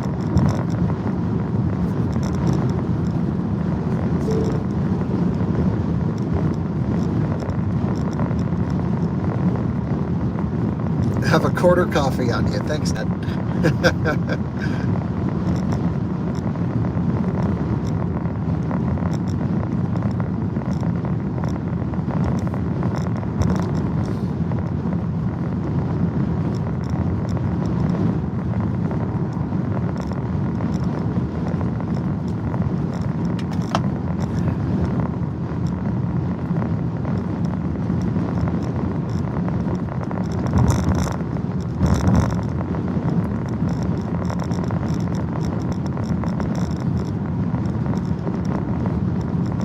My dad is working on getting a set of Aero wheels for the Lucid Air, and hopefully we can track those down soon, but that'll be kind of cool to see his thoughts on going from 21s down to 19s for some range testing and other stuff.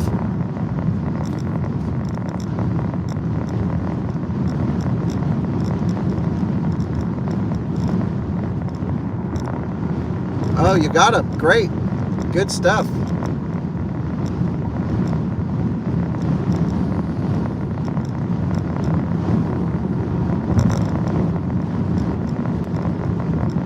Yeah, I watched my dad's video this morning. I thought it was really good.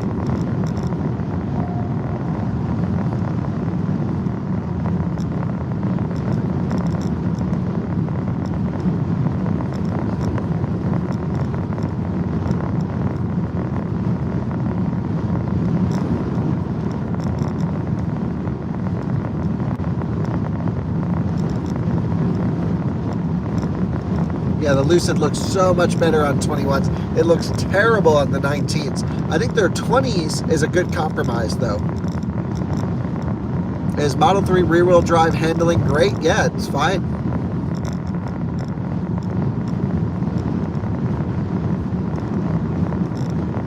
I think my favorite road trip is, I don't know. Been lucky enough to go on a lot of them. I really enjoyed our trip up to Alaska. That was really cool. Look at this guy on the motorcycle. He's full lean into the side wind. He's going straight, but fully leaned over.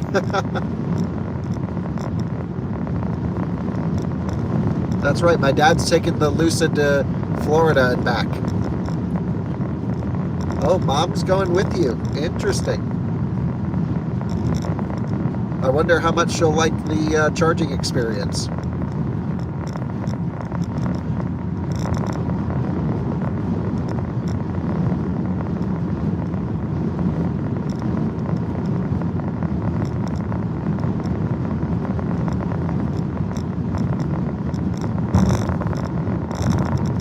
I don't think we've ever really had stressful EV road trips. Everything's been pretty fun for me.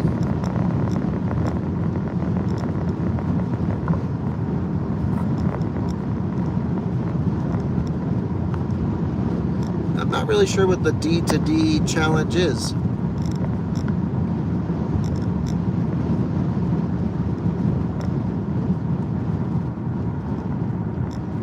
Yeah, Model Y looks better with performance. And last I looked, it wasn't that much more money for a performance over a long range.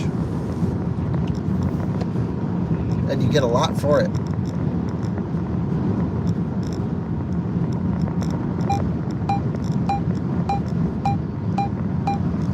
Warning, I'm touching the wheel. The car doesn't have capacitive sensor all over the wheel.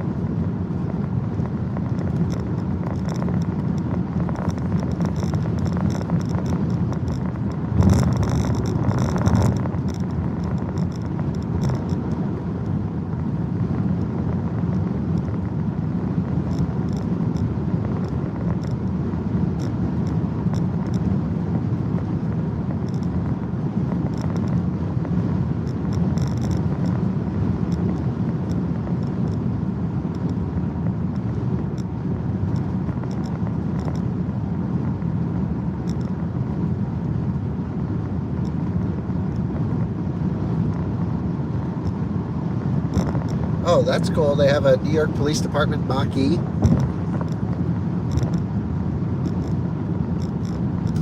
That's sick.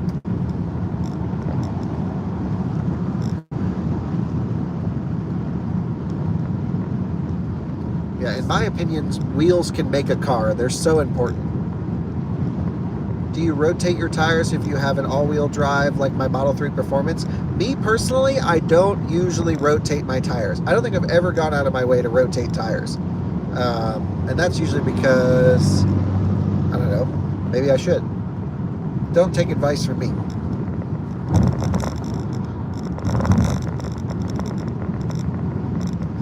If it's a performance car, the tires are usually shot well before it's time to rotate them. And I tend to drive where the fronts and rears wear out pretty much the same. And to be honest, we have a tire sponsor.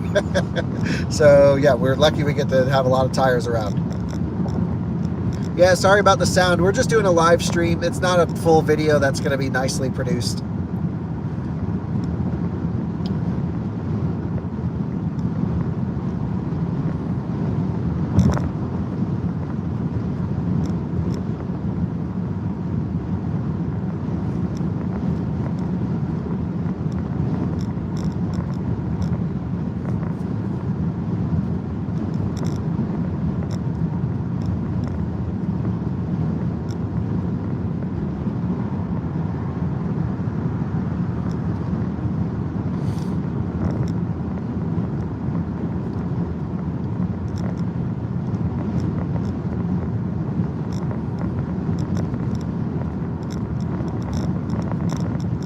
What tire sponsor do I recommend for Model 3 long range? Honestly, it just depends on what you're looking for. Our tire sponsor is Nokian, and they make crazy aggressive snow tires. That's what they're known for, the best winter tires in the business. And so if you don't need winter tires, then, you know, and what's cool about that is I'm a true Nokian believer and fan, and I've been running them since before they sponsored us. But, you know, there's also tons of great tires out there. Typically, I'm a big Michelin tire fan. I just think they're go-tos on pretty much everything. I love their summer high-performance products. Goodyear makes some great high-performance Supercar 3, Supercar 3R tires that I've enjoyed. There's a great channel, and I'm friends with him. It's called Tire Reviews. I very much recommend you go and check them out on YouTube. And I just spent a whole day with them nerding out. It was great. So it just depends on what type you're looking for.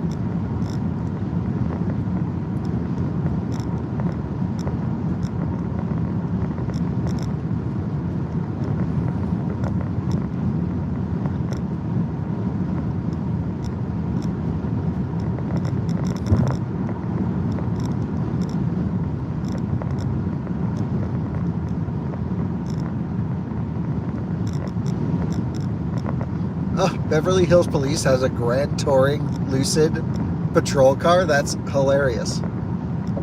What the heck?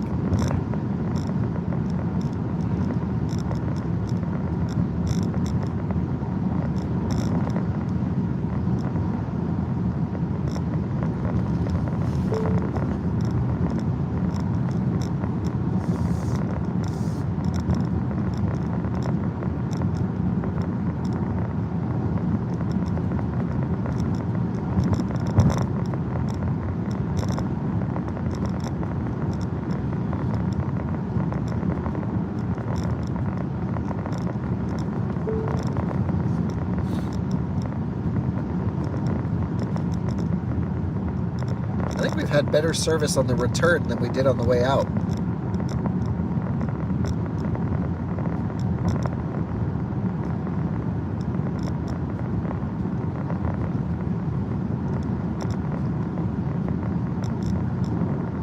Will we see an electric Aston Martin? I don't know anytime soon, but what I do want is a Aston Martin Signet, and then convert that to an electric with a smart electric drivetrain, even though that's a Scion or Toyota IQ underneath.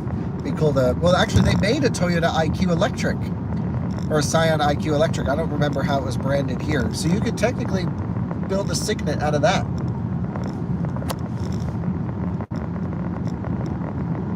Yeah, weather's looking great. Range, honestly, not looking great. We just hit 200 miles. We're at 200.2 with 13% remaining.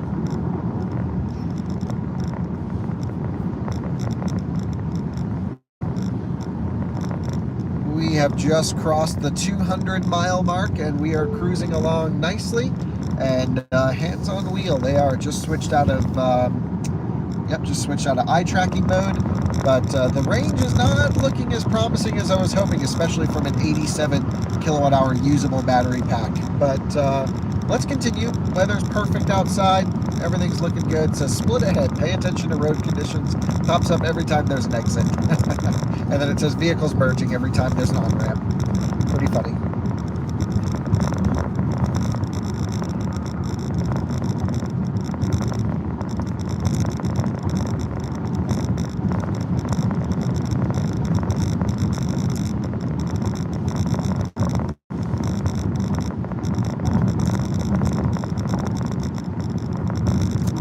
Yeah, we're actually working on a cool program with Magna.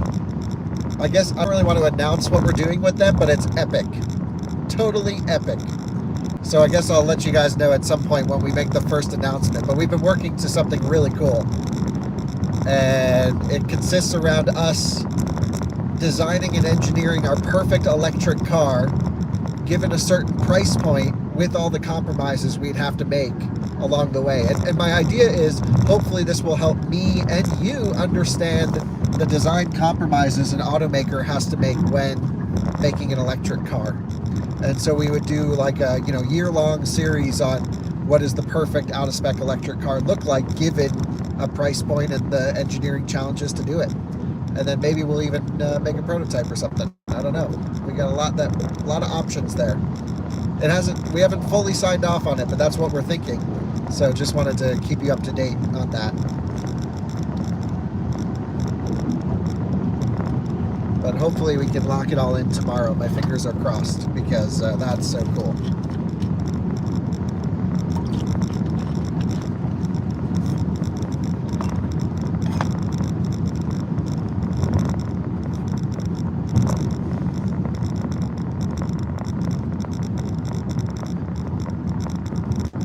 Nope, we can make it back to the charger we started at easily. We'll have about a 12% buffer. Well, we're at 12% now, so we might have like an 11% buffer. So I'll still run down a couple exits and then come back up.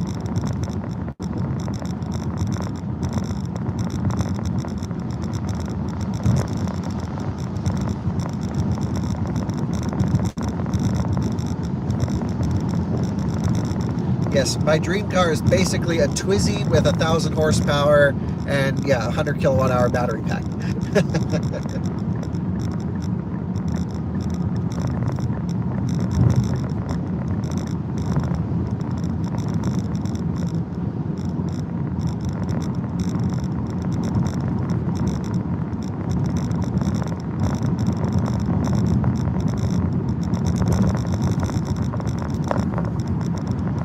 No, that's great that you, yep. I actually have no idea what Magna stock is like. Is it good? Is it bad? I have no clue.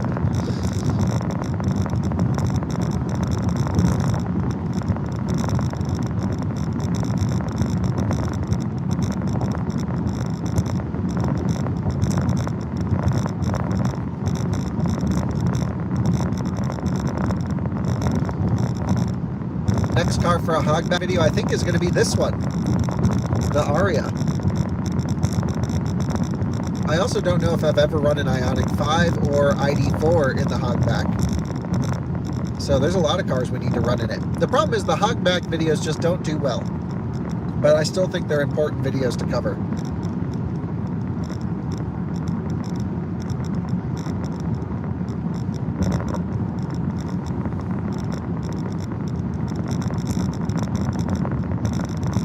Ioniq 6, yeah, I'm not sure when we're going to get one out here to review. I had to go to Arizona to drive it, so we drove out there in Anna's Taycan. And yeah.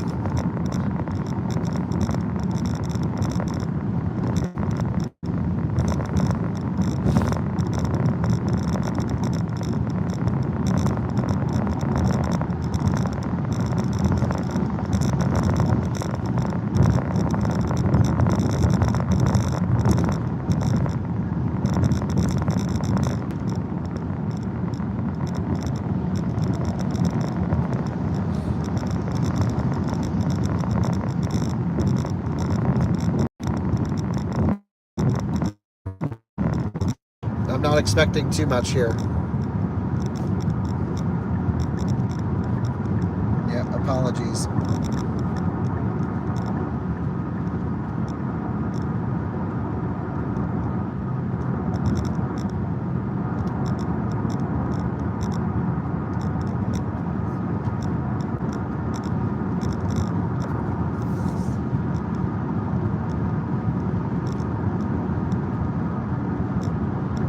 Yep, sorry guys. This always towards the end we have bad cell connectivity. I switched it over to my hotspot.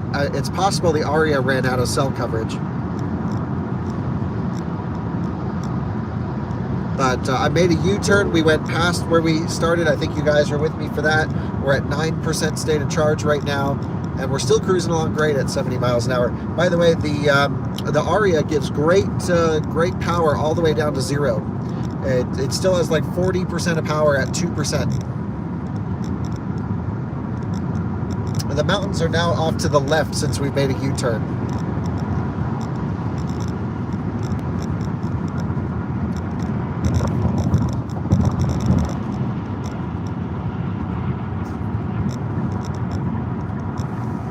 Interesting, it's now doing lane changes even without hands-free on, which I hadn't seen yet.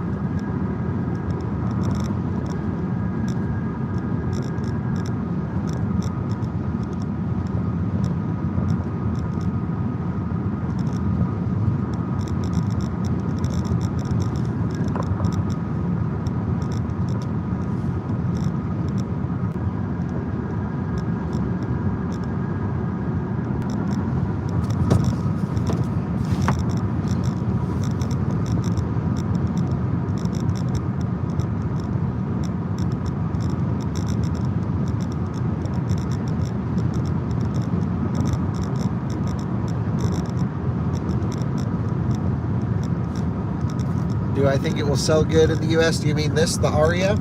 Then no, I don't think so. Not compared to Model Y.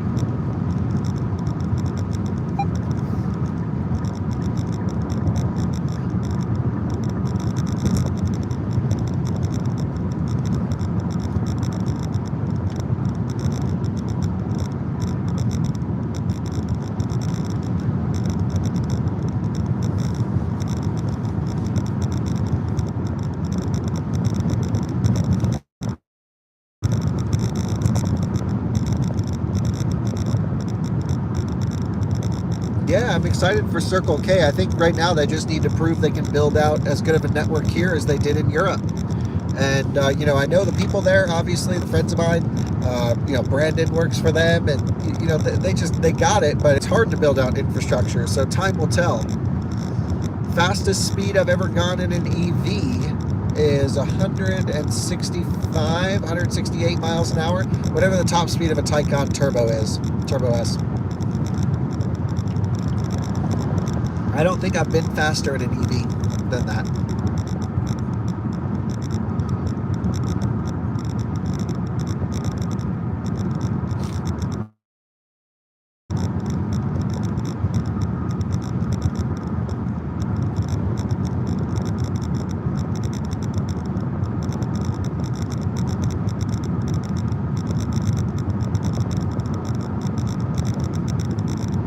Have I ever run an ID4 all-wheel drive in a range test? I don't think I have.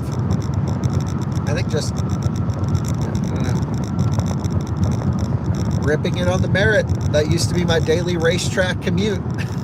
I was such an idiot back then. I really drive so much slower now than I used to, but I used to have a John Cooper Works GP Mini Cooper, and I would commute to New Jersey working for BMW and Mini, and would just absolutely send it every day down the Merit and back in my little JCW GP. It was small, I could fit through cars, and it was just a blast.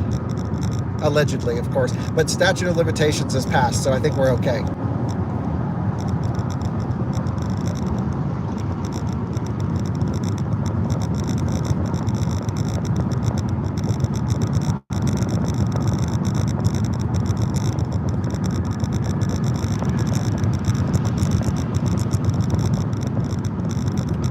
The top speed of the Plaid, it seems to hit a limiter at like 167, somewhere around there. 165. And I've hit that a few times. Even on track on high plains, we can hit it.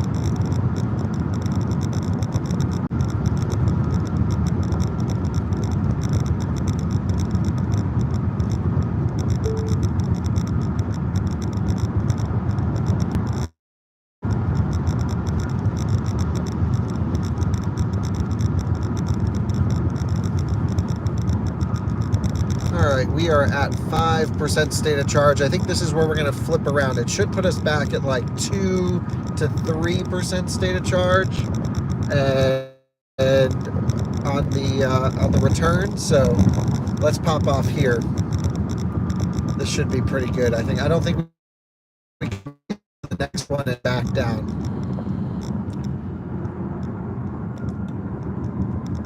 So I'll probably lose you again on this stretch. At 5% state of charge, the Ariya is showing a 50% power limit. It's really not bad. Still is plenty. That's like what the front wheel drive would do, full send, or close to it. So still plenty of power, of course, at 5% state of charge here.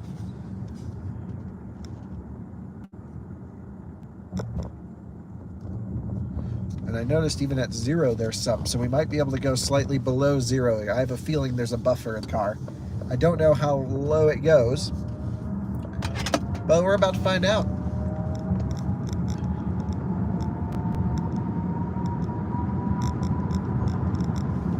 Now it says can't start, battery too low, please charge now. And then the distance goes dash dash. I don't know why they do that, but they do. So we gotta film it.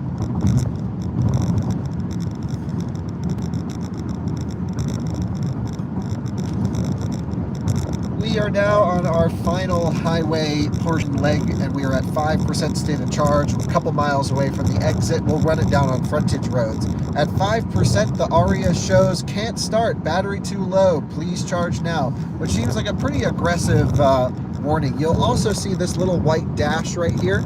Hands on wheel, can't see face. Sorry, car. This little white tick mark right there, that is our power limit. So that's the maximum power we can pull. So around 50% of power available at 5%, which is actually pretty good. This car sustains good power all the way to 0.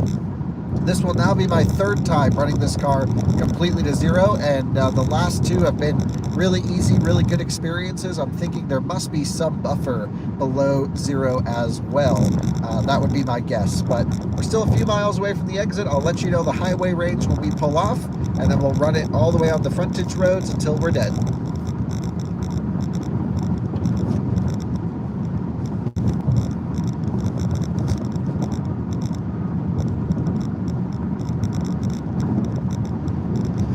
are pretty comfortable in this one, but I don't know if they're the same seats that are in the standard car, just covered in Nappa leather. I would say they're not like luxury car seats, but they're pretty good. No major issues with them. Model Y has much better seats in my opinion.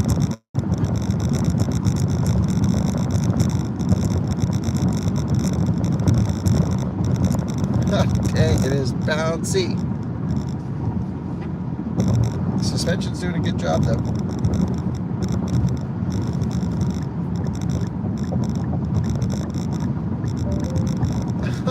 This car is like missing all of its body panels here. Come on, Honda, we gotta go. Oh no. We are now coming up to our exit, but we're just making one final pass of the Honda Insight. Hopefully we can do it in time before we have to exit. And I think we should be able to just sneak around them and pull off the exit right here. So, highway range for this, we're pulling off at 4% state of charge. There we go, 224.6 miles on just the highway portion. We still, again, have some left in the battery. So what I'm going to be doing is regenning down here. We're going to go run up and down frontage roads, and I'll let you know when we hit 0%. We should be able to maintain about 50 to 65 miles an hour on the frontage roads as we normally do. And with the Ariya still having this much power on tap, we should be good. I just don't think we can make it the 12 miles there and back, to the next exit down and back up here. So we're going to have to run it on frontage roads to finish it off. Wow, this seems... Are all the roads this bumpy? No, not really.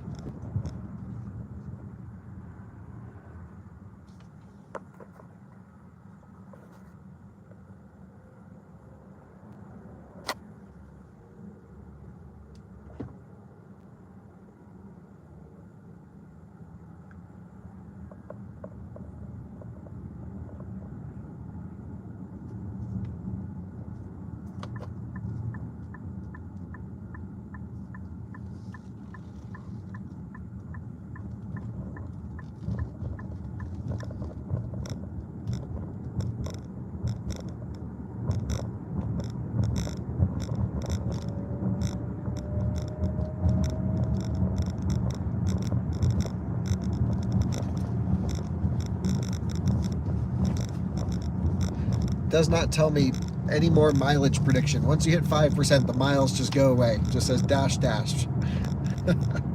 It pulls a Chevy. Any limitations on acceleration? Yeah, like I've been saying, we're at about 42% maximum power, which is actually still really good. This car pulls until you get to like 1%. If you're just driving normally, you would not even notice a power limitation. Welcome, glad you're catching a live stream. We're at 3% state of charge right now.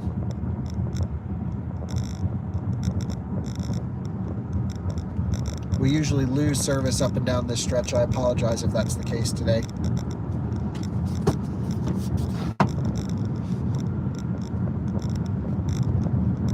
I mean, I'm running just like highway speeds over here. We're doing 65, no problem.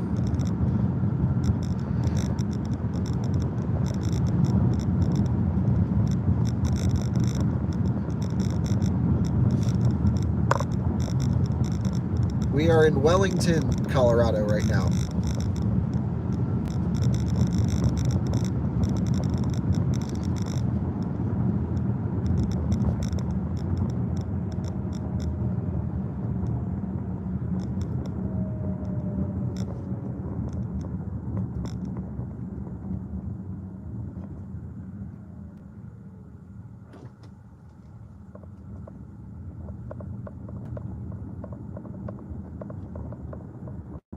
Yep, 3% sounds about right. Absolutely.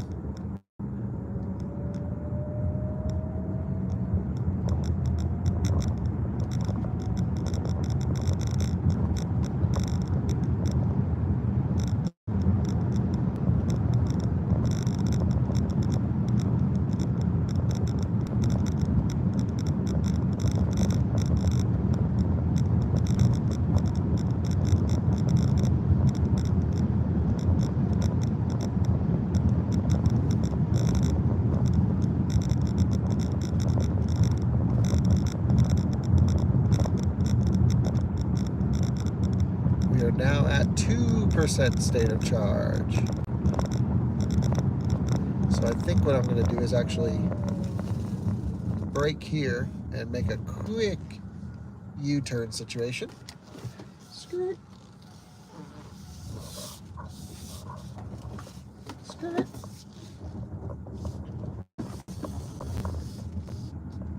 And here we go. I want to make sure we can make it over the highway hill before we get to run it all the way out. So we're 2%. We'll just cruise along here at 50 miles an hour, something like that.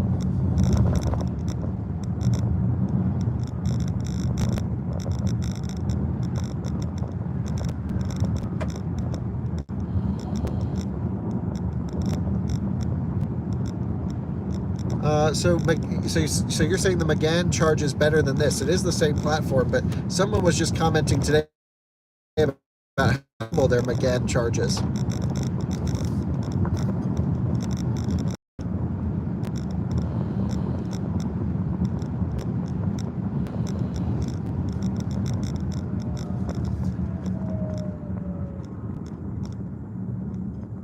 Long regen spikes here. Thought I was going down the wrong way of the highway.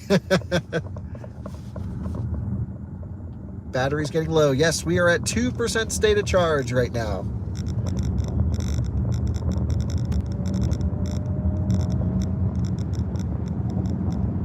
Looks like this Subaru, this Mustang, it's like a car club right there. They're all doing drag racing, going the other way.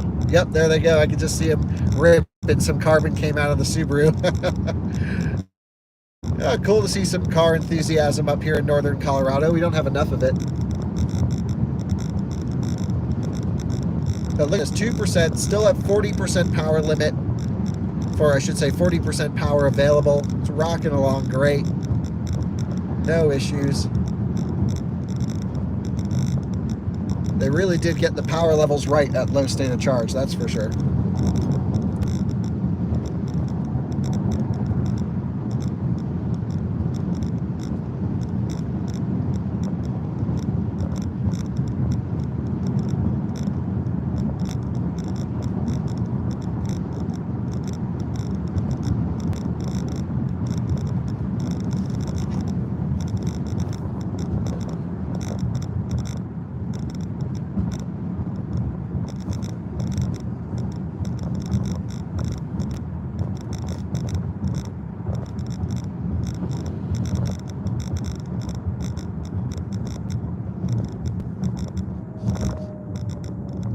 I'm not sure what the exact chemistry is for the Ariya. It's NCM, but I don't know what the exact chemistry is.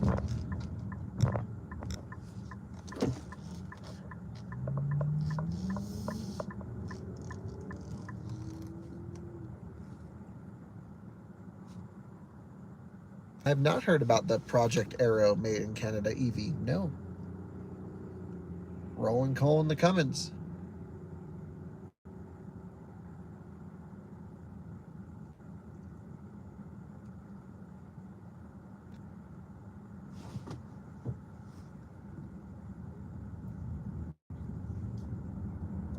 Yep, I try and go beyond zero for sure. I don't just go till the car hits zero. I go until it feels like it's about to stop moving. So these efficiency tests use all the battery, especially with Teslas. So I always go way beyond zero because I can scan my Tesla and figure out just when it's about to run out.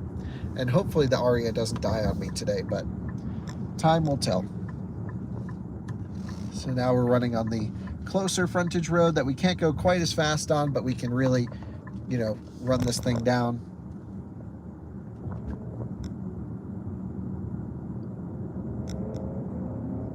Ripping the Mustang, nice.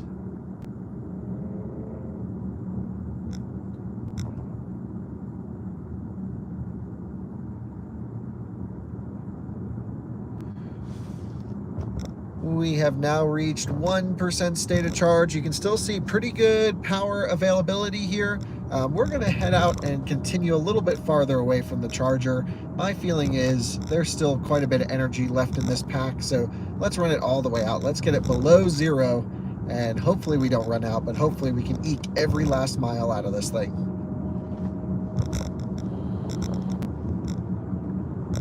the lane vibration is a little bit too, overactive. Yeah, we're just cruising at 55 miles an hour. Still plenty of power available at 1%.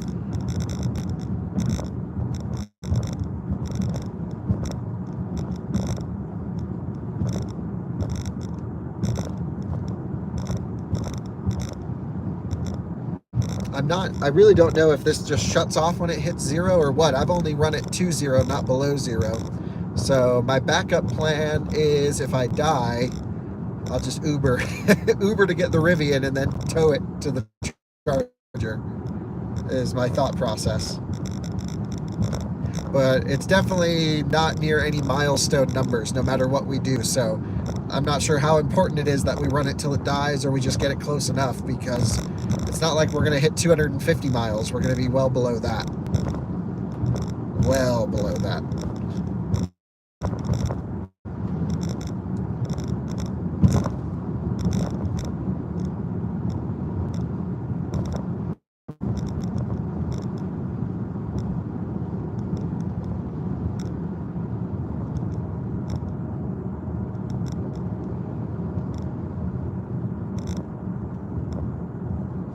Sorry about the stream going in and out there.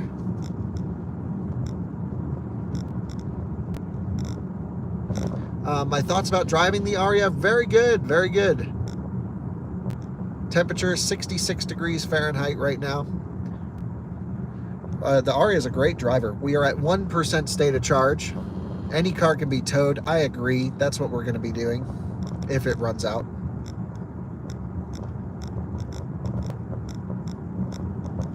I'm surprised we actually still are at 1%. We got a couple miles. I mean, we just went about 2 or 3 miles past. Now we are at 0.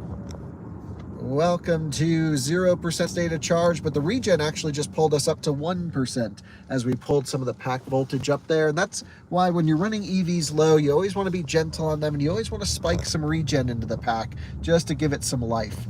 We are going to head on down this way now.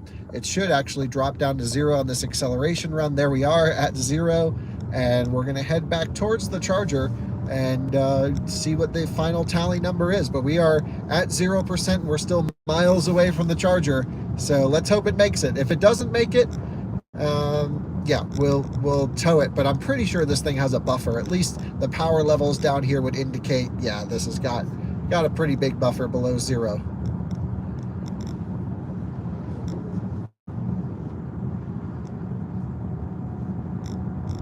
I mean, we're still doing 55 miles an hour. I got cruise control locked in at 55.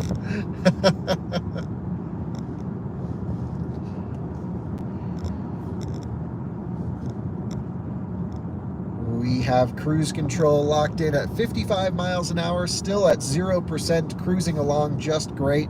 That is the posted speed limit. And, you know, I think that's sort of a magic thing about Ariya, is it's kind of hard to mess up this car. When we plug it in and charge it, it shouldn't get max speeds. It only gets max speeds starting at about 6%, but it still does 86 kilowatts on initial plug-in at 0. But these chargers that we use here, the CPE 250s, they can't even give this car everything it wants.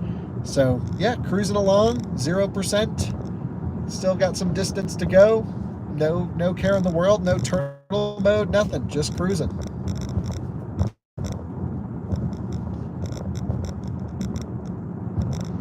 Does Ariya have a turtle? Oh, it just shut off lane centering. Now it's back on. Okay, I thought it died for a second, but it didn't. It's not screaming at you yet. Nope. This will be the second, actually, technically, yeah, it's the second DC fast charge of the day. And I'm going to take it after this to see if I get the 90 kilowatt limit as well.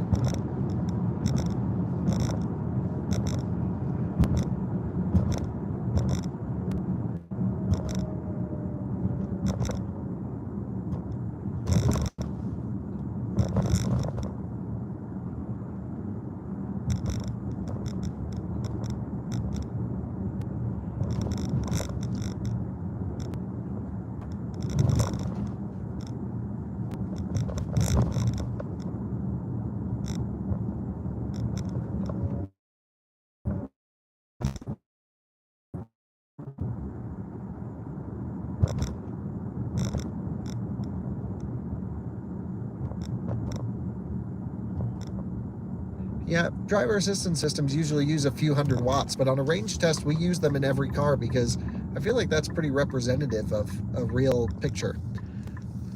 So, I don't know, guys. I'm thinking we're at 0%. Let me put this in the video really quick.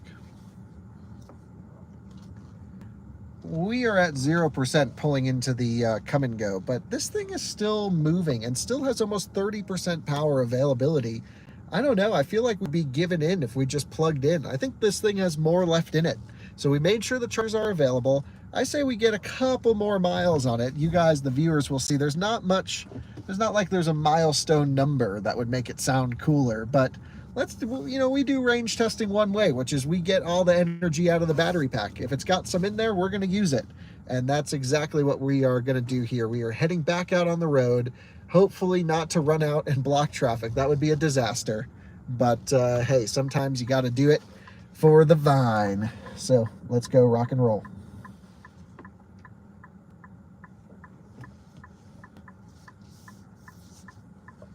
Okay, pulling out again. I've never left a charger at 0%. Actually, that's not true, I have.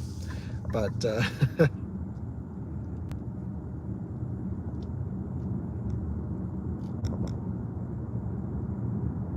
let's see what happens.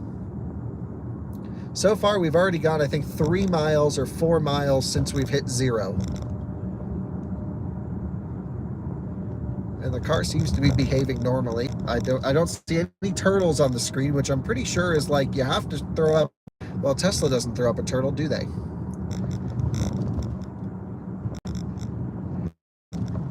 So we're just doodling along at 0.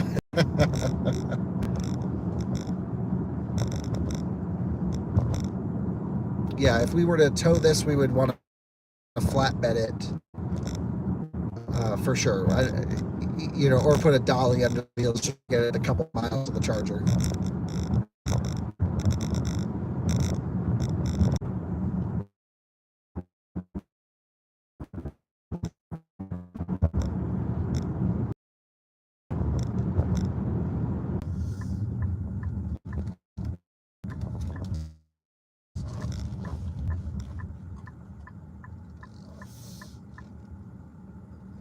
I don't know. What do you guys think? Do you think we should go out for another round? Our power limit's at 20%. It's actually at like 21%. And I don't know. Do you think we should go for another loop? Made it back. Still has good power. We should definitely go at least for a loop around the parking lot.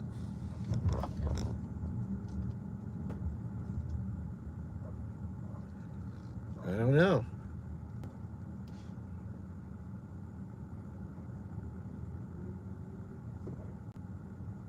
I feel like I want to see what happens when we hit 20% power limit. I feel like that it should at least kick on turtle mode then. Well, we have made the full loop and we have like 21% power limit. So I just kind of want to see what happens when it hits 20% power limit. At what point does this thing kind of die?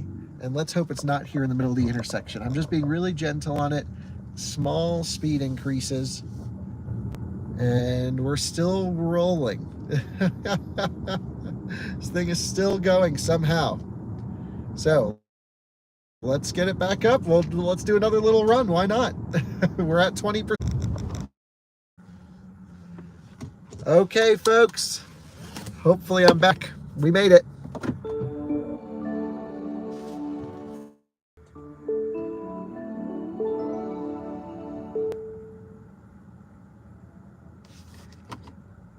It's pretty much dead. It says it can't start, battery too low, please charge now.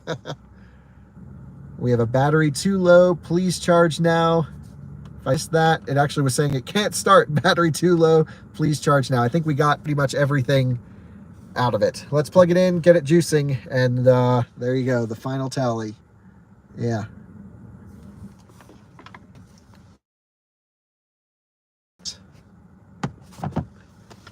Let me get this thing juicing.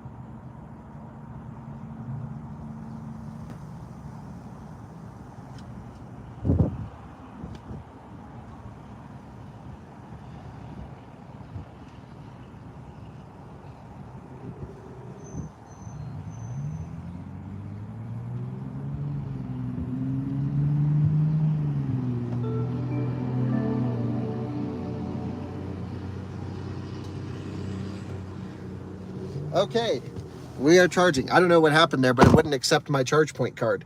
Okay, nice. And let's go over here and make sure we are actually charging,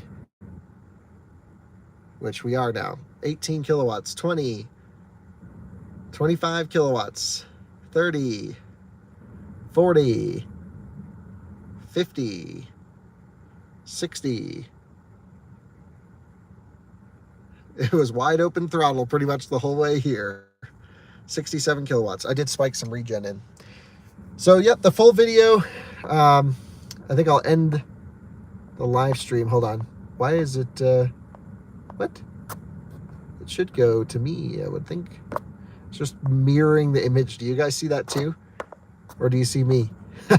Anyway, I'll just let you know what I'm thinking. I'm going to let this charge up a little bit, just enough to make it to the EA station in Loveland. Then I'm going to juice this up again and see if I'm limited to 90 kilowatts to test that 2 charger per day limitation. That could be pretty interesting. Then, yeah, mileage was 240. Not exactly, but right around there. I'll put the final video, everything in that. So please don't share it around too much. But, you know, that was... just wait for the video to go up in 2 days. But yeah, that was cool. Appreciate you guys sticking around for that long. And the Ariya really had great driver assistance, great highway cruiser. Nothing really to complain about other than the price here and the charging and the range. But other than that, so can't thank you enough for sticking with me and having fun. And that was a pretty good range test. That was solid. The wind wasn't as bad as I thought it was going to be. So I'm going to go do some DC fast charge limit testing now, and I'll see y'all on another one soon. Thanks for tuning in.